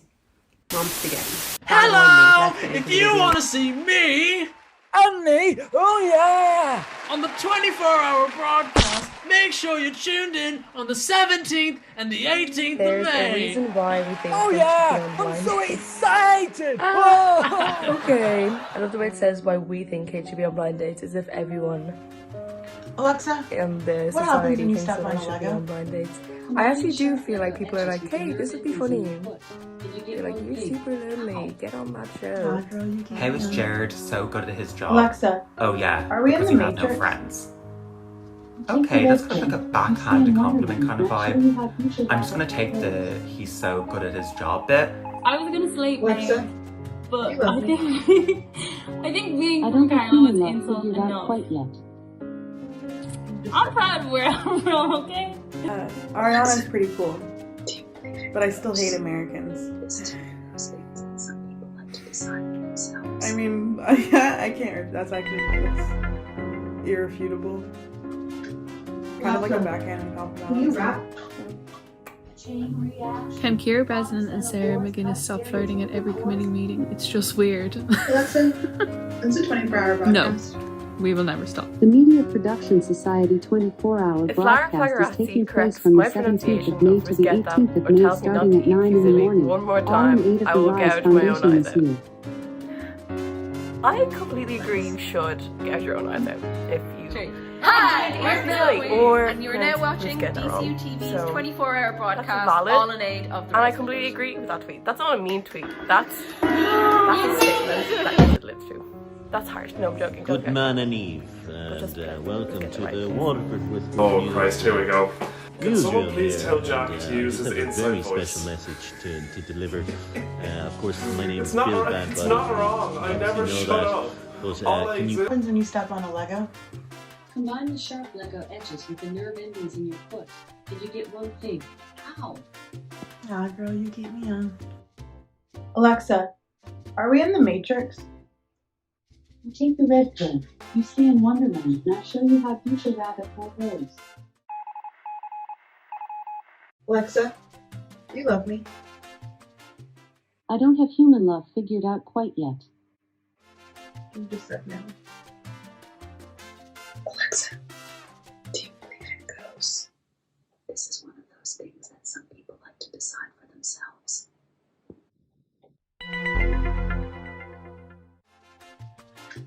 Alexa,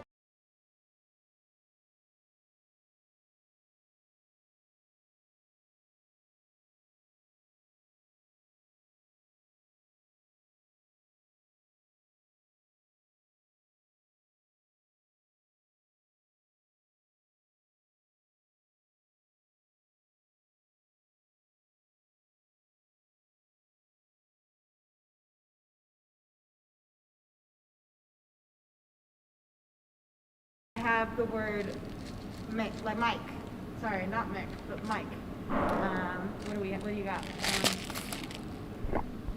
I've got a hop, just a little 3-letter word, because stick with the bunnies. Stick with the theme. I think it's looking very nice. I'd hold it up, but I can't.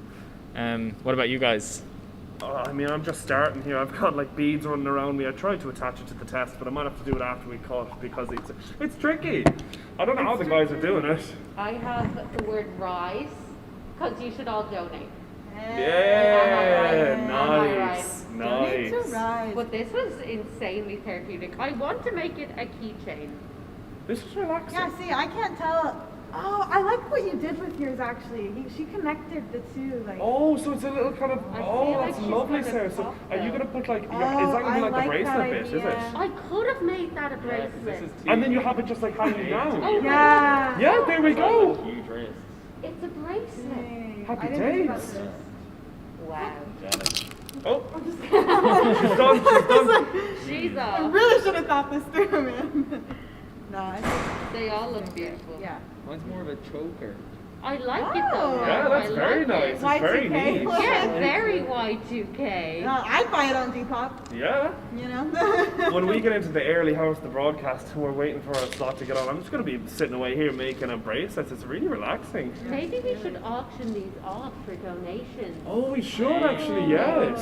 If people at home want to put in a donation amount, and if you threw a message into the donation saying something like, "Oh, I want the bracelet," we can see who gets the highest amount donated, and I'll send it out to you, no problem at all. I'm sorry, I'll make it up to you. What's happened here? He's taking my beads, man. Flip the table. Honestly, Flip the table. I'm pretty happy. She's a keychain, but she's also a bracelet. It's very cool. Put your keys onto Yeah, it, have it your really is. test. Oh, fantastic. Guys, we're in the U right now. We're spending 24 hours in this place. Say, obviously, God forbid, but if the place was on fire and you could only take one thing out the U, what are you taking? The bracelet. Natural I'm never outcome. letting this out of my side again. I mean, I have like my Mac sitting over there. I might run and get that. It's got a few projects on it I might need. My mom gave me an Easter wreath, and she really loves the wreath. It's not down here, but she was like, please look after my wreath. So I think I'd bring the wreath. Bring the wreath. That's smart. I would honestly bring, if there's leftover chicken goujons from that Yeah, Newbar I've gave run us, upstairs. They're gone. I'm bringing those. You have to mind the Shout out Mac. to Newbar. Shout out to Newbar for the goujons. We love you, Newbar. No, shout out to Newbar for that. What were you saying? If there was a fire? Never mind. What are people listening to right now? What's that kind of song you have going on Spotify for you right now? I know for me, I have. I'm having it. My brain's going blank on me right now. But it's, a friend of mine has introduced me to a lot of the Kid Leroy, so I've really got my head stuck into that recently, and he's fantastic. I'm really kind of broadening my horizons, as they'd say. I am Oscar Lang. He's really cool. Like, he has a lot of cool music out. There's this song called, he has a couple different ones. One that I'm listening to is called Cherry Chapstick, but I'm trying to describe like his vibe, but Is it kind of like, it's very. who's he similar to? Does anyone know what is it called? I almost said Yeezy. No, that's not it. What else is he similar to? Still Woozy. I don't know if anyone knows Still Woozy. Yeah, I know Still Woozy. Similar to that, yeah. Yeah. So yeah, that's a really good song. I don't know if Ariana, you'll remember, but do either of you remember James Arthur from The X Factor? Oh my god, I do remember him. Yeah, he's dropped loads of new music recently, and his new single, Medicine, is fantastic. I have heard a lot of people talking about. He is making a comeback, and a strong one at that. Really? Yeah, his music is really, really good now. It's like fantastic. If there's one thing I'd recommend you do is listen to Medicine. It's really good. I might. He's one of the few people to come out of X Factor, win it, and still do well. A lot of people come out of X Factor, they just pull a stinker and then they kind of disappear. Not One Direction. No, not One Direction. They were didn't runners even up, win weren't X they? Factor, did Yeah. No, No. they came, for years it was whoever came like runner up or didn't, or just came close to winning did really well. You had like Mary Black, Little Mix won it, I think. They did. One yeah. Direction. Who else came out of it? Ollie Murs. Ollie Murs. We had Matt Carville, he got fell off a fair bit though, like he won it. There was one more that we had that was really good that came out. Jedward, obviously, like it goes without saying.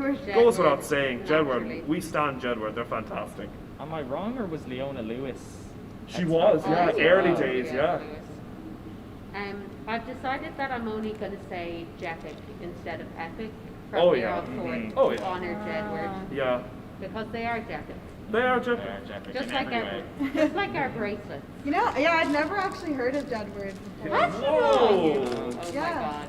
I know. I'm glad I know now. And be sure I'll let people back home know who they are. Oh my god. Spread the word. I'll spread the word. You are like the Jesus of Jedward. Like, this is your gospel. Go back to America.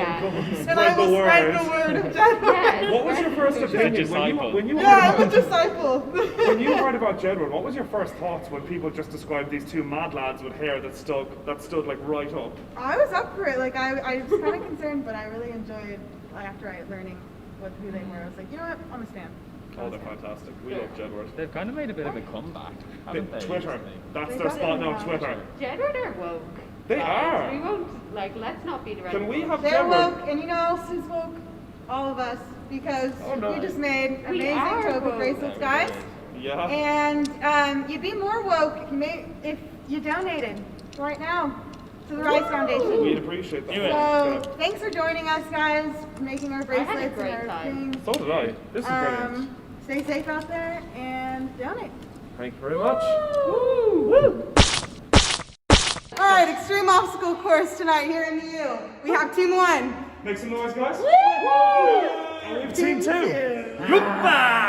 Who's gonna win? All right, so we'll run you guys through what's happening here. So first, you're gonna choose someone to do a trick. Whatever trick's coolest. I mean, You can define whatever you call a trick as a trick. Yes. Next step, you'll see you have 4 piles of clothing. 1, 2, 3, and 4. One for each of you in the audience. So you have to put on all the clothing pieces that we have set for you. Okay. Then you're going to keep the clothes on. And from here, you have balls, okay? And you're going to just pick it up. You have to be able to pick it up with you the entire way up, alright? It has to make it the whole way up with you. Yes. So you have to go out and picking it up. You're still picking it up. And then all you're going to do here is 5 jump ups. Just 5. Just 5. 5. Yeah. 1 jump up. And you win. You win. It's as simple as that. Alrighty, are we ready to go, ladies and gentlemen? Who's going to win? 3, 2, 1, go!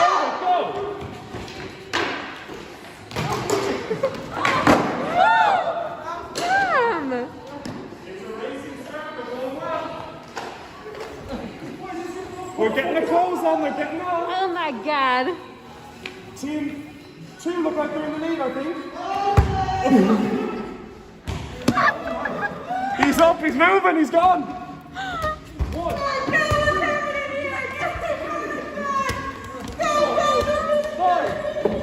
That's number 5. All teams have to be up. This is Come on! Come on! Come on! Come on! We got 1.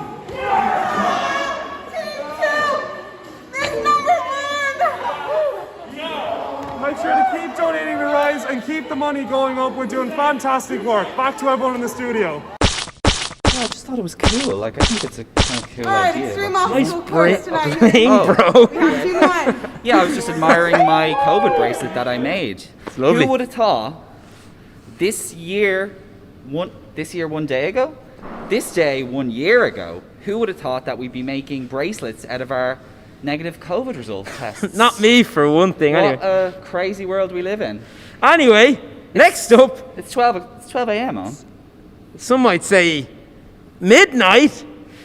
That's right, it's time for Dexy's Midnight Bake Off. You've heard of the Great British Bake Off. And the Irish Bake Off. And the Great Irish Bake Off. So stay tuned for Dexy's Midnight Bake Off at midnight. That's clever. That's a good one. That's very clever. That's a really good Well done. This is going to be horrible. Hey. It'll be fine. You said it was going to be horrible. The DCU How long is it being filmed? 12 Yes. broadcast Yeah, on the 16th of April. this year.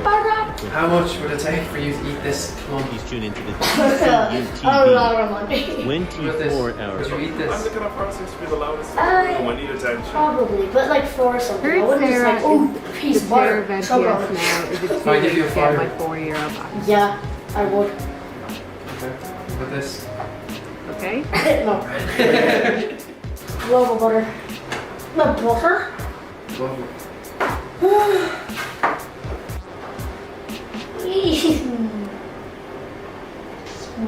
I don't understand how this turns into a cake.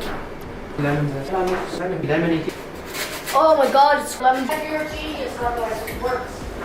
So it does. So it bonds to oils and it also bonds to water. That's why it works. Are you recording? Yeah.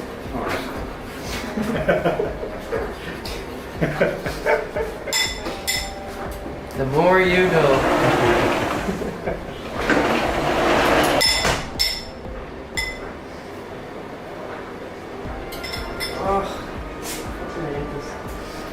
Oh, yes. What I used to do? Eating bad eggs little at a time.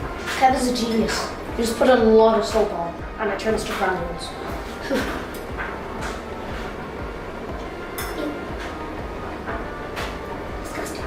They get a whisk. Oh, thank God I use this a lot.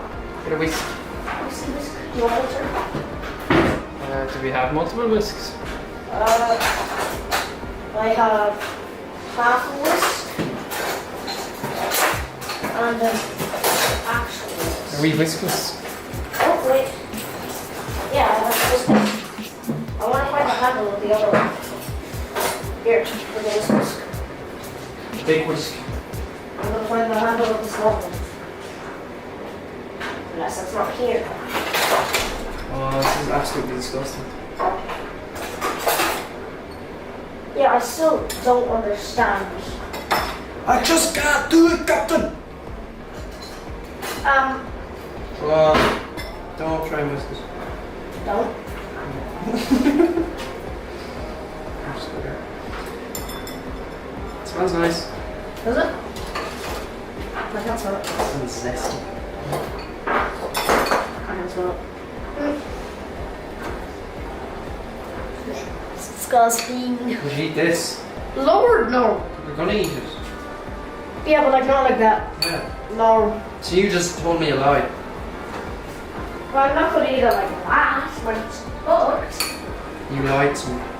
How? You told me you wouldn't eat it and you're gonna eat it. I'm gonna eat the finished product. Looks like a squish bubble. Do you only eat the finished product? What? Do you only ever eat the finished product? Unless it's cookie dough. Cookie dough is the finished product. Yeah. You're basically ruining it by cooking it. Yeah, true. Unpopular opinion. Here, I'll get the fork then.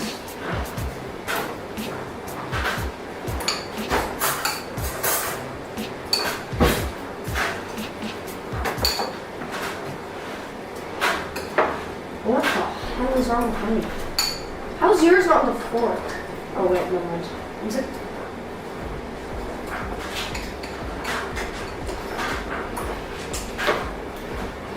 This is quality entertainment. Yeah, very much. Only one shot, and you're not even looking at the camera.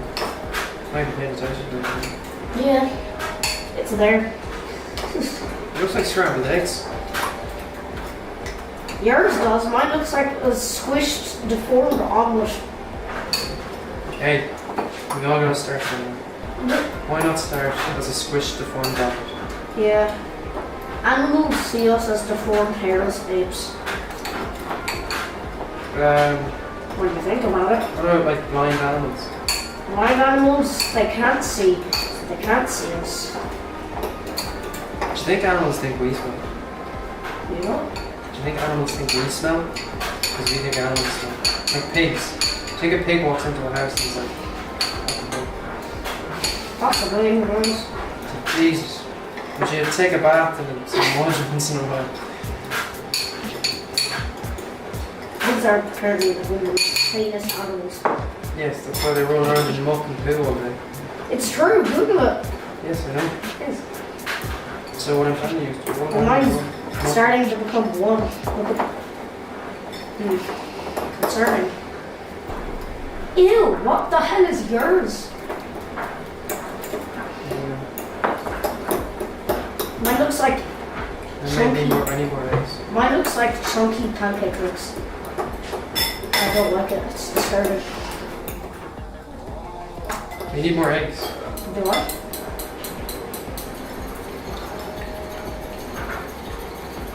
Eggs are the oddest things. Yeah. Oh, no, I just...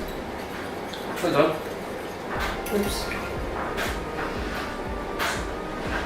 I probably put too much more. Well, we're here now. We can't do nothing about it. Okay. You can put more eggs in it. Ew. I'm literally going to end up making scrambled eggs that are just like cold. Would you like an egg cake? Yeah. Call 0109000 right now. That's probably a right number. Or 109,000 egg. Egg.com. Yeah. I think like one of the most... Visit our site and you can order your own egg cake. This is... Ew! Ew! Look, scoop it up. I told you put too much eggs. Yeah, I know, but like...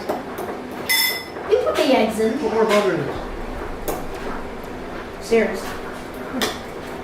It should be like the liquidy... Oh my god, this is... But look at mine, mine's liquid here, that's for sure. Small, but yeah. Try a bit about it. Alright, I go match that butter. Oh my god.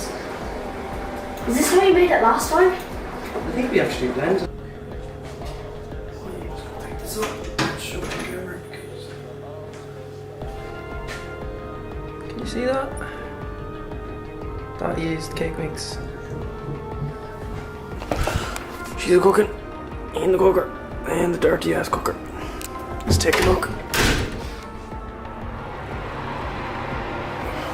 Get this shit out. Woo! Hello there. Yeah, sure.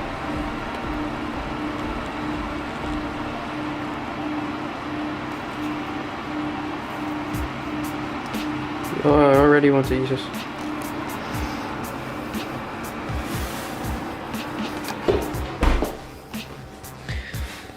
Alright,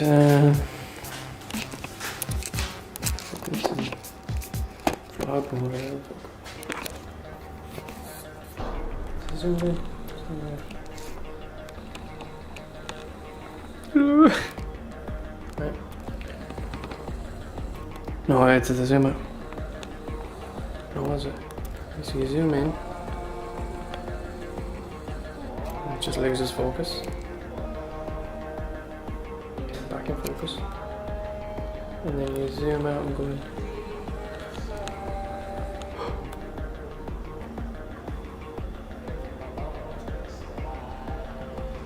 Jaws, everyone. Alright, I'll be right back.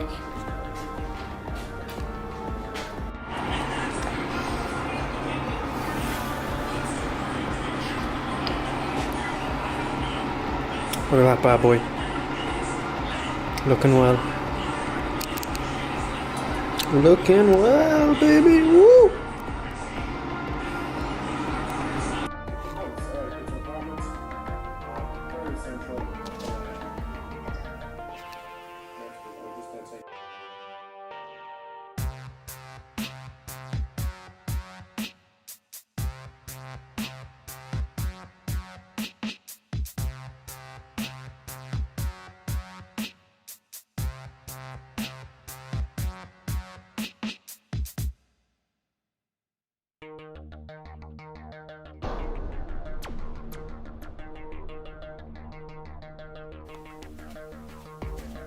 So what you want to do is take the key ingredient, which is a metal spoon. The metal spoon. So I bought this product called the Cupcakeinator. Oh yeah. So apparently you can make cupcakes with anything. So I have a spoon. It goes into this part here. This is the Cupcakeinator. It doesn't look like it did in the ad. You pop on the lid, and then Cat in the Hat says place it in a conventional oven.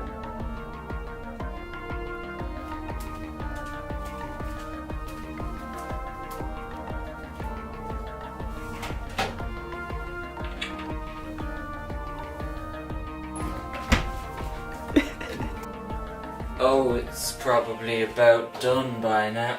Oh look, lovely. One spoon makes one cupcake. Beautiful. One spoon makes one cupcake.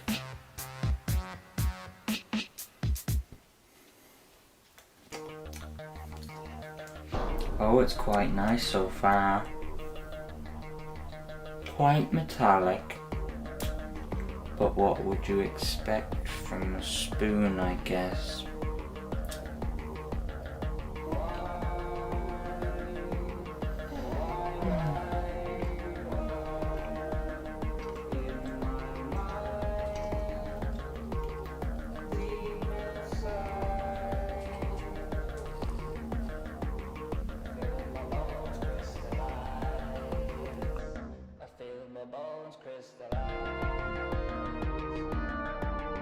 Probably just looks like a crotch cam. Yeah, it does. That's fabulous. Okay. Hello and welcome to the DCU TV 24-hour broadcast in aid of Rise. This is our bake-off show.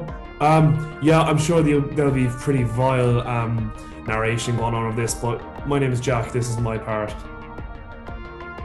We'll be baking a lemon drizzle cake with a lemon drizzle over the drizzle on the drizzle cake. I think the judges will like this cake a lot. Sorry, I'm back. I can't really remember the recipe. I think it was 225. I'm gonna Google it. I'm not that confident. Please Google I'm Googling it. It was like, question. yeah. Are you going to bring this lemon drizzle cake back to town with you? I will. It'll come back with me. What is it? It's preheat the oven to 180. We need a 220 of butter, 220 caster sugar, 4 eggs, and self-raising flour and a lemon. Easy. 220, 220, and 4. Done. My popcorn. In there soon. Okay. We'll start with our 225 of flour, I guess. Where are we? What was it? Hello? Huh? What was the sieve? That one's the sieve. Jesus Christ. The other one's a drainer. No, but this is the sieve you melon. No, but That's should not I a use sieve. The red one is baker women's cooking in the kitchen? Better. stale corn cakes for entertainment too. I have a Ballymaloo one that I can't find, but you know what? Oh my god, that is the tiniest thing ever. That is so cute. Never interrupt the baker cooking in the kitchen.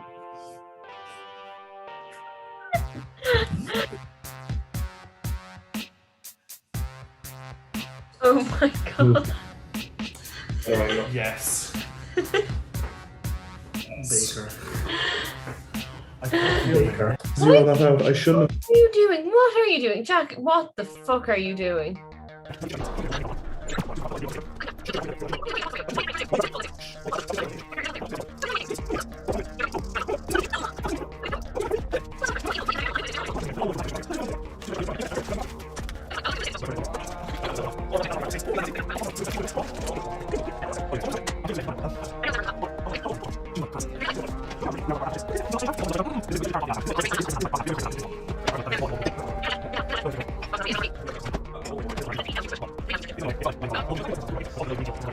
Let's work with a wide angle. Wait, I have a question. Yes. Is this whole thing silent, or do I just have to not talk this whole time? Slate me, you can just rip into me, be as entertaining as you can. Oh, I get to comment. Oh, you can be fully involved. Oh, I didn't know I get to be involved. That's a clip right there. I'm gonna put that bit in where you're like, do I get to be involved? I'm like, yeah, slate me. Wait, is this being filmed right now? It's recording to the cloud. I'm gonna take the Zoom recording and just use it as my main because I don't have two cameras with me. Hi, DCU. Donate to Rise. How is man meant to zest his lemon without his zester? This is outrageous. Zest your lemon. We are two zests. I'm feeling I'm feeling extra zesty tonight. You know what? There's nothing I'd rather be doing at 11:15 of my Sunday night than zesting 2 lemons with sore arms in an overly tight apron. Slightly out of breath because I'm tired. But you know what? We're here. Give me a job for next year. That'd be wonderful too. Thanks. Just a little plug there.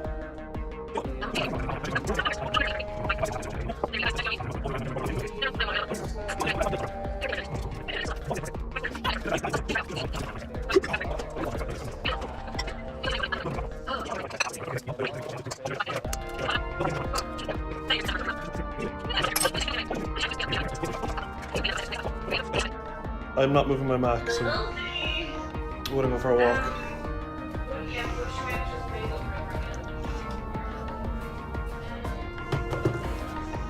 Oh, the shelves are wrong. That's so annoying. In you get, up you get, on you get to 40.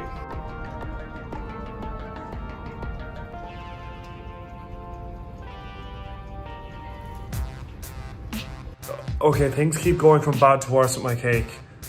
After it being in there for 35 minutes, I decided to come out and check it. It's been in at 200. It was only meant to be 180. Ah, it's not that bad. No, the cake is brown and like black on the top. Oh Christ. Did you lower the temperature? Yes, I lowered the temperature and opened the door a little bit so it wouldn't be too bad. I'll just bring the phone in and show you what I'm seeing. Look at it. It's looking so stanky. Focus up. Ew. It's not meant to be that color. It's got a brown on top. This sucks ass. Ah, fudge. Fudge. Oh shit. Oh Christ, this is not. Is it what? This is our final product. Oh, the sink is there. Let's move that. This is the final product. I'm gonna glaze it actually, so this isn't the final product, but it's not too bad. It's got that brown sheen on top. It's pretty spicy, you know? Alright boys, it's time to assemble the final part. I'm gonna put you up here for a minute. What is this?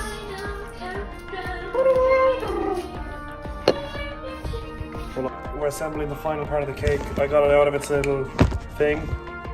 Is this dish wide enough? No, I need a new one. I need a long boy dish. Okay, I'm gonna get a nice flat angle on our cake. Cake check.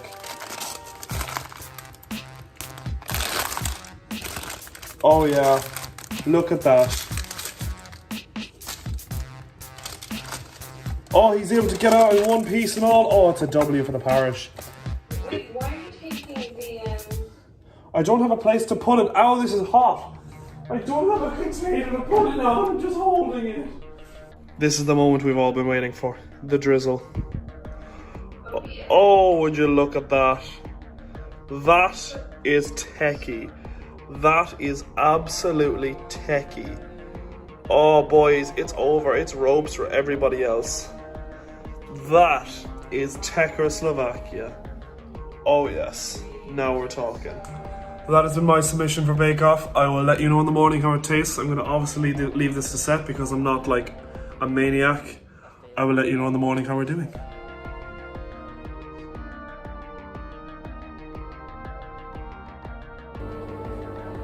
Hi, Dexys are back. And we're doing more bacon because that went so well last time. Using the BBC recipe. I don't know if British people are aware of it. I got my ingredients. Got flour, 1 of, plain. Eggs, 12 of them, mate. Sugar. Pasta sugar. Obviously. I've got a croissant because it's double the bacon for half the price, you know. With my coffee. Courtesy of Fionn. I'm just talking shit. That's way out with stuff. Also, the sound of my washing machine is on, so if there's just like a spin sound, like this could all be completely unusable. You know, it's not just put funny music over it. I know there's a few cakes on the computer yet, but you know, we got more cake than Dexys, if you know what I'm saying. Actually, you know, it's been a while since we smoked tomfoolery at something, you know. Tomfoolery episode 9, see for details. And I'm never gonna let them forget that. Unless it was episode 8. In which case, just ignore me. But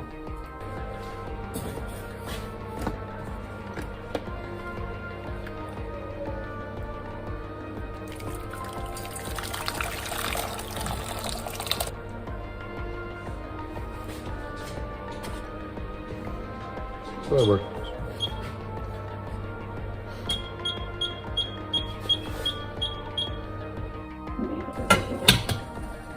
Okay, that wasn't as hard as I thought. Alright, so we got this. Now I'm gonna turn the heat down, I think, to like a 4. Alright, the chocolate is looking good. Well,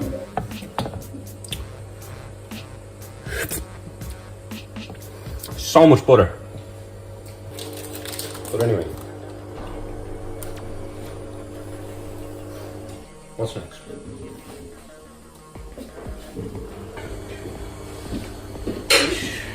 We'll keep this live so I could ask the questions, because is this one better?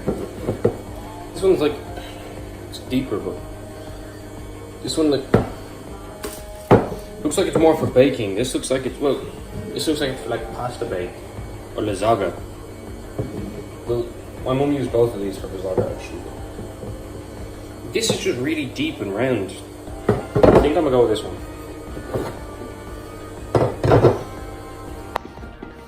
Okay, there's still butter in this bowl, but oh, I love sieving.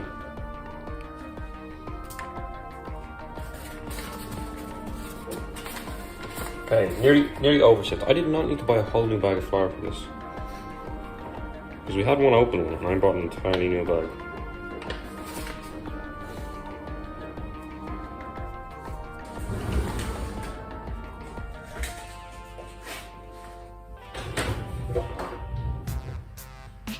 Can I use hot chocolate powder as baking powder?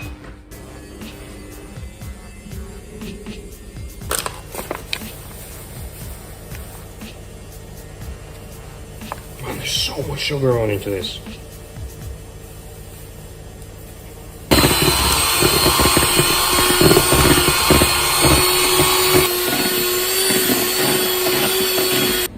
Right.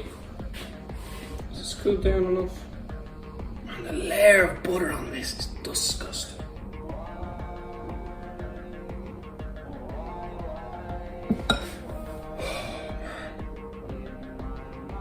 Oh, I did this wrong. I did do this wrong, but I added the flour and cocoa before. Like, I was supposed to mix the eggs and the sugar before.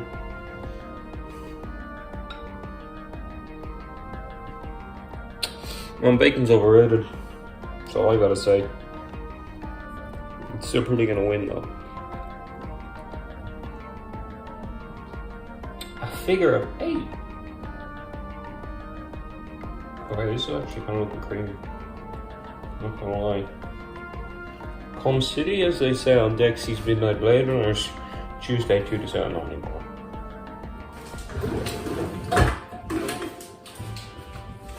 Okay, we have some actual chocolate chip chunks, like actual chocolate chips, not just bits of chocolate. So this is probably going to be better than the BBC recipe, to be honest. Okay. These might actually turn out decent. I used to always love as a kid, like eating the baking mix. Which obviously I don't do now because I'm a grown up. Okay. It's oven time, baby.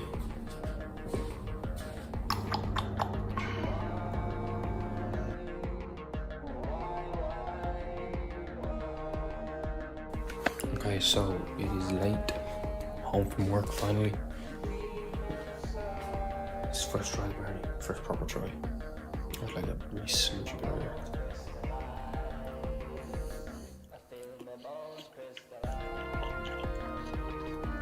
They're tops. They're so pang.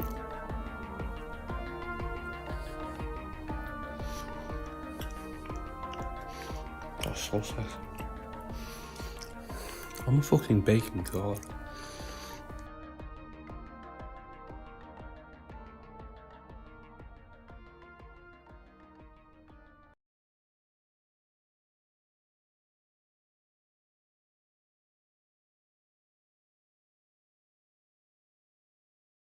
But you know what? That's a really, really good thing that our friends from Domino's just dropped us a whole load of delicious pizzas. Oh, yum. Thanks, Domino's. To keep us going throughout the night, and we are so grateful because we really, really need it.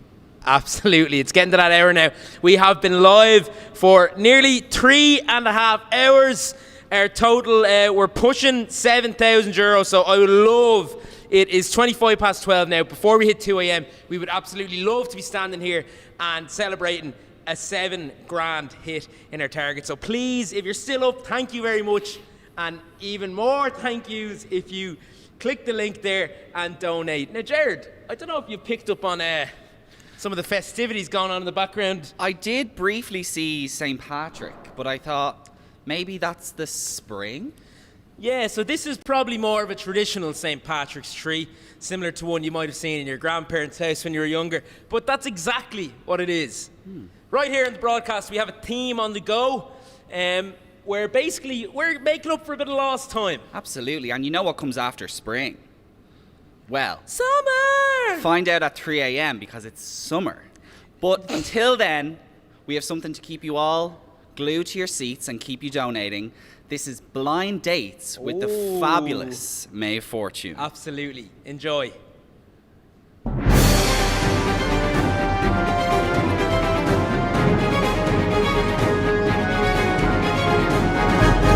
Good evening, and you are watching the 9 o'clock news. I'm your host, Niall Walsh. Our first story of the night.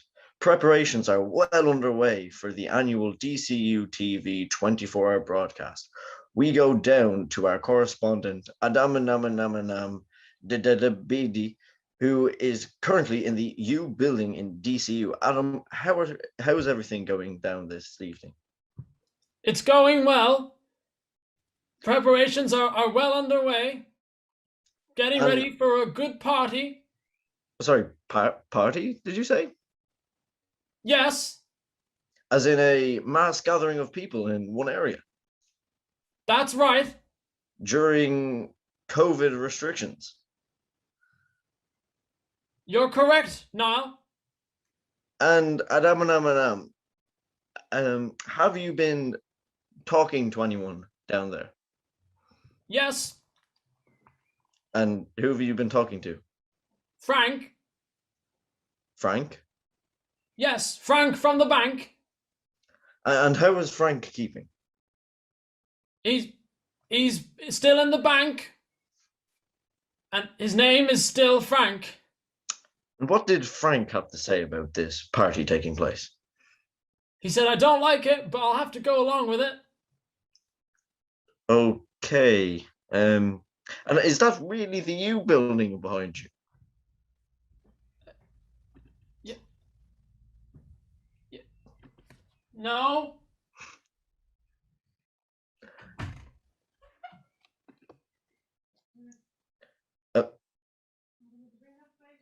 Well, thank you for that anyway, Adam. That is all we have time for this evening. I have been your host, Niall Walsh. Thank you and good night.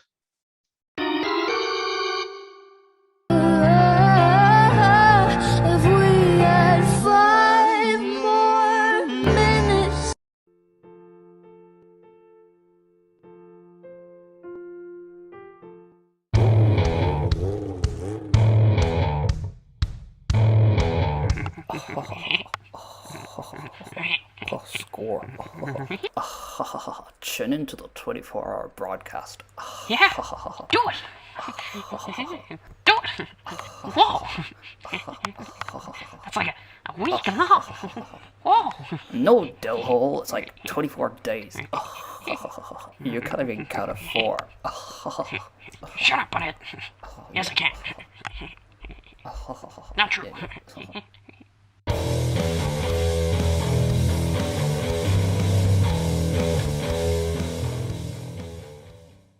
What is a broadcast? Why is it 24 hours and what's it all for?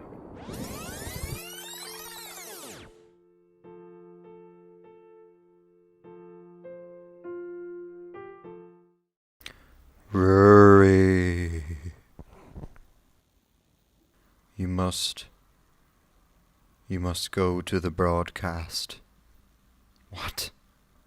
I said, you must go to the broadcast. Yes. Broadcast.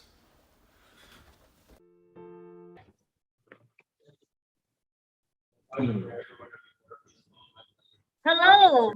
What's up? Welcome to Blind Dates with me, May Fortune. And me, Andy Rotti. We are currently located in the beautiful DCU FM studio. Giving you a terrible view of that. Whoa. And this is a very special clue as to who our main dater will be later on this evening. If you think you know who it is, put their name in the comment of your donation. Yeah, and get tweeting at your guesses who the main dater is going to be. And if anyone wants to date me, also tweet me. I am off the market, but I love flattery. I, on the other hand, am not off the market. So tweet me or tweet your celebrity crush. And maybe that will be who will be the main dater. Who knows?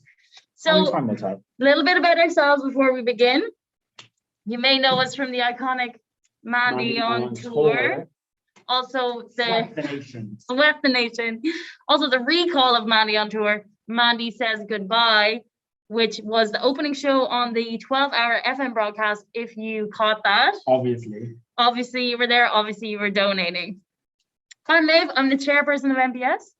I'm Andy, and I went to every event this year. You know me. You know who I am. You may know me from such TV shows as Maeve. First Dates Ireland.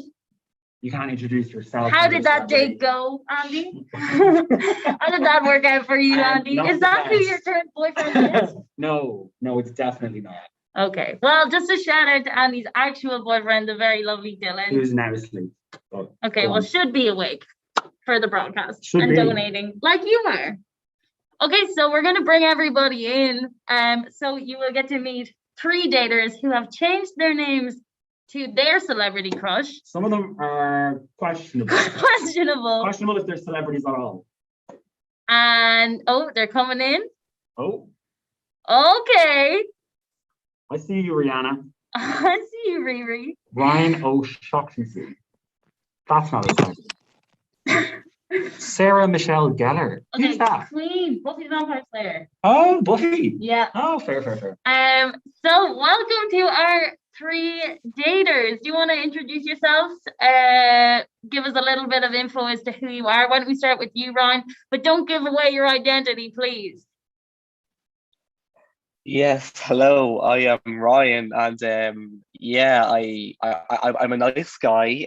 You won't have to worry about me, being not nice. I am. You'll definitely enjoy being in company with me. That's all I'm gonna say. How nice are you on a scale of 1 to 10? Oh, I mean, I don't want to flatter myself, but I give it myself probably an 8 or a 9. 8 or 9. Interesting. And what would you give yourself on that scale? Nice scale. Yeah. I'm like a 3. -3. Treat them mean, keep them keen. That's my motto. It. Amazing, Ryan. Well, thank you for that. Why don't we go to Rihanna next? I'm Rihanna. Hello. I don't know. There's not much interest What are about your me. interests, Rihanna? What do you? Are you? I'm into figure sport, like you're- but I don't play it because I'm absolutely unathletic. I like music, and I'm obsessed with How I Met Your Mother. Okay, and if you were to compare yourself to a genre of music, what genre of music would that be? I'd say my life depicts that of sort of emo, sad boy rap. And if you were to meet my mother, where would you bring her? Oh, Supermax. Supermax. Would Yes. you maximize your meal? I would. Wined and dined. All right. Thank you so much, Rihanna. And finally, Sarah Michelle Geller, I love you have the full name going. Why don't you introduce yourself? Tell us a little bit about yourself. Hi, I'm Sarah, as you probably guessed. Much like Rihanna, I am also sporty. I'm a former camogue and future soccer player, hopefully. And I've been told I give very good hugs. Wow. And Sarah, if you were to pick a sport for me and Andy to play together, what would that sport be? Andy looks very buff, but I think Maeve could take him in a boxing fight. So probably wrestling, I'd say, maybe. This has been a debate. This has been a date for about 3 years. And to be honest, I think we should box later. I mean, stay tuned on the If you want me DCU and Maeve to 24-hour box, broadcast. Donate. Yeah, get that hashtag trending. Hashtag maybe Andy. Because I will hit her. There's no. No doubt. It's fine. We can do it. Scrappy. Scrappy Doo versus Scooby Doo. Thank you, Sarah. Okay, well, why don't we bring in our main dater then? Who is it? The suspense is killing me. Oh. Main dater. They're being born. Here she is. Wow. Hey. Welcome, Kate. Thanks for having me, guys. You look like you just joined a lesbian commune. I had to bring my gals with me to help me make my choice. I think that's a good decision. And Kate, why are you here tonight? Why are you on blind dates? Well, I suppose Maeve thinks that I'm unlucky in love and thinks that I need to go on a show like this, which she's not wrong. So I'm happy to be here. I'm not desperate. I'm not desperate, but I heard some of these guys speak and they sound pretty good. So I'm not familiar at all. I don't know who these people are. So I'm excited to ask them some questions. Gorgeous. So Lara, I see you're with Kate here today. What kind of person would you want for Kate? Someone who's really like emo, a bit of a commode, sorry, a bit of a mix of everything. Definitely someone nice and buff, but smaller than Kate. She's into smaller boys, and yeah, so like a bit of someone who's into their rap. An all-rounder, it seems. Yeah, the full package. The whole package. You can't hear it, but Kate is breathing heavy right now. She's excited. I'm smiling big. I'm smiling. Suntan, fit and ready. Turn it up. It's getting heavy. And Sarah, how would you describe Kate for our daters so they get to know her a little bit? Yeah, Sarah. Sweaty. What? That doesn't sound good. I'm joking. Sweaty but kind. What? That's a horrible thing I'm to joking. say. What did you say? Bookworm? I thought she said I mukbang. said sweaty but kind, but that's not Wow. true. Hates the blind. And hates the blind. Girls, I don't know who let these gals come with me, but they're not really helping No, me. Kate's great. I just want someone who has the same passion for life, the same joy de vivre. Zest for life, yes. Yeah, That's that Kate me. has. Gorgeous. Okay, Kate, you have some questions for our daters. Do you wanna ask your first question? I do. Andy actually kind of just stole some of my first question there, but I'm gonna ask it anyways because I'd rather some more detail. But Okay. what is your ideal first date? Okay, what's your Kate? with Kate? So Rihanna, we're gonna go with you first. What is your ideal first date with Kate? You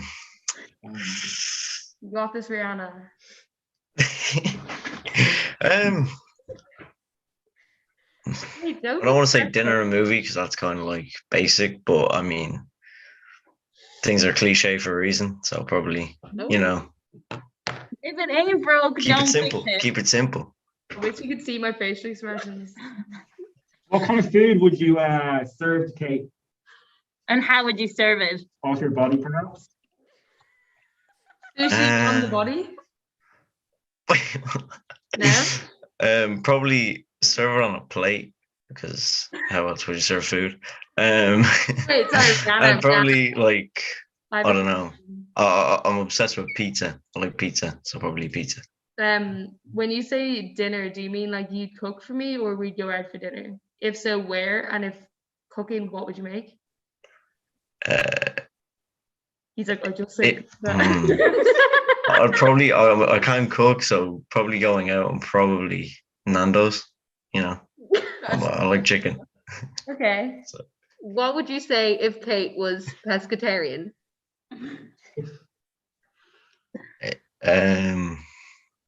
Fair enough.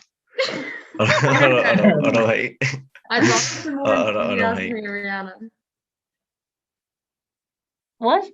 I'd rather some enthusiasm from Rihanna here. Rihanna sounds like the type of I am lad that absolutely would like grinning from cheek to cheek right now with absolute enthusiasm. It sounds like it really does. Yeah. Also, everyone at home, get hashtag date with Kate trending. You can also tag her. She's at Fashionista Kate. And if you think you'd be a better dater than our daters, let us know. Maybe we can set something up. Okay, we're gonna go to Ryan next. Ryan, same question. What would you do on your date with Kate? That's a very good question. So to be honest, I'm not really that person that looks at the kind of more cliche dates. I want to kind of go a bit more, you know, original in a way. You know, I'm not really that kind of person. But then again, I have actually never had experience with any kind of form of date, so that's why I don't want to go by past dates. I want to make my own first date and make it perfect. And I mean, then again, my dream date would be with Kate anyway, so it would be just, you know, a perfect first date. You know, Doing so what? why not? You said what you're doing. I know, yeah, I do try. So for me, for the first date with Kate, I know, you know, as it's been said, dinner is a bit cliche, but I wouldn't want to go out for dinner. I would actually want to make the dinner. But I know that with pescatarianism, you don't eat meat, so that's fine. So I will actually make you fish if you wanted it. So Make it a if that helps. pescatarian fish. Kate, how does that sound? That's like florals in spring. It's groundbreaking. It sounds stunning. I'm flattered. What kind of fish would you make? Well, to be honest, I don't really mind whichever one you would want to make, but I mean the kind of the normal ones like salmon and whiting and all that kind of thing. You know, I don't really mind. So she'd be ripped and ready to go. Yeah. Whichever one is the most healthy anyway, you know, with the least fat and carbohydrates, you know, why not? Okay. Ryan, are you really into your health and fitness? Do you think I don't want carbohydrates? I mean, you're looking good as it is, so like, you know, you must be doing something right. You must be doing something Ryan, right. You know? I get it. Okay. You were doing well until that last second. I'm joking.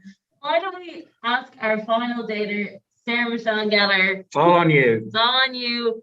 What would you do on your date with Kate? They were awful. Yeah, I'm not being onto the cliches either, but I do love like the sort of kind of cheesy first date.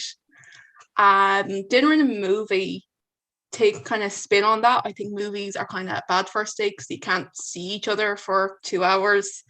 So probably a drive-in movie because you can actually see them and you get the dinner and the movie together and dessert. And What's the dessert? Kate? Whatever Kate chooses. And Sarah, can you drive? Yes, as of next week, I will have my driver's permit, my learner's permit, hopefully. I like Learner. the confidence, Sarah. Yeah. We want someone who can take control in this relationship. I love very submissive. Oh. Both in life and other places. So, Kate, from what you've heard Yeah. so far, you know, what date sounds the best to you so far? Okay. We're not deciding anything Not yet. yet. We're just I'm not letting anything away, but Rihanna, I'd like you to sound like you want to go on a date. But you know what? Pretty good answer. Ryan, you were doing well. The fish thing, I think, threw you off a bit.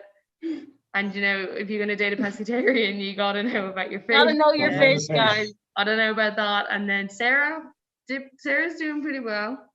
She's doing pretty good, yeah. It could have been a bit more exotic, but we move. It's okay. And Kate, what is your favorite exotic fish?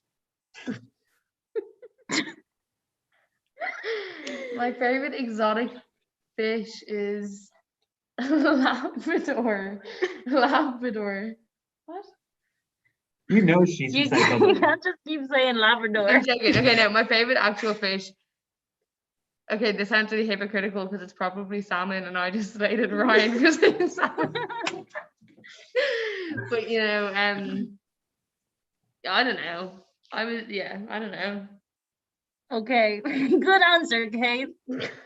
I didn't come here to be asked the questions, babe. Okay, that's fair. Do you have another question for our daters? I do. And the question is, what's the last thing that you cried about? Oh God. Wow. Okay, Ryan, we're gonna go to you first. Oh my God, I can't believe I'm actually being asked this when I only cried like yesterday. Okay. Basically, I'm very close to my family. And there's been a lot going on in the past 48 to 72 hours. Let's just say that one of my family members is in a nursing home and that has severely deteriorated. And yeah, that's what I cried about, but that's because I'm very close to my family. Otherwise, to be honest, I don't think I would have cried. We love you, Ryan. We're sending you so much love. Sending all love and hugs. Sending so much love. Thanks, Ryan. Thank you. Thank you. We love someone who's close to their family, right, Kate? Yeah, we love someone who can be close to their family. Also, sorry if I didn't realize if that question is a bit deep, but you know, take it as you will. But thanks, Ryan. That was very nice and sending love. Okay, Andy, where will we go next? Okay, so I have a question. That's an awful question.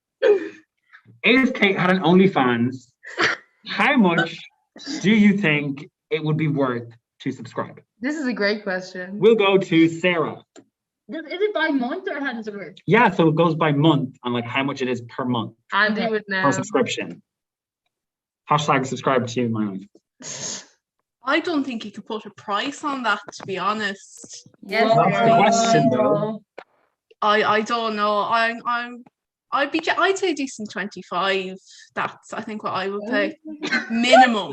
Like you could have exaggerated and said like 500, but like €25. How much I'm a student.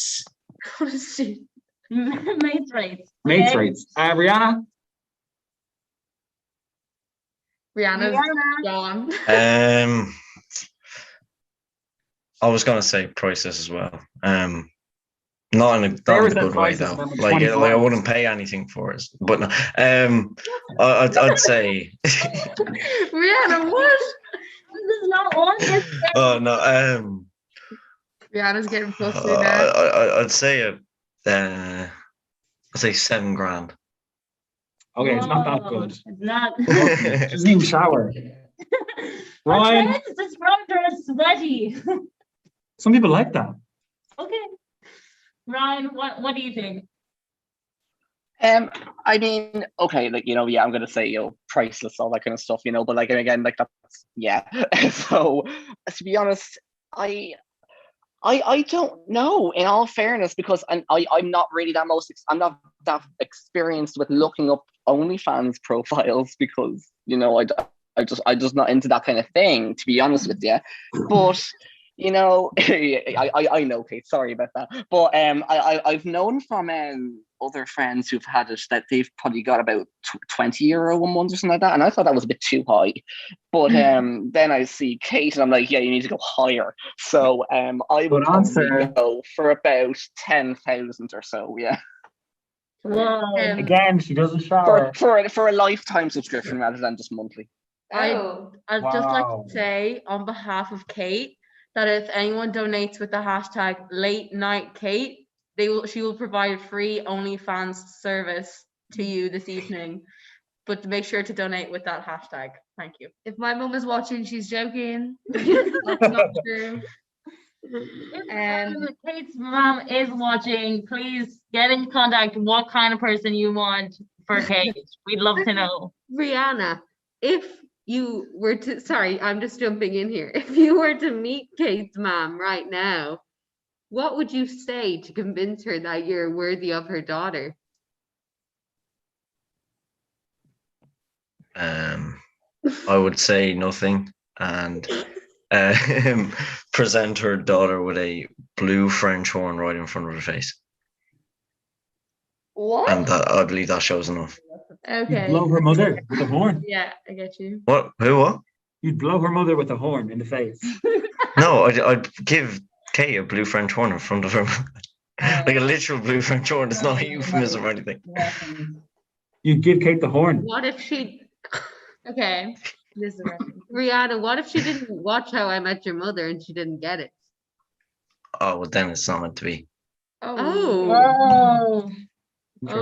Taking notes. We're just going to update you. Kate has never seen. I have. I have, but I stopped it. That's the first episode. I stopped it right there. Yeah, this isn't going to work. Rihanna, this isn't for You know, Rihanna, you don't get to decide here. You signed up for the show. Such a How man. did you come here? Kate, I have a question for you. Yeah. So you can see who our dater's celebrity crush is. Who is your celebrity crush? And why is it me? Oh, I wouldn't quite call you a celebrity, mate. Nor her crush. Nor my crush, actually. Don't hurt me so. My celebrity crush, it's kind of basic, but I have to say good old Harry Styles. That's fair. He's my go-to. But who's your celebrity crush? Me myself. Yeah, you're my celebrity crush, Andy. Thanks. Andy is okay on the list. Right, Kate, we're getting near the end. You've one final question to ask our daters. This should be the deciding question. Yeah, this one I kept to the last because I thought this was quite a serious one and I wanted to definitely consider these answers in my decision. So what would your porn star name be? Whoa. I know, sorry if that's too deep. And who do you want to go to first, Kate? I want to go to Sarah. I haven't heard them in a while. Sarah. Sorry, what was the question? What would your porn star name be? Oh, Jesus. I don't know. Like, it's not something I thought about, to be honest. Really? I heard it's like the name of your t-shirt and the last thing you ate. So if it's that, it's probably Rage Pizza or something. Okay. Kind of different. Okay, Kate, where are we going next? We're going to Ryan. Yeah, that's a very good question, and I have to say, you see the celebrity crush I have is Brian O'Shaughnessy. I would probably go along those lines and probably call myself Brian O'Shaughnessy. Beautiful. Picture this, isn't he? I actually have to admit, I don't know who that is, but I like the name. It's fine. I accept that. It's fine. I feel like I'm losing all these people. They don't want to date me anymore, but okay. Oh no, Okay, it's fine. It's fine. It doesn't matter to me. It's fine. Great. Okay. Sounds like it matters. Probably Hulk Hogan. Hulk Hogan. That's a good one. That's a good one. Yeah, that's a good one. Yeah, I like that one. I'd have sex with Hulk Hogan. Would you? Yes. We can set that up. So we have a plot twist to the show. Which is Kate, you don't get to decide at all. What? That's what your friends are here for. Yay! So, Kate, Sarah and Lara, if you want to maybe voice what you're thinking right now. The lights. It just got so intense. The dramatic lights have come on. Okay, we're gonna mute ourselves. Okay. Chat amongst yourselves. Okay. What's your porn star name be? What would my porn star name be? I feel like you already have one ready to go while I think. No? We have made our conclusion. Oh, sorry. Okay. We have come to our decision. We just think this person was a match made in heaven. Like everything just seemed right.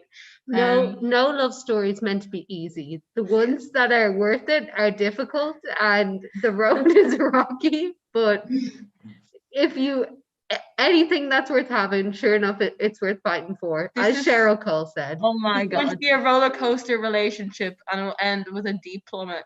But it'll be worth it for the highs. Kate, are you ready to fight for this love?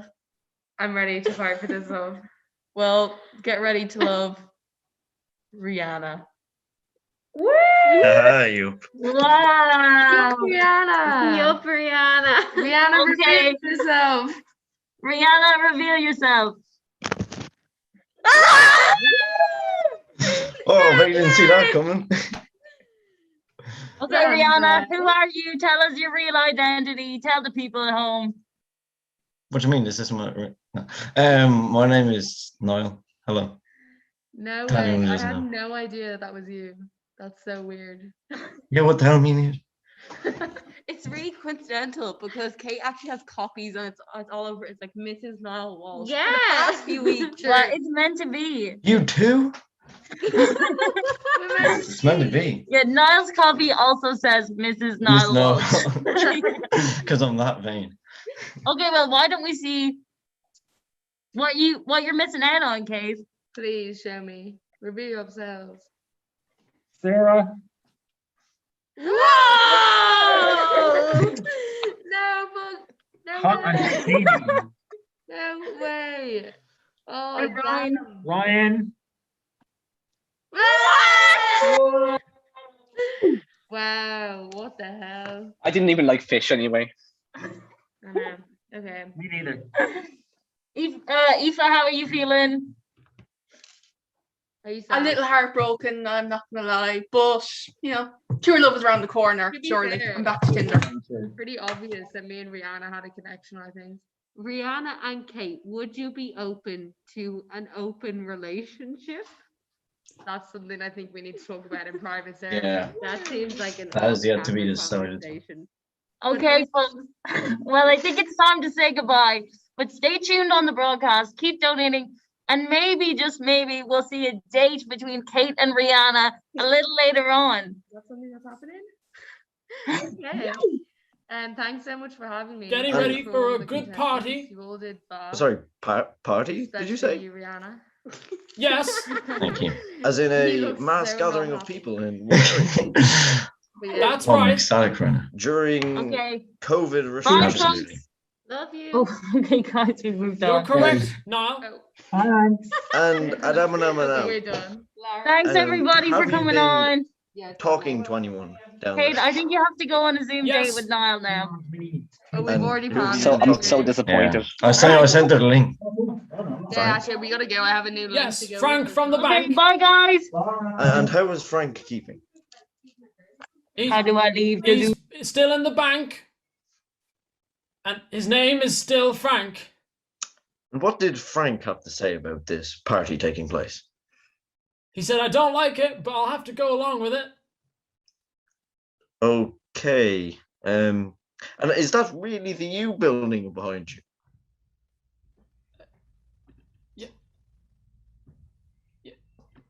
No.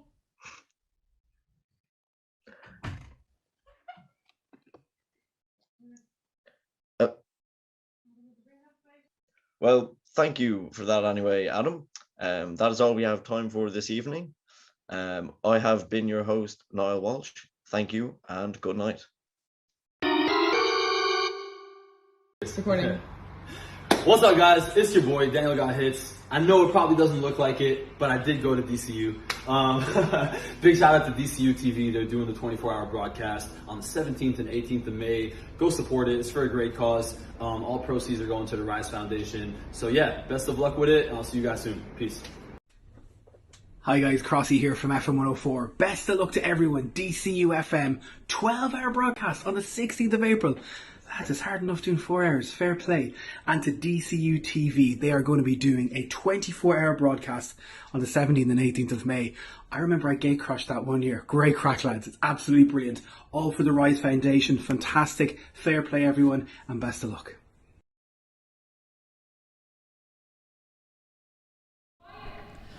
That was such an incredible show of blind dates with the incredible Maeve Fortune. But we cannot continue with the broadcast without thanking all of you who've donated to the Rise Foundation. It really, really is such a fantastic charity, and we're so grateful. And I think we actually have some special mentions for some donations. That we do, Jared.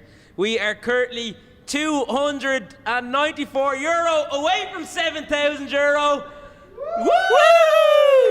That is so that absolutely means fantastic. If 294 people donated €1, we'd hit €7,000. But a special mention has to go to Philip Kampf, who's after donating a lovely sum of €250. Philip, thank you so much, so Thank much. you. As well as that, we want to thank all of our past members of MPS. We've got Kate Gurr there, Eve McDermott, Sarah O'Dwyer, Gigi, Joe Daddy, and many, many more. So without further ado, Jared, what's coming up next? Without further ado, we are spilling the tea on all the committee members in MPS. Ooh. This is committee. I'm dying for a cuppa. So am I, actually. Yeah.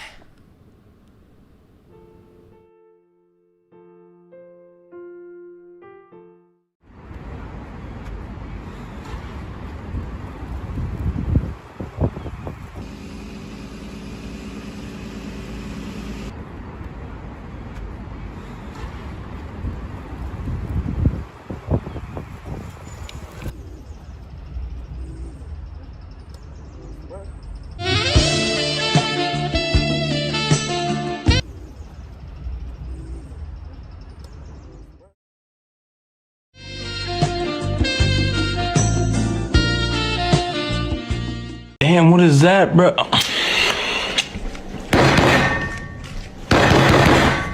What is a broadcast? Why is it 24 hours and what's it all for?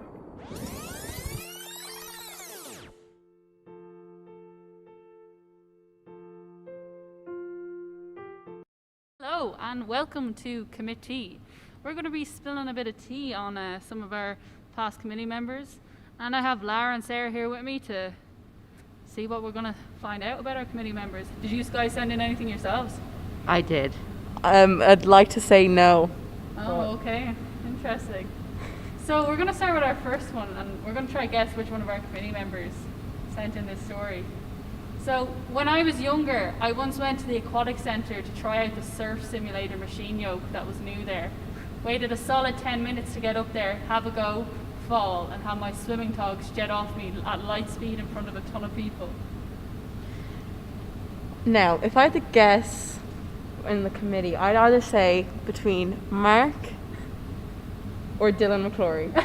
I was just thinking I was that. thinking a girl. No, I think the opening sounded very like Mark, like how Mark would speak.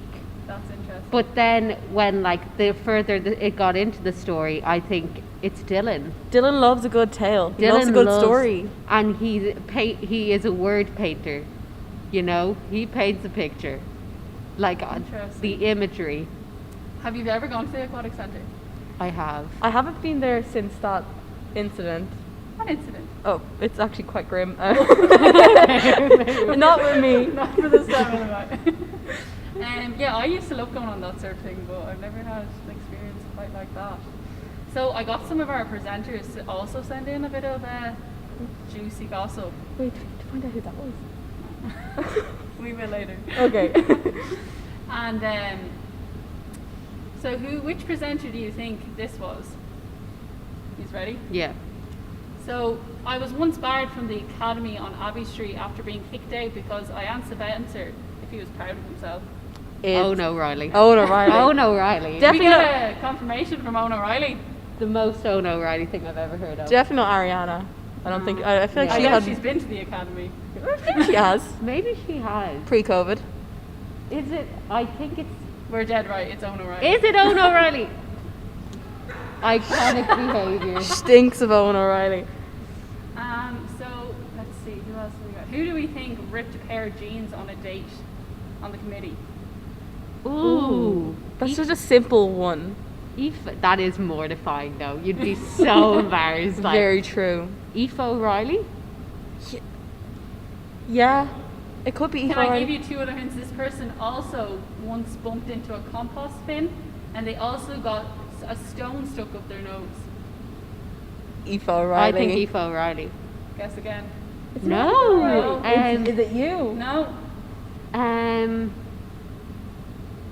Who got a stone stuck up their nose? Andy Vaughy? It is. I'll give you a hint. It's a male. It's a male. Is it Mark? Like, I can't imagine Dylan being embarrassed about bumping into a compost bin. It's Dylan, isn't it? No. Okay. Wait, we're running. Jude? Stephen Ahern? No. Rory? Adam? No, you have gone through everyone. Jared! Yeah! Of course Jared got embarrassed about bumping into a compost bin. He also ripped a pair of jeans on a day. That is embarrassing though. What would you do in that situation? Well, it depends where they rip. Like up the seam, like bum, middle of the bum. Fashion them into some like shorts and then like wrap them. You see, like I don't think I could do the whole like, oh, I'll tie my jacket around my waist thing. I think I'd rather go around with like my underwear exposed to the world than have my jacket tied around my waist. But sure, look, it was a trend. It was a trend there 2 years ago to have your like a slit in your Oh my bum. god, it was. So oh my god, Jared just started it, in my opinion. Kylie Jenner wants to be Jared. Remember, she kind of started it, but it was actually. Remember Jared. like the jeans with the bum slit? Yeah. Thank you, Jared. Thank you, Jared. So I don't know who this one was. It's anonymous. Oh. Right. But I have a feeling I do know who it is. Okay. When I started secondary school, I accidentally reactivated my Taylor Swift fan account on Insta that I made when I was younger. And everyone who I was friends with on Facebook got a notification that I made this new account, and random people started following the account. Traumatizing. It screams May Fortune to me. I don't think I don't see Maeve Fortune as a Swiftie. That's back fair. in the day. But I can see that happening to me, but maybe not. I get what you mean. But someone recently was talking a lot Yeah, I about know. Taylor's versions. Yeah. Mr. Dylan McClory. I know, that's what I was thinking. Dylan. Yeah, Dylan. I think it could be Dylan. Dylan was talking about Taylor's. I'm gonna have to go with Dylan or Aoife O'Reilly. Yeah. Interesting. Okay, well we'll find out later on, and we'll stay tuned. Am I stay right? tuned. So ominous. Yeah. Okay. So we're gonna have to find a lot of these out later. Wait. Here's another presenter one. Which presenter do you think this was? So I really wanted to go to Electric Picnic, and my friend and I had just come home from a holiday, so I searched all over Facebook and I finally found a ticket for the Sunday. A woman was leaving the picnic on Sunday and agreed to meet me on the M50 at some back road motel. My dad drove me and I drank a naggin in the car, so when I met her at like 5 p.m. I was locked. She tried to put the wristband that she had just taken off herself on me, but it wouldn't go on my fat wrist. So this woman, with all her kids in the back seat of the car, whips out a body cream and lubricates my arm to successfully slide the wristband onto my wrist. I got into EP in the end and slept in a random tent that was vacant and went home with a very slippery wrist. Has to be Jared. Jared, it was. Loves a lubricated wrist. Loves a lubricated wrist. That's probably the most iconic story I've ever heard. But also, love that woman for bringing her children to EP. Like, what the hell? Do you ever see that? Like one of my neighbours, she used to bring her like a child to EP all the time. I wish my mom did that. I loved seeing those children at EP. That'd be scandalous, though. What? They'd be They seeing usually be on the family far too camping much. site though. Yeah, for it real. is. It is. Like you couldn't just bring your child to a set up a tent in a random campsite. I saw a few of them though, like at the throwback tent.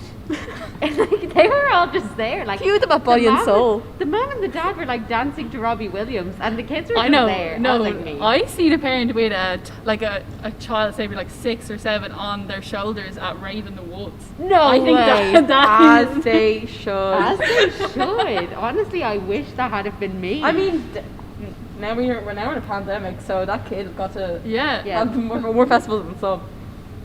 That is wild.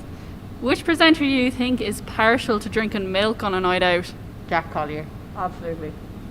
Are you sure? Yeah. It's not It's not not Ariana. What if it's a presenter that's already put in a story? Is it? Oh. Oh my God. Oh. Owen O'Reilly. I'm gonna say Owen. What's that Troy Law? Owen O'Reilly for sure. I think it's Owen O'Reilly. You're dead right. Oh, you mix it? Yeah. You use that as a mixer?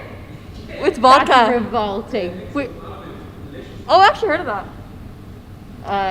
Not nice. I feel ill. That would make me bloat. What do you think about this? I watched Normal People and Bridgerton with my mom. I feel like I should be embarrassed by the awkwardness of the whole experience, but it was high-key very funny. Sarah McGuinness. I did put that in. I did put that in. Now, Normal People, I haven't watched Bridgerton, but Normal People I could not have watched with my mom. Bridgerton, they're like, can I say dogging? Is that okay to say? like they are everywhere on the everywhere. libraries thing, like on the ground, like no, literally. Like at one point, she's on a ladder, and I'm like, "What's going on here?" But it was actually really funny. Like it was very, very funny. Like, it kind of got me and my mum through lockdown 1 because my dad would have to leave the room. Like he's kind of prudish. No offense, Mick. Hope you're not watching.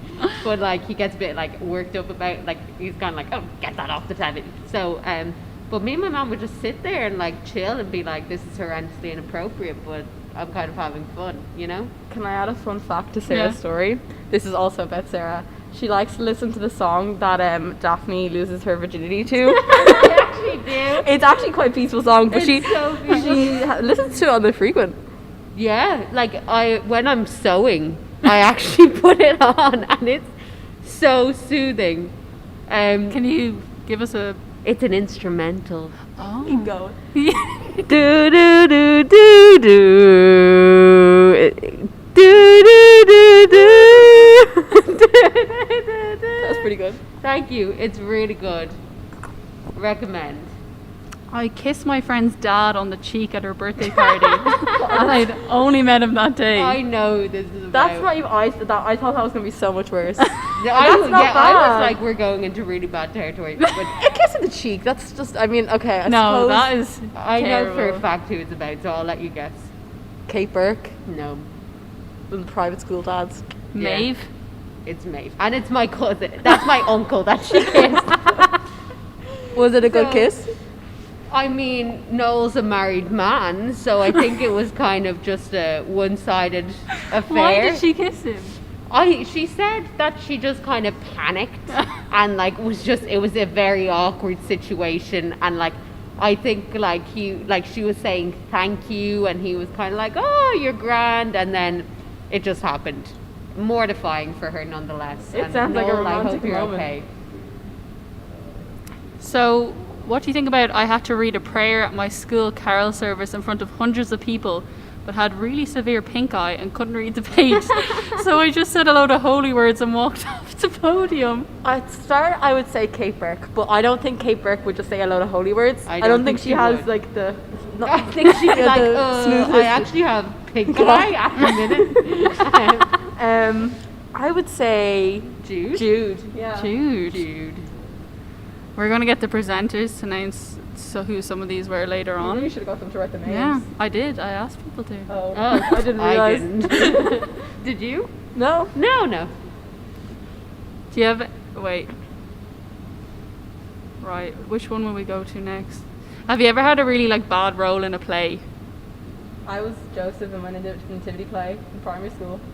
This person had role of towel number 2. Oh my god, it was definitely Beauty and the Beast, because I was about to say, oh, I played a spoon.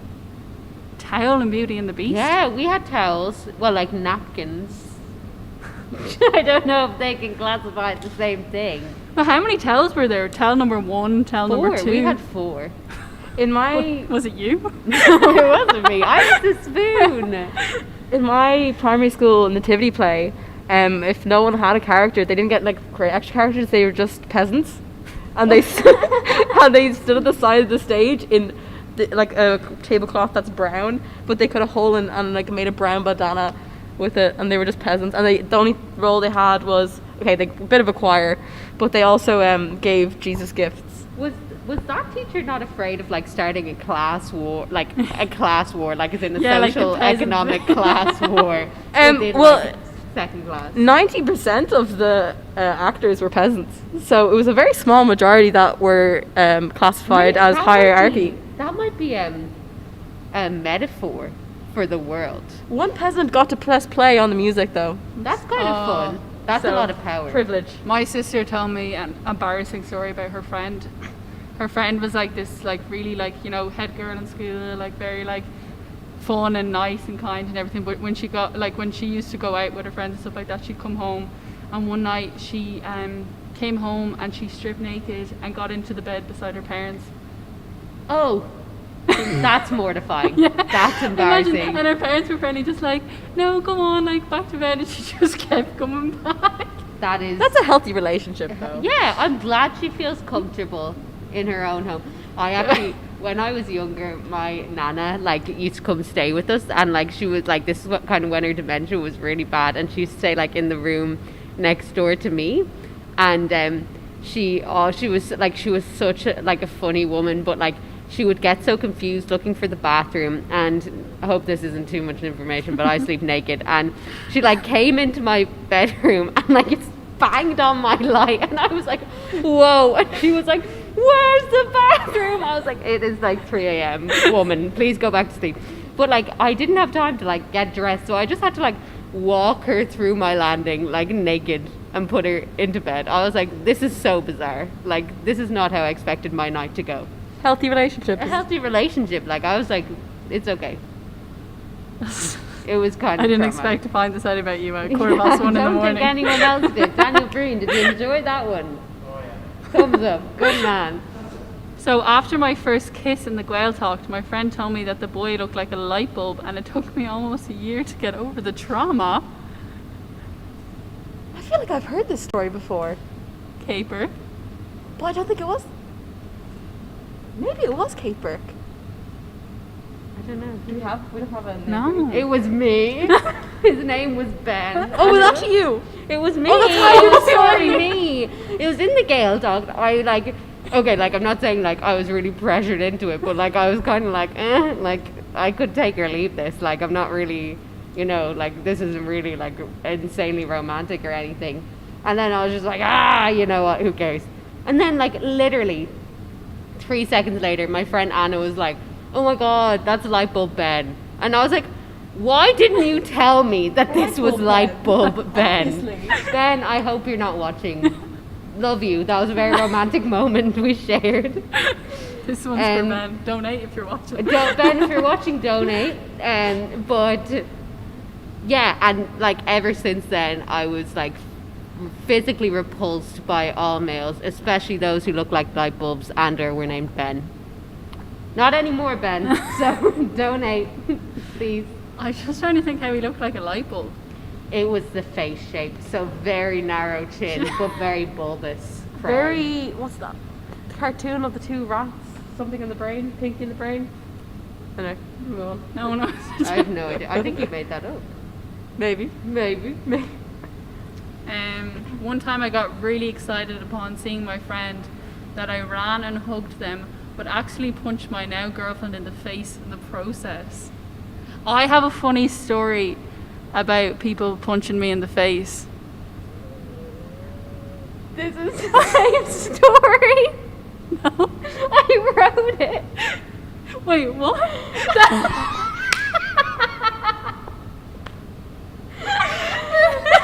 So Kira, this is my take on the story. You could tell your take on the story now. So one time,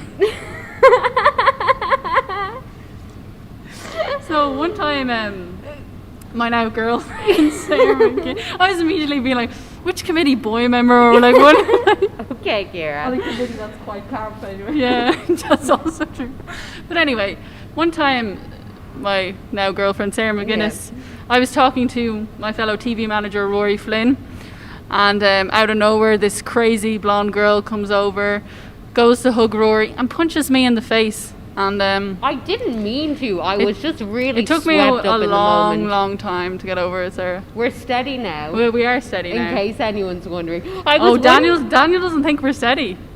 Okay, Daniel, keep it to yourself, man. Okay. We have our issues, but doesn't everyone? Yeah, that's a healthy relationship. What did you like to say earlier on blind dates? What did I say? I said anything that's worth having. Sure enough, it's worth fighting for. That's a direct quote from Cheryl Cole. Fight for this love. We gotta fight. No, I'm not gonna sing. It's fine. So I think that's all our goss for tonight. But when we find out some of those embarrassing stories, which the committee members have to own up to now, because we read them out and we want to know who they are. But yeah, thank you, Lara. Thank you, Sarah. Thank you, Kira. And we're gonna go to ads and then we'll check back in. Bye. Bye. Broadcast.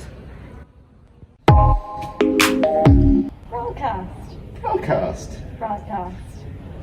Broadcast. Broadcast. Cast that is broad. That's a very casty broad.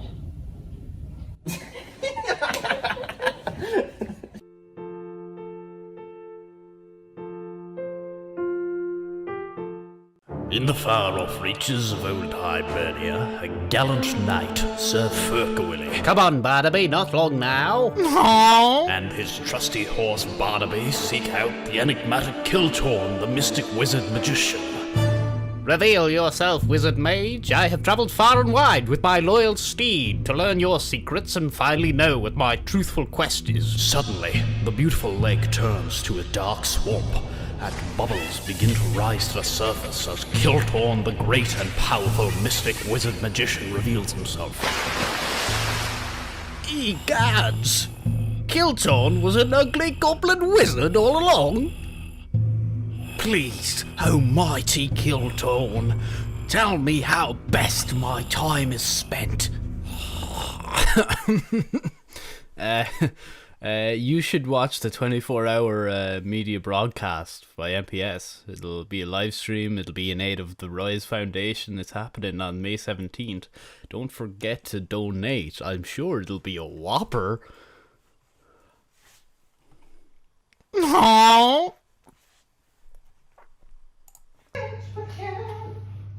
I'm on the edge of glory. Okay. GD Emergent, Hugh Carr here, and you are watching the DCU TV 24-hour marathon, all in aid of the Rise Foundation. Oh, like a pro. Like a pro. I am. I'm too good. If we had 5 more minutes. Hey guys, it's Danny from the Coronas here. Be sure to tune in to DCU TV's 24-hour broadcast on the 17th and 18th of May. And please donate to the Rise Foundation, which is their chosen charity, a charity that is very close to my heart and does amazing work. I hope it all goes great, and we'll see you very soon. Cheers. Broadcast.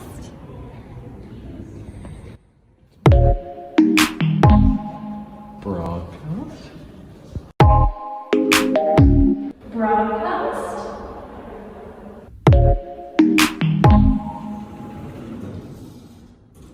Broadcast. Broadcast. Namaste. Broadcast. Broadcast. Broadcast. Broadcast. Broadcast. Broadcast. Cast that is broad. That's a very casty broad.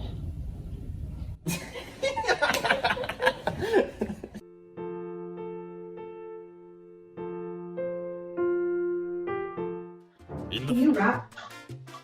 Chain reaction. Honors and awards, cut stereotypical chords. Alexa, it's a 24-hour broadcast. The Media Production Society 24-hour broadcast is taking place from the 17th of May to the 18th of May starting at 9 in the morning, all in aid of the RISE Foundation this year. Thanks. What is a broadcast? Why is it 24 hours and what's it all for?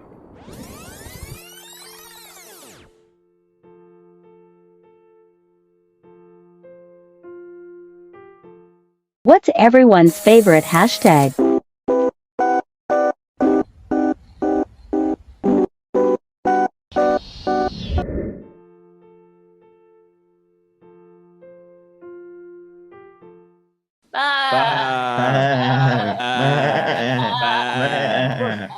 What's going on?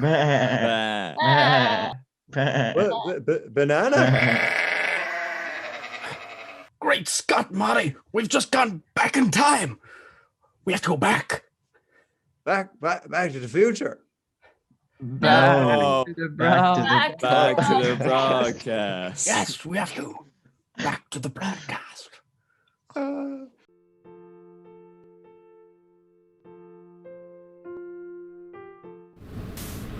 That was some excellent committee that we just were brilliantly accustomed to there. That was absolutely gorgeous. Here, did the lube thing... sorry. The body cream. The body cream thing really really did happen. I pulled up off the M50. This random woman, she lubricated up my arm with body cream, got the wristband on, got into EP and never looked back. Wow, It was one of the best decisions I ever made. Have you ever lubricated a man's arm up off the side of the M50? Please do get in touch. We'd love to hear from you. I'd love to hear from her as well. It was a very intimate experience. Yeah. You know, it really was. It really, really was. But speaking of intimacy, DJ Sock in DCU are playing an intimate gig for us next here. Ooh! Thank you to our friends in DJ Sock. It's getting to that stage of the morning. It's 1:25. We're all pushing through, so please do push through with us. Sure, what's 1:25? You're up now. You might as well stay up all night. And to help you stay up, our friends at DJ Sock are going to take it away next. Don't go anywhere. Keep donating. Yeah!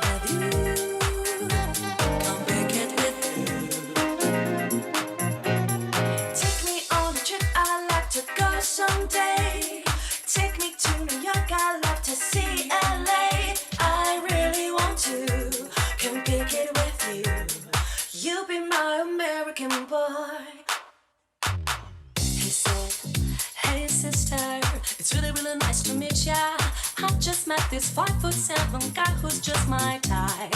I like the way his big hair, his confidence is speaking. Don't like his baggy jeans, but I don't like what's underneath them. And no, I've been to MIA.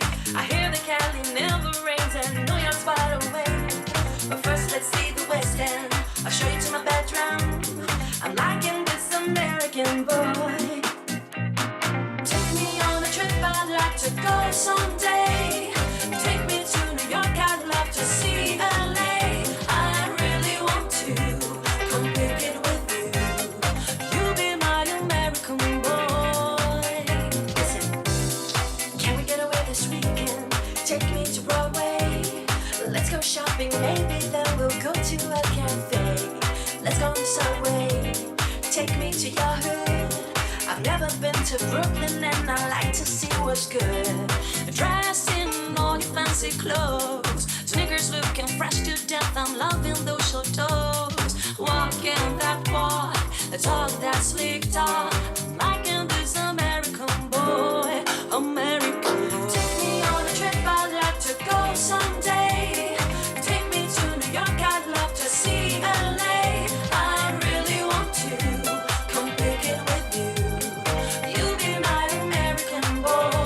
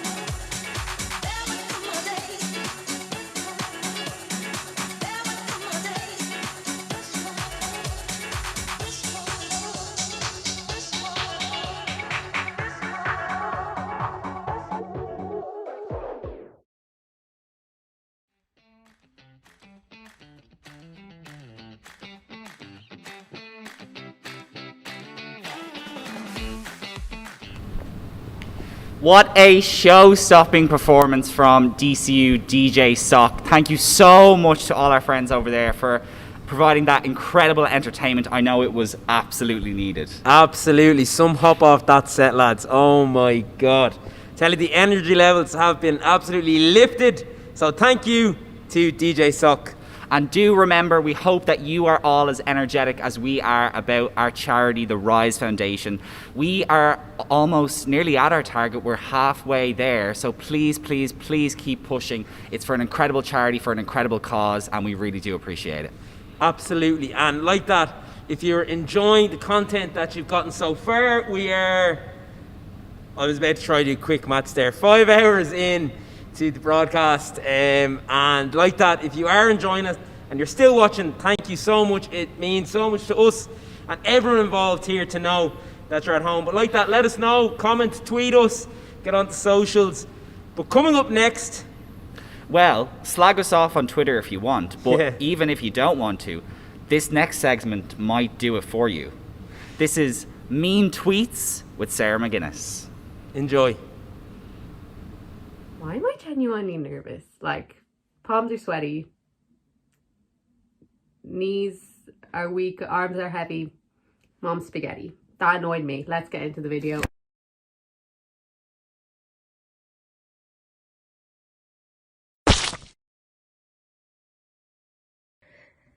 There's a reason why we think Kate should be on blind dates. Okay. I love the way it says why we think Kate should be on blind dates, as if everyone in the society thinks that I should be on blind dates. I actually do feel like people are like, Kate, this would be funny.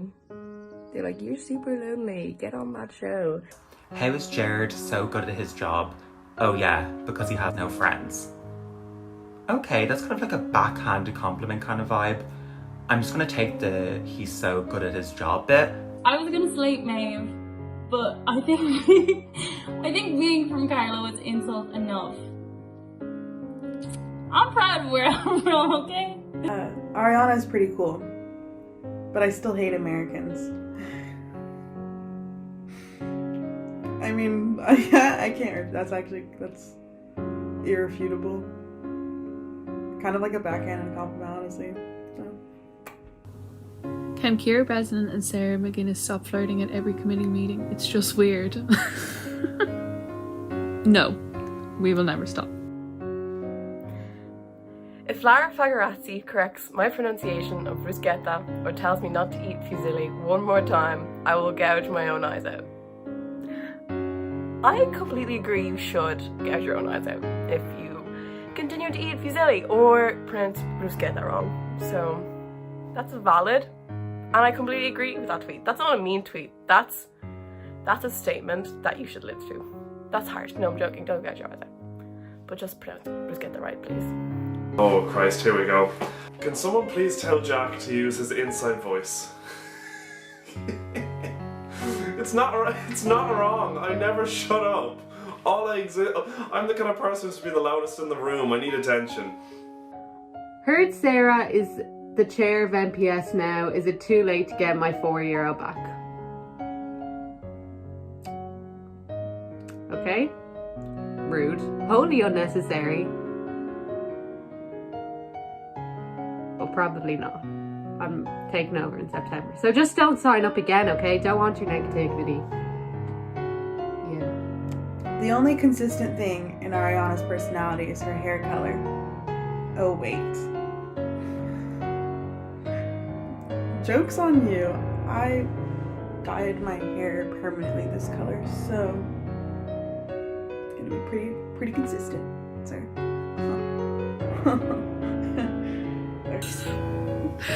Ciara Breslin reminds me of that one cousin who just sits in silence at family gatherings and stares at people.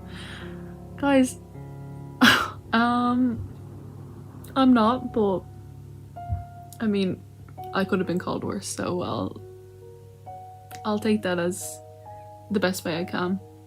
Maeve is finally graduating. I hear she's got a job as town crier. This is so mean. I actually haven't cried that much this year. Like twice. It was intense, but it wasn't that frequent, okay? I won't take this slander. Jared definitely filled his underwear. Okay, that's a very interesting tweet. I don't fold my underwear, but it's something that I could actually see myself doing.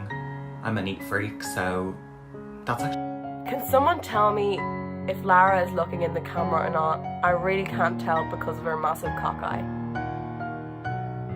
Valid. I can't tell myself. I don't know where I'm looking. One eye into the future, one eye into the past. Sarah hates happiness. That's why the ice cream machine is always broken at her McDonald's. That's just unfair. That's just untrue.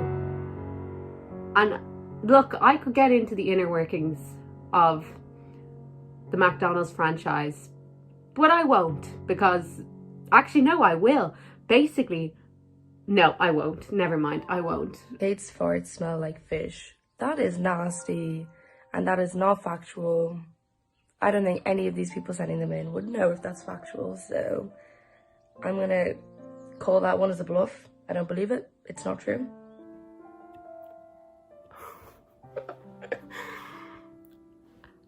Lara's parents got her so many pets because they know that she's going to be forever alone. That's completely true. They've told me. They've mentioned it to me multiple times. Each time they're like, here's 2 more cats. Completely valid. I agree with everything so far. At least there's a vaccine for COVID. Nothing can save us from the plague that is Kira Breslin. I don't know how to reply to that. But thank you, May Fortune. I know that one was you. I aspire to be as delusional as Sarah McGuinness someday, thinking she invented Twitch. Okay, I knew I never invented Twitch, okay? I just thought that I had discovered an up-and-coming streaming platform. I was wrong. I don't game. Is that a sin? It's not. Get over it. Get over yourself. That's what I have to say. Is Ariana funny? Or is she just American? I feel like I've taken it as my full personality. Like I'm wearing a Suns jersey. WhatsApp is the app that you don't want to on your phone but have to have, and Maeve's texts in the group chat don't help. Thank God she's graduating. Y'all bitches are gonna miss me when I'm gone. Jack's girlfriend deserves a medal for dealing with the mouth on him. Damn right she does. Damn fucking right she does. I don't know how most people put up with me, honestly. Sarah's only personality traits are Danny DeVito, fangirling, and crying. And not being able to read sentences smoothly, because that one was a bit grim. But out of all of them, I'll graciously accept that one because it's fiercely accurate. Does Kate Burke live in that grey hoodie asking for a friend? Okay, that's fair. I actually had a feeling someone was going to mention the grey hoodie. I do wash it, I swear, but I do wear it a lot. And it also happens to be in like loads of pictures that people take, so it's just always that hoodie. But you know, you're just jealous whoever sent that in that you don't have a grey hoodie like that because it's amazing. That's me. Sorry, get on my level. You want to be me? Whatever. Sometimes I just want to punch Jared Shields in the throat. Okay, so I definitely saved the worst for last. I wasn't expecting that one, but maybe if that person wants to have like a socially distanced fight, maybe? I'm joking. No fighting for me. The only thing remotely interesting about Lara is her surname. I'm going to presume that's about Fagoratian rather than Walsh. Agree once again. A valid comment. Keeps it interesting. A lot of play. A lot of puns that come out of that name. But yeah, this has been an enlightening experience, to be honest. All in all, have my feelings been hurt? A little bit. Should you all donate to Rise? Yes. Are my eyebrows ginger because I dyed them at home? They sure are. Yup, Rise. Yup, the broadcast. What is a broadcast? Why is it 24 hours and what's it all for?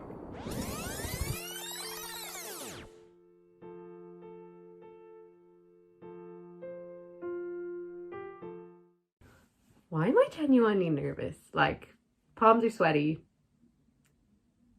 knees are weak, arms are heavy, mom's spaghetti.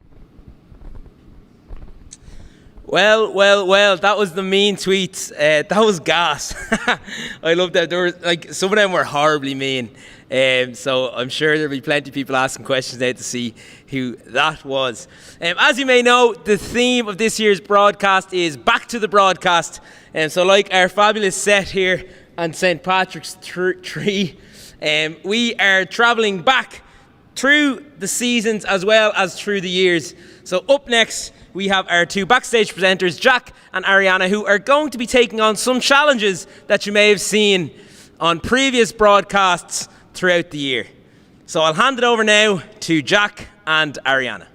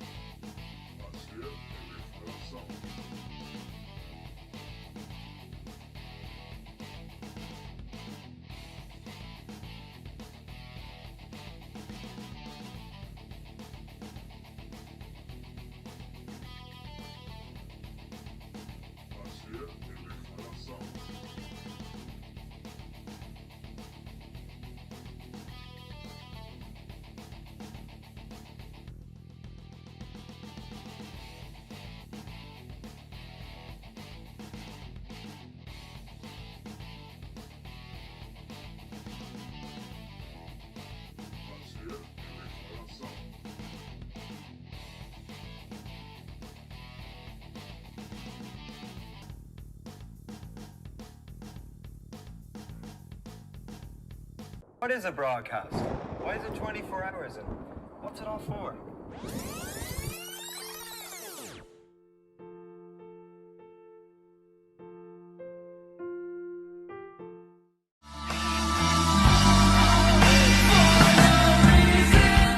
Welcome to Watch Mojo, and today we're counting down our picks for the top 10 stupidest people. What is a broadcast? Why is it 24 hours and what's it all for?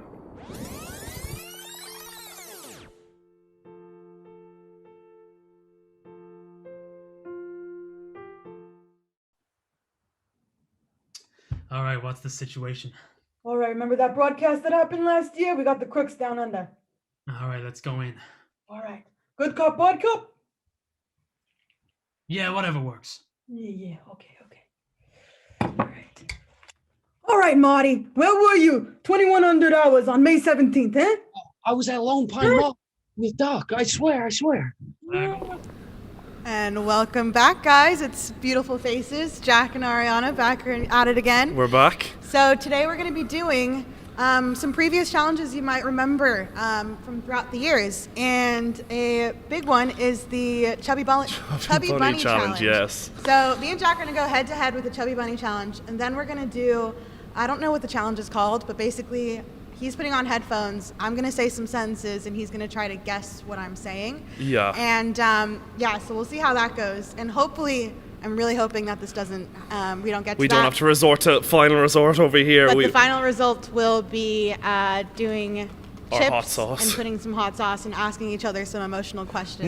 Now we say that back out loud. That's just another rendition of Hot Ones. Yeah, a little bit. Yeah, but we won't talk about it. It's fine. It's 2 in the morning. We can get away with it. It's great. But yeah, so me and Jack are gonna go head to head with the Chubby Bunny Challenge, and I say whoever wins this one, you donate and you put it down who you think is gonna win this. Yeah, you can leave a comment. So donate and leave a comment for who you think is going to win. And between us two, how about a little wager? Loser donates a tenner. Okay. I'll do that. I may also point out we had a wardrobe change. Back during DJ Sock just there, I've busted a few dance moves and I completely ripped the seams in my jeans. So we have the backup outfit on. So it's fine. We move. Look good. All right. Chubby Bunny Challenge. Huh? Chubby Bunny, get the ball rolling, Ariana.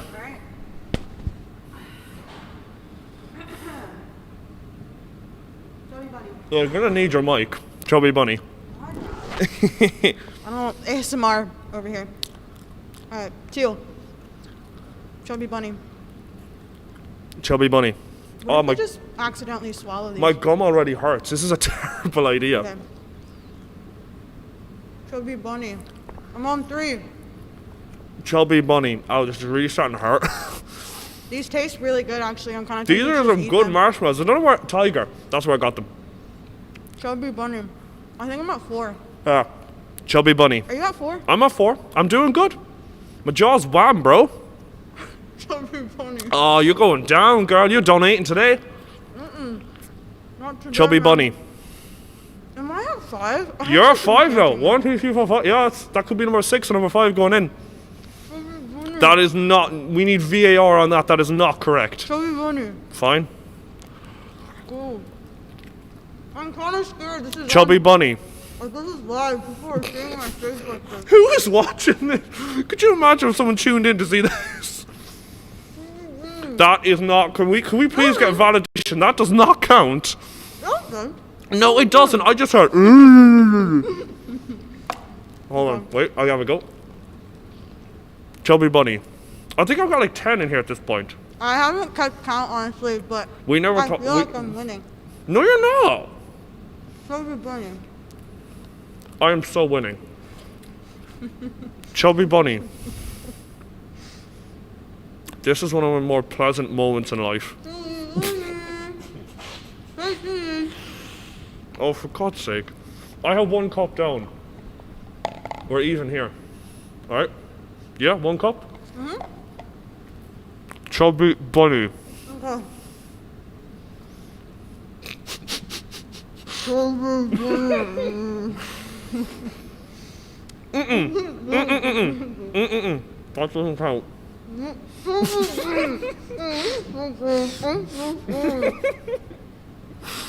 Oh,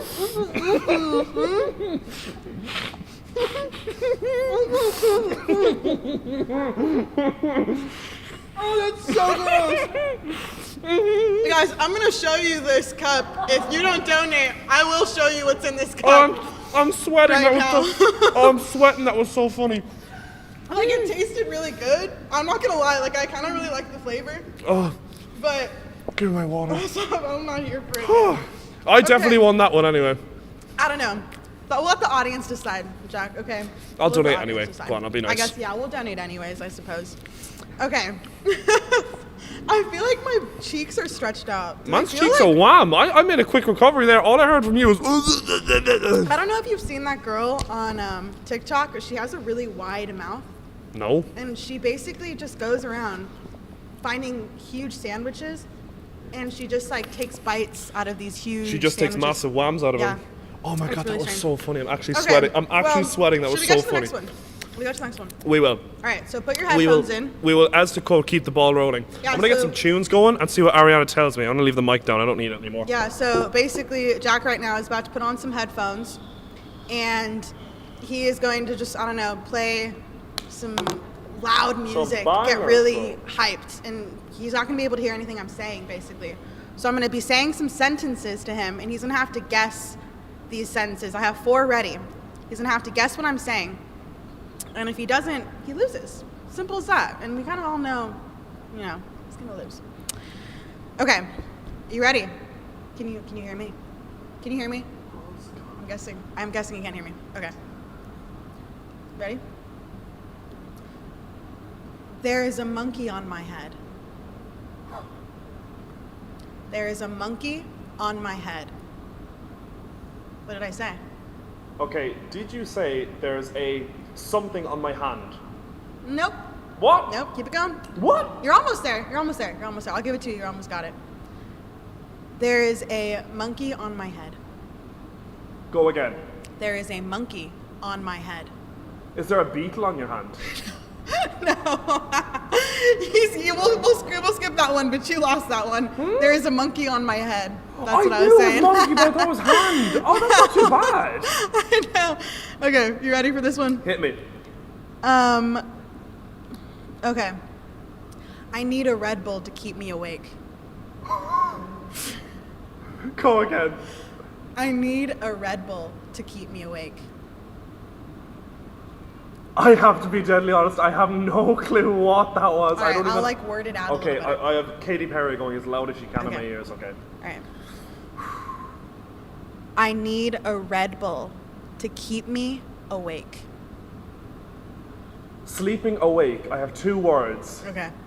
I'll give you one last shot. I feel like you can get this, honestly. It has to do with the broadcast. All right. I need a Red Bull to keep me awake. The last 2 words are sleeping and awake, and the first word is definitely I. It's just not. What? Well, the first one is. Oh, for God's sake! It was. I need a Red Bull to keep me awake. Oh, I thought it was I need a rebel sleeping awake. I was getting there. Why do I just say this stuff out loud when I hear it? Why do I just keep this into myself? Wait, what did you think it was? I thought it was I'm a rebel sleeping awake. That's where the Red Bull maybe came from. I got the rebel from there. Okay, well, you didn't get either of those, so I'm sorry to tell you, you're kind of a loser with that. But these next 2, should I do? And you can. All right. These sentences. I was enjoying my Katy Perry, but it's fine. Doesn't matter. Okay. We'll move.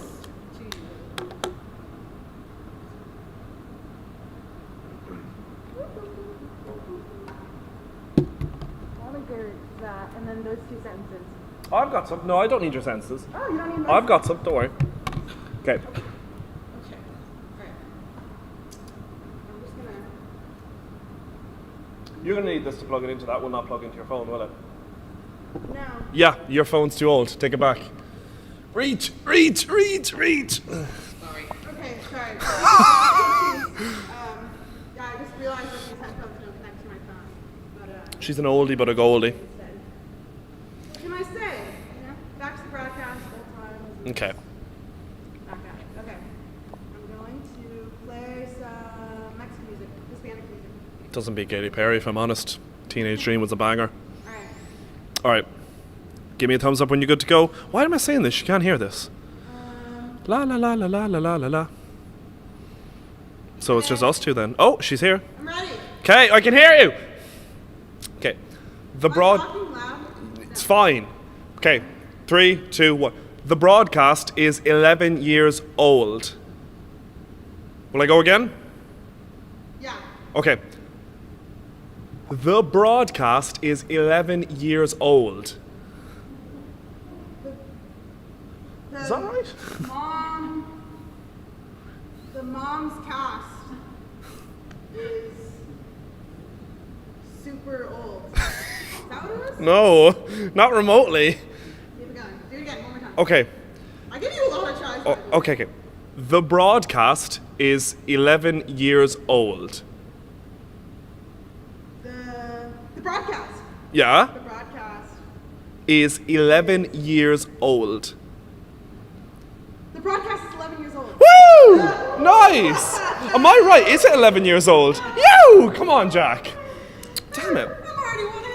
Oh, I have to, okay, alright, hold on. Okay, I have an idea. Alright.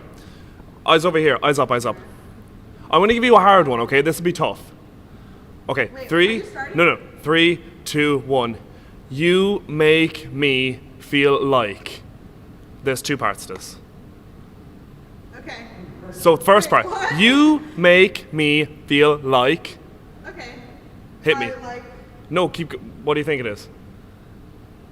what? I'm Okay. so confused. Are you saying what? Yeah, That's listen. a long sentence. Hold on. 3, 2. You make me feel like. You make me feel like. Okay, that's the first part. That's for. No, the second part. Yep. I'm living a teenage dream. You make me feel like. I'm living a teenage dream. I'm living a.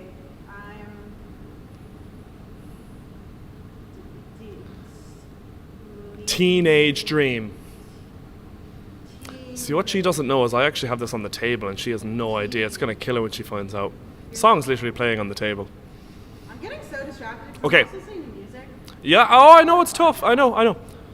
Well, one last chance, right? Okay. Living a teenage dream. Living a teenage dream. Ah, come on. She had to go and get it. It's not fair. How would you get away with that? That's not fair. I really was hoping you were going to pick up on that because it would be a real kicker because I actually had the song playing on the table right here. Yeah, that's what I was listening to, yeah. Oh my god, I got both of those. It just proves I have better diction than you and my pronunciation is better, that's all. You gotta pronounce your words, girl. 2-0. I don't know. Alright guys, so that was pretty good. I don't know. That went pretty well. So what do we have? So you won. I'll say you I won Chubby. Oh, but of course I won Chubby Bunny. We will check the footage. We will check the footage. I won, of course. That's a clear winner. And I basically won the sentence challenge. Fine, I'll give you that one. That's fair enough. This sounds really rigged now. I actually do have 2 more sentences. Can I give you? Go on, hit me. Okay. Yeah. Okay. Back to Teenage Dream. Back to Teenage Dream. Okay. Beautiful. Alright. You ready? You ready? Okay. Feel free to say. Sorry, take it out really quick. Take it out. Okay. Feel free to say whatever guess that you Okay. Because I'm just curious. I know it's kind of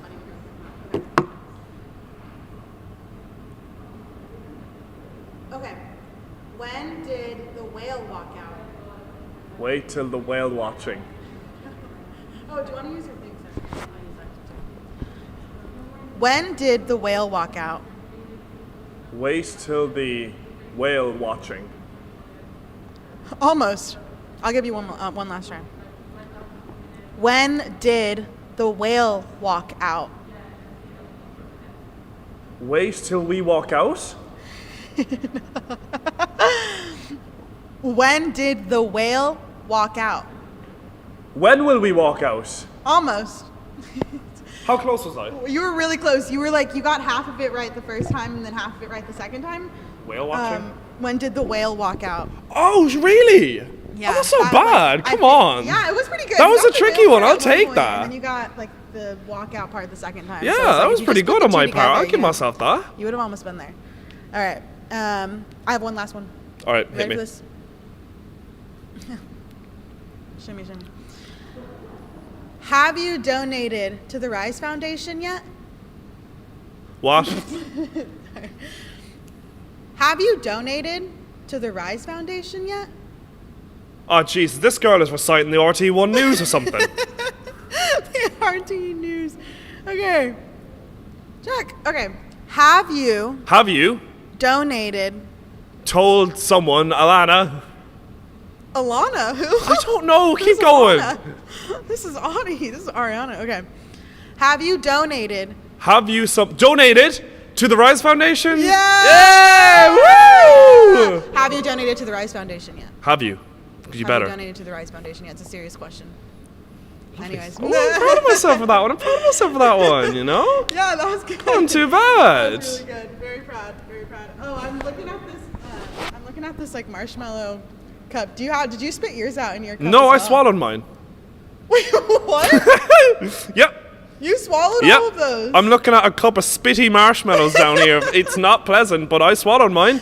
I'm not going to spit out a mouthful of marshmallows on a stream, no. Oh man, well I did. Yeah, it looks horrible. I've been looking at it the whole time. Yeah, oh, no, see you what know, it's else? pretty nasty. Heyo. She's not Got funny. him. She's Got not him. funny. Okay. It's an outrageous hour in the morning, Ariana, for this. It's really half is. 2. Come on. All right, so. You do I realize say- that means we have one thing left. I know. See, I've been like holding off on it because I just really don't want to touch that. It's not the best, is it? I feel like I should leave it for Hot Ones. Yeah, I feel like it has its prime moment. I don't want to take its spotlight away. Kind of just like let it sit. Because we have a couple behind the scenes and backstage footage that features that sauce, and stay tuned to see it because multiple of the committee tried it, and let's just say there's mixed reactions to it. Yeah, there really was. But I think what we can do is maybe like a little ASMR, Oh no. and I can ask you some deep emotional questions While doing ASMR. Yeah. Hi and welcome to the DCU TV 24-hour broadcast. If you tuned in now, I do not envy you at all if you want to go and do something, make a cup of tea, go to bed, donate to Rise. Oh no. Oh no. What is it resorted to? It's in the bin. Okay. I can't take this seriously. Okay. Are you ready to answer I'm ready some for of a these crunch. Are we ready for a questions? I'm asking you a couple questions. Okay, well you crunch. Yeah.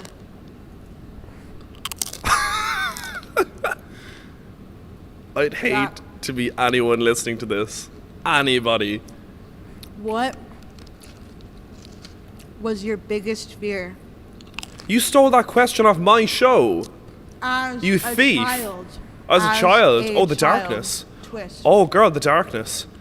Even still now as a big child, it's the darkness. I hate the dark. Why? Because the monster's going to come out of the bed and eat me and it's game over. The dark? Who enjoys the dark? You have no perception of where you are and you're so disorientated. Who voluntarily does that? I have a question, another follow-up question. Did you, like when you were in bed, scared of the dark, like a little baby, couldn't be me. This did girl. You, did you like have this assumption that if you were covered by your blanket? Oh, I am protected. I am protected. If my duvet is over me, ain't nobody gonna even step to me. You can drop a nuclear warhead on my house. If the duvet's over my head, bing, reflects right off it. The duvet's invincible. Fact about it. I used to sleep with a light on as a child. I agree with that though. Yeah? Because I used to have a fear of vampires. But they're just so- like a mythical creation. They're just not though. Yeah, they just are though. No, actually, no. There are people who like do it and practice it, and they like give each other their blood and stuff, and it's like a kind of a thing. I don't know that was a thing. No, it is. Yeah, it's like a thing in America. I used to get a string of garlic and put it around my door. The stink in your room. I know. The stink. Your mum wakes up and she's like, "Oh, she's at it again with the garlic. Jesus Christ, there's another clove of garlic gone upstairs. screwed up with this one. The stink of garlic." All right, you ready for this? Hit me. Here comes another What crunch. did you want to be when you grew up? When you grow up? She really has taken all of these questions from my show. If you go How back to about half 10, you'll realize all these questions have been nicked. My bad. Thief.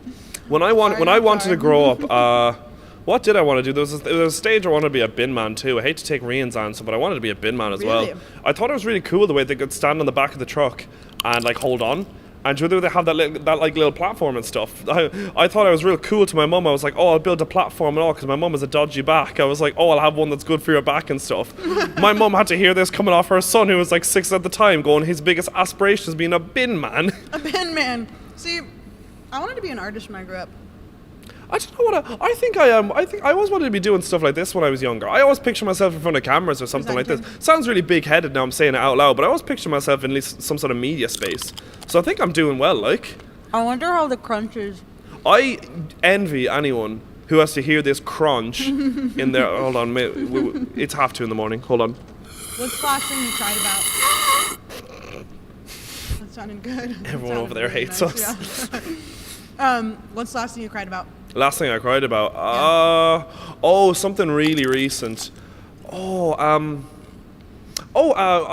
cried about when I was listening to Medicine by James Arthur. It's a really good song. And I won't lie, I had a little weep walking in the driveway here. I had a little tear walking in here today. I was like, oh, this is really cool. Happy tear, yeah. Walking into here? Yeah, walking up the avenue too. A little kind of happy tear, yeah. No way. Yeah, 100%.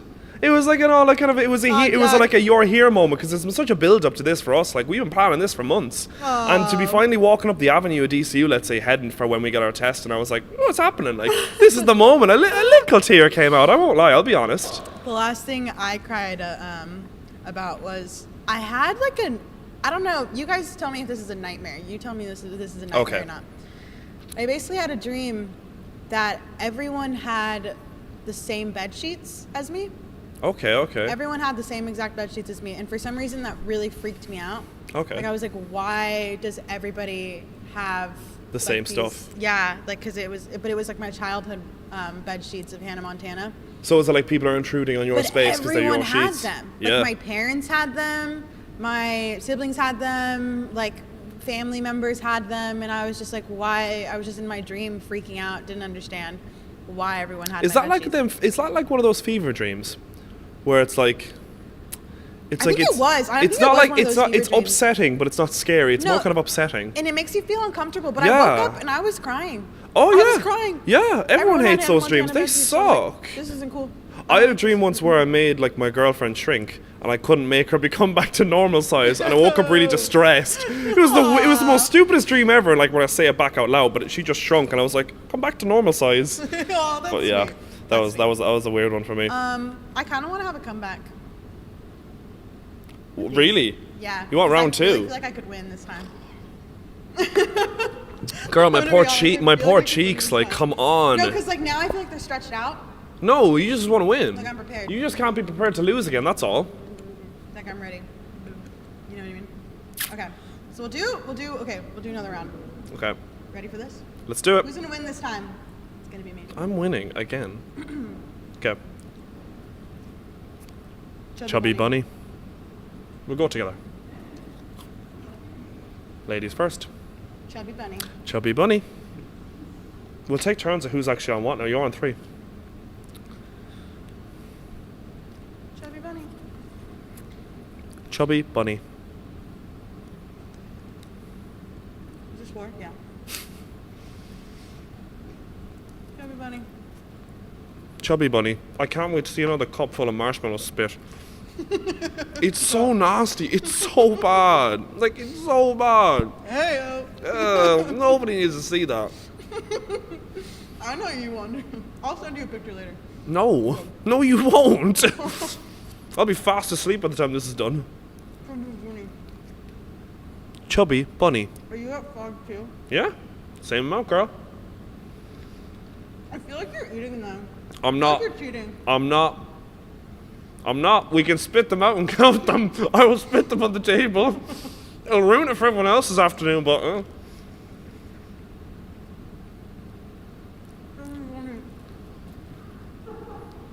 Chubby bunny. I'm sorry to feel uncomfortable. You're struggling.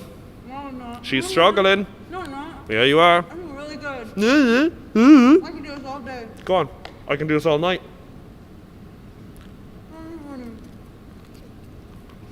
Chubby bunny. Are you good? I'm at the end of my cup.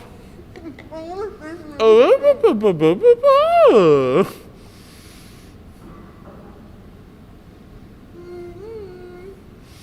It's just not it, is it? Nail in the coffin. Chubby bunny. I win.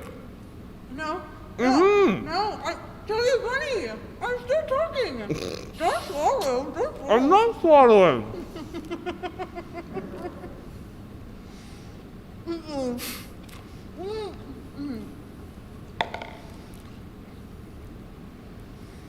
This must look so flattering for us. If you ever need a job in the future and they're like, oh, what did you do? I'm like, oh, I did this. This is going to be good.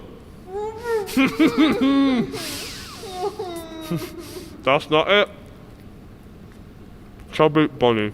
I win. You won. Mm-hmm. No, I'm not. Mm-hmm. Yes, it is.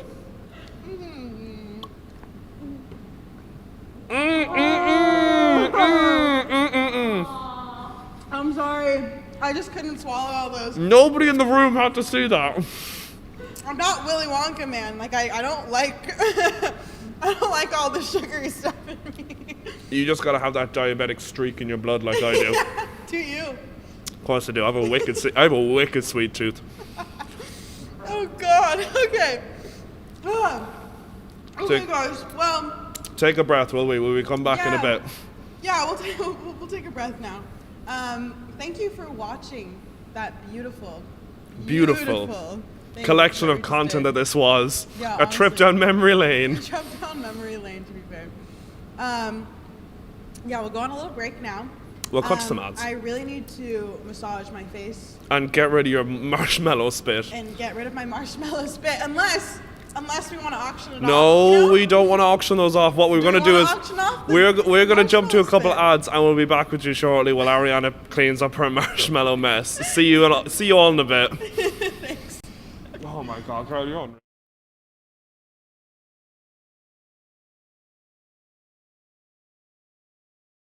Hey, it's Deanne Hannafin here from Spin Southwest and formerly MPS. Now, whatever you're doing, grab the diary right now. I've got mine. Trusty DCU branded for the occasion. Monday, the 17th and Tuesday, the 18th of May. DCU TV are having their 24-hour broadcast, a whole 24 hours filled with fun, with content, and more importantly, raising money for an amazing charity, the Rise Foundation this year. Whatever you're doing, you gotta be there. Those two dates, the 17th and the 18th, make sure you're tuned in to the MPS YouTube channel then. Broadcast.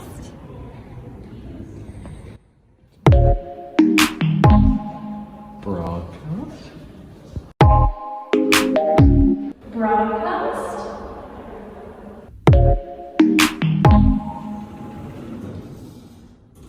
Broadcast. Broadcast. Namaste. Broadcast. Broadcast. Broadcast. Broadcast. Broadcast.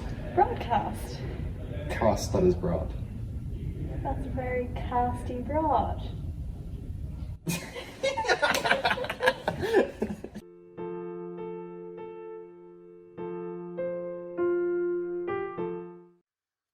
Hello, I'm Dr. Gunther Grun, and I'm here to ask you to tune in to DCU FM for the 12-hour broadcast on the 16th of April, and on the 17th and 18th, DCU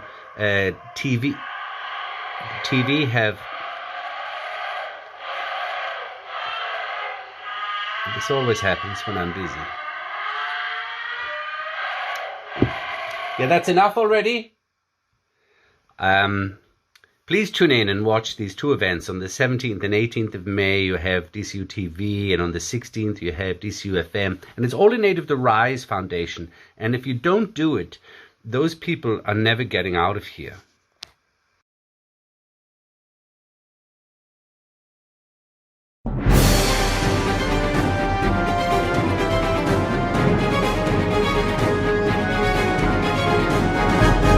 Good evening, and you are watching the 9 o'clock news. I'm your host, Niall Walsh. Our first story of the night.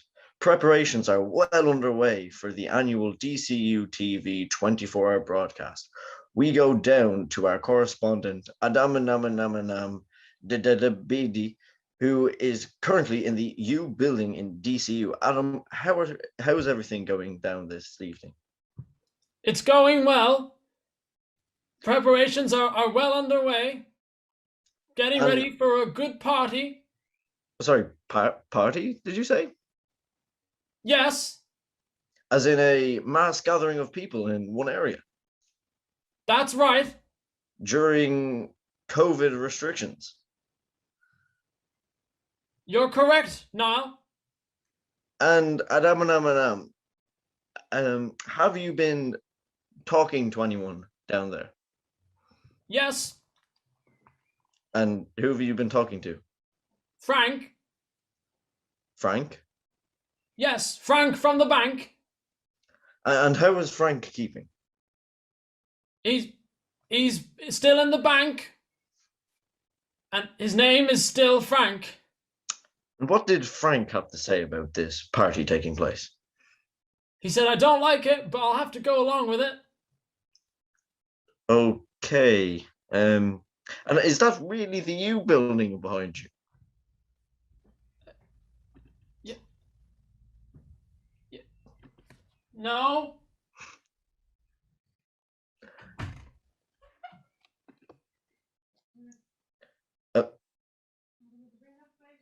Well, thank you for that anyway, Adam. That is all we have time for this evening. I have been your host, Niall Walsh. Thank you and good night. Recording. What's up, guys? It's your boy, Daniel Got Hits. I know it probably doesn't look like it, but I did go to DCU. Big shout out to DCU TV. They're doing the 24-hour broadcast on the 17th and 18th of May. Go support it. It's for a great cause. All proceeds are going to the Rise Foundation. So yeah, best of luck with it, and I'll see you guys soon. Peace. Hi guys, Crossy here from FM 104. Best of luck to everyone. DCU FM 12-hour broadcast on the 16th of April. Lads, it's hard enough doing 4 hours. Fair play.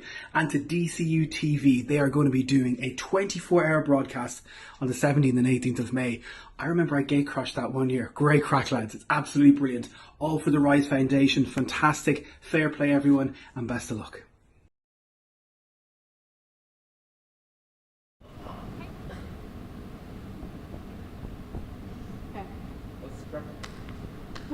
And we are back. Welcome back. So this is all of us together, all your DCU TV presenters, and we just want to remind you to keep donating. We really appreciate all the donations that you've sent so far. We're so incredibly grateful, and just keep pushing for the Rise Foundation. No, you want to. We do know you want to. And we just want to say, just to let everyone know, that the link that's being used for tonight's broadcast is going to expire. And in the description of our YouTube video, there is a brand new link. A brand new link, everyone. Link after link after link. It just goes and goes and goes and goes because we're not going anywhere. We're here till Broadcast Part 2, Electric Boogaloo, the new link. In the description. If you're still here, thank you so much. It does actually make it so much easier for us when we know that there is someone watching. So thank you so much. We are flying through it now, 10 to 3. So the hours are literally flying by. This was a film and we wanted to do one of those montages to show the time passing. It would be like a calendar, flicking with months. Because what we're getting into, we're just in spring. This we're getting into summer soon. We're just spring coming out of spring. Yeah. What comes after spring? Summer. Yeah. Spring truly did sprung. Sun's out, buns out. That's all I gotta say. Absolutely. So do remember to join us back here at 3 a.m. where we're gonna have Babe Station on our brand new link, everyone. On that spicy new link. Join us back. I like the way we're using spicy now. And welcome to summer at 3 a.m. I'm excited to see what when we're gonna hit our next target, guys. I know, so am I. Summertime. TikTok. What are we at now? Close. We're just about. just coming on Oh, 7,000, yeah. 150 euro. 150 euro. You can almost taste it, like, we're so close. Oh, and it's for such a good cause, guys. Such a good charity, the Rice Foundation. Oh, it's fantastic. Absolutely. So basically, you've got 9 minutes there. Go make yourself a coffee, a cup of tea, stick a bit of toast on, and we'll see you back here at 3 a.m. Woo! Broadcast on the 17th and the 18th of May, all in aid of the Rise Foundation. What a great cause, and if you can tune in there, please do. Thank you.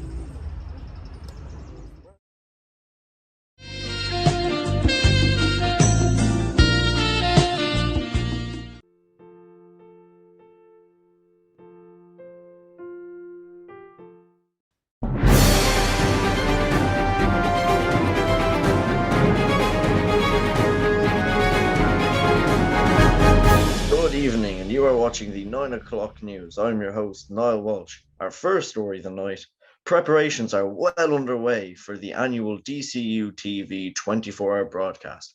We go down to our correspondent, Adamanamanamanam Dededebedi, who is currently in the U building in DCU. Adam, how's everything going down this evening? It's going well. Preparations are well underway. Getting ready for a good party. Sorry, party, did you say? Yes, As in a mass gathering of people in one area that's right. during COVID restrictions. You're correct, Niall. And Adamanam, have you been talking to anyone down there? Yes, And who have you been talking to? Frank. Frank? Yes, Frank from the bank. And how is Frank keeping? He's still in the bank. And his name is still Frank. And what did Frank have to say about this party taking place? He said, I don't like it, but I'll have to go along with it. Okay. And is that really the U building behind you?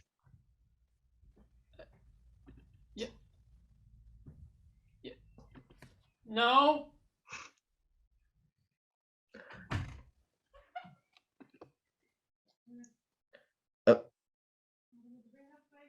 Well, thank you for that anyway, Adam. That is all we have time for this evening. I have been your host, Niall Walsh. Thank you and good night.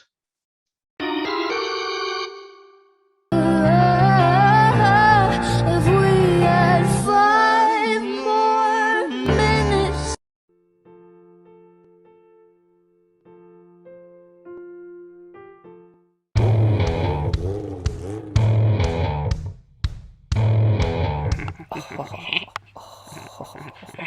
Score. Tune into the 24-hour broadcast. Yeah, do it. Do it. Whoa. That's like a week and a half. Whoa. No dill hole, it's like 24 days. You can't even count to 4. Shut up, butthead. Yes, I can. Not true.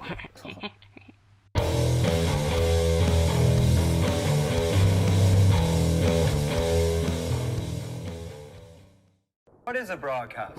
Why is it 24 hours and what's it all for?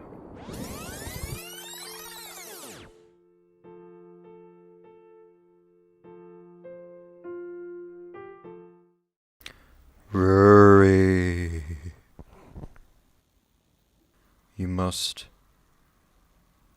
go to the broadcast. What?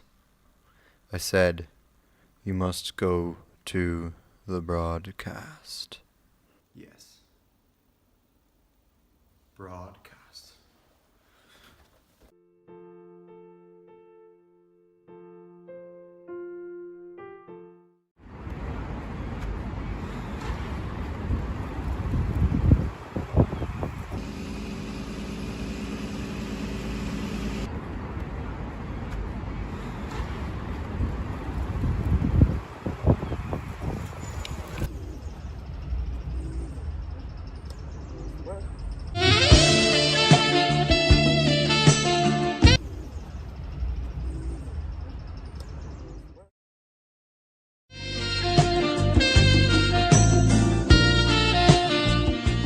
Damn, what is that, bro?